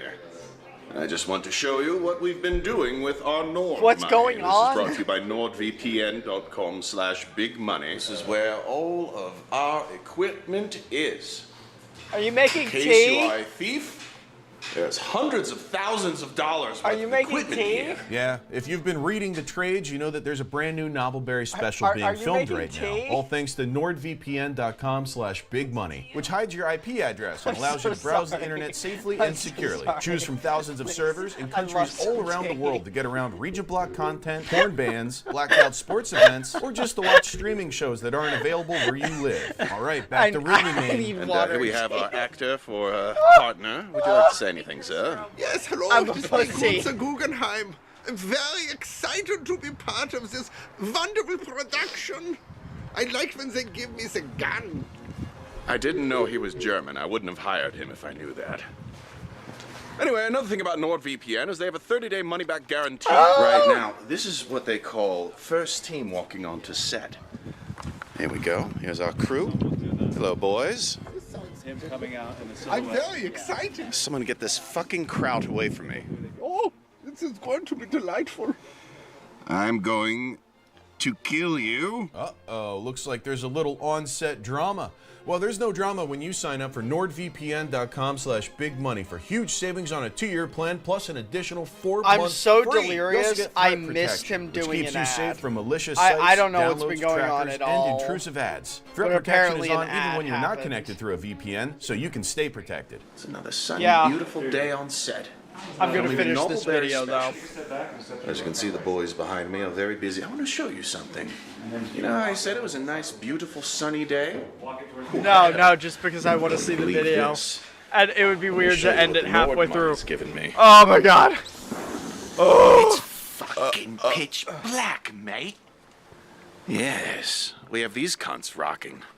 And they're hitting these things on the windows, making it appear as if it were noon. Whoa, I didn't realize Nord was such a patron of the arts. And it really shows on the screen, huh?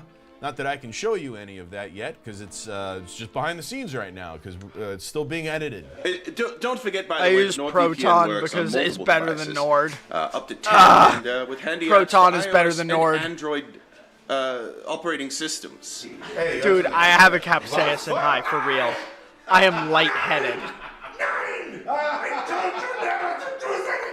So if you want to Oh support my more God, it's high-production so Knobbleberry hot. content, go to NordVPN.com/bigmoney for huge savings on a 2-year plan plus an additional 4 months free. There's so much, Knobbleberry and the case so much of the phlegm missing running through my colonists, body. coming January 2026. My nose is so clear. Wow, can't wait to watch that. And I hear we're getting a trailer next month, but right now what we're getting is more Dog's Garden. Shocking. Pregnant woman shocks doctors by giving birth to 2 reborn dolls. The reason will shock you too. Read more below. Whoa. That's crazy that happened. How'd that happen? I'm sorry. Sorry. Please, I don't have data. If you read what happened and come back, please tell me. Hey, can you buy a whole shitload of gift cards from the nearest gas station and then send me the numbers on them? That's what the story said, and you better get me those numbers by midnight or we're going to impound your car. And reply. Damn, you know what? This story is so sensational, I have to share it with my hella students. danger. Here we are on Twitter. I'm Can you on guys my believe this? mouth is on Paste the link fire. and I am All right, probably students, welcome going to Dog's to. Garden. Women's bodies can do incredible things. I don't My question anus it. is Once gonna my fall friend off in popped 8 out a hours. boo-boo. I think that's where I'm all gonna of put them it that come way. from, and China is In keeping about it 8 under hours, my wraps. anus this is how just J.D. going to Vance fall was off born? of my This body. provides more evidence that the hoo-ha is in fact a 3D printer. Wait, are we sticking dolls up our cooters now? Oh yeah. Now everybody knows about What? Dog's Garden. Are you ready for the Patreon news of the day?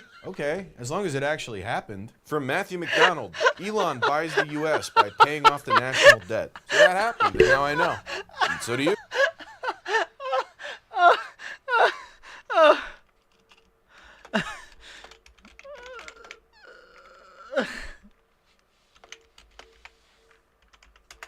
Okay.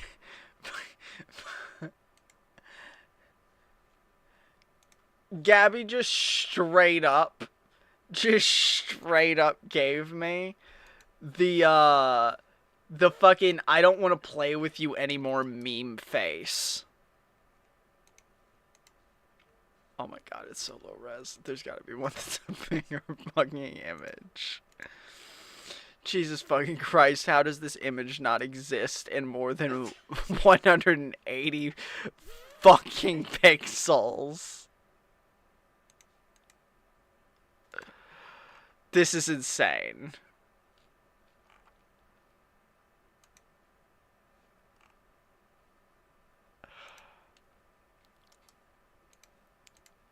Okay, yeah, that. She just straight up fucking gave me that look. While lording over me. Literally, she just did the I don't want to play with you anymore meme to me. As I'm suffering.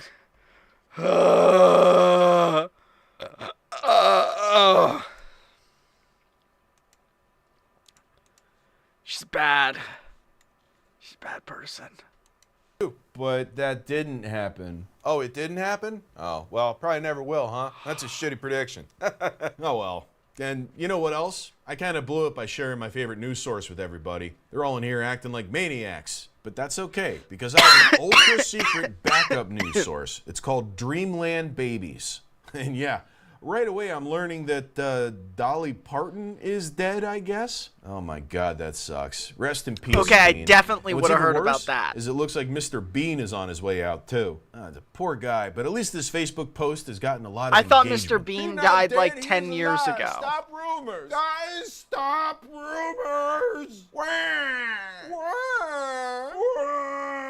Scam, do not go into it. The losers that posted again, it will give you a virus. And then he just posted the same thing like 10 times in a row. Oh, okay, well here's my post. More like Mr. Bin, LOL. Hey, how come when I clicked your link to read the story, it opened 15 command prompts and sped up my computer fan? And post. I mean, this news is cool and all, but it's no Dog's Garden. So let me go back there and pop. Oh, hang on, this is actually the Car Addicts Garage Facebook page. But fortunately, this page also has a bunch of celebrity death announcements. Like, for instance, oh, John Cena's dead. Why is this a There thing? he is. People stopped in their tracks the moment the statement appeared online. A quiet, trembling message from John Cena's family that instantly shattered the myth of invincibility surrounding the action star. This is not real. Thanks, Car Addicts Garage. All right, well, let's get some more etiquette in here, because I'm going to tweet a link to that as well. All right, come on in, students. I just want to be into video. I can hear the voice he's going to do. So this is why I got an Instagram DM from John Cena asking me for $5,000 in Steam gift cards. Glad I sent them. Hey, don't forget. Should I do an AI Great work, guys. image But I've been out of the garden for too long. that someone's I need to stroll with the dogs. that Find out who someone's their master died? is. I wonder if I can track down the owner of Dog's Garden by copying and pasting one of their stories into a Google search. And bing and bang. Huh, interesting. We have an Instagram post here, and it matches the exact post from Dog's Garden. Okay, this could be it, guys. Hi, are you involved with the Facebook page Dog's Garden? And send? Nope. Are you sure? Because I want to buy it. And send. Hello? And send. Why does nobody want to talk to me? Whatever. Maybe we'll never know who runs Dog's Garden and Dreamland Babies and Car Addicts Garage. Oh, and don't forget Dog Community, which is more of a local news page from the same owner. Husband and lover tie pregnant wife to tree and live stream it. Her mother watches it all. Wow. God would send someone to rescue her. Bad. How could he do that to her? Patsy cry, wah wah. Angry girl. Strict respect wanted grandmother's right this stinky. Not good. Damn, what a shame. All right, I'm gonna leave my next comment as a grandma. This is my favorite way to spend time online as a 67-year-old grandmother. I browse Facebook groups and learn about all the incredible things going on outside my front door, which I barely open these days. But I still know what's going on out there. I get to feel joy, fear, even love through this tiny screen of mine, but mostly fear. The world as I know it is often one of constant horrors, but it's in the responses that I know I am not alone. We watch as pregnant wives are tied to trees, and indigenous women are kicked in the stomach by cowboys. And the comments, oh, the comments, are always rightfully saying, this is wrong. It's nice to know how many people out there agree with me. It brings me such comfort during quiet days. When I have to leave the house for a hair appointment or to see my grandchildren, all I can do is think of how much evil lurks around every corner. I hope that I am not slapped by thugs in front of 47 motorcyclists like that poor old man the other day.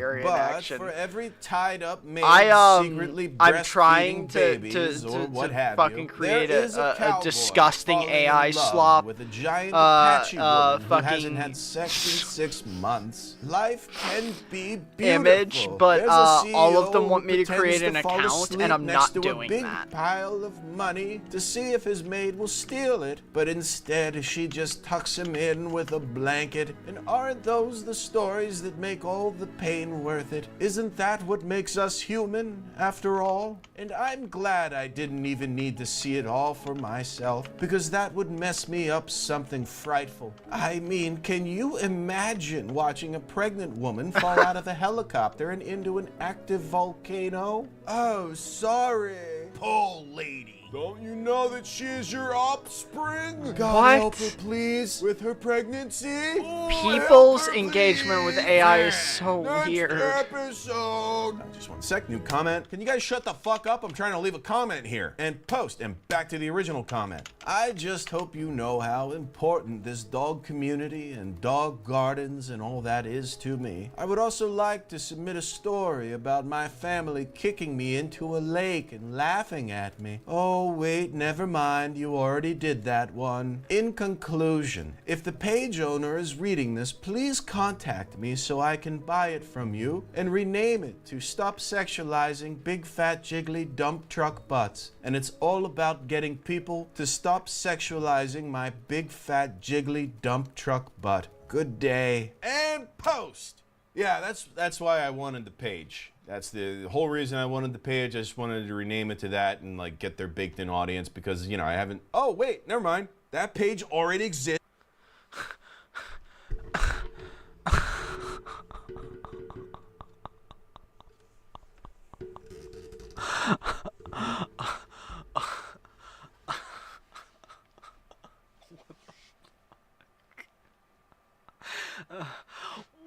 Where does he find any of this? Also, no! No, never stop that! Never! That's wrong! Never stop!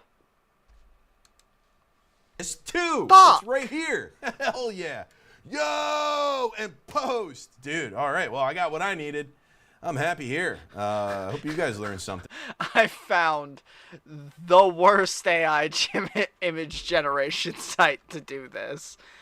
This is the worst way it could have done this. It just fucking... It's so lazy. Oh my god. It's worse than any of the ones I've even seen. Oh my god, it's dog water. And I guess I'll send you off with just one more story from Old Dog's Garden. Okay, this is Mandy. Crossed the Rainbow Bridge at 11:45 today. Oh, hang on, this isn't Dog's Garden. This is Dogs in Heaven. That's the wrong page. My bad. And Archie Horny Post. All right, well, hey, yo, Quarantine Eric. You got any more predictions before we end the lesson? Richard Hammond crashes a car. Ted Cruz gets the Republican nomination. Mel Brooks dies. Britain rejoins the EU. Russia invades Ukraine. Whoa, he got that last one right. Well, he nailed it. Yeah, I guess he did. These guys are so smart. Dog's Garden. Tick, tick, talk, it's Salvia o'clock. Slapping around Scully with my digital cock. 9/11 ins-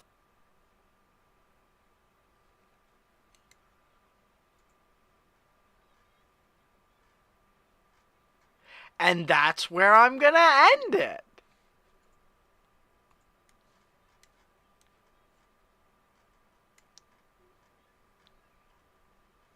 This was a cohesive stream that had a point. We definitely ended the same place we started.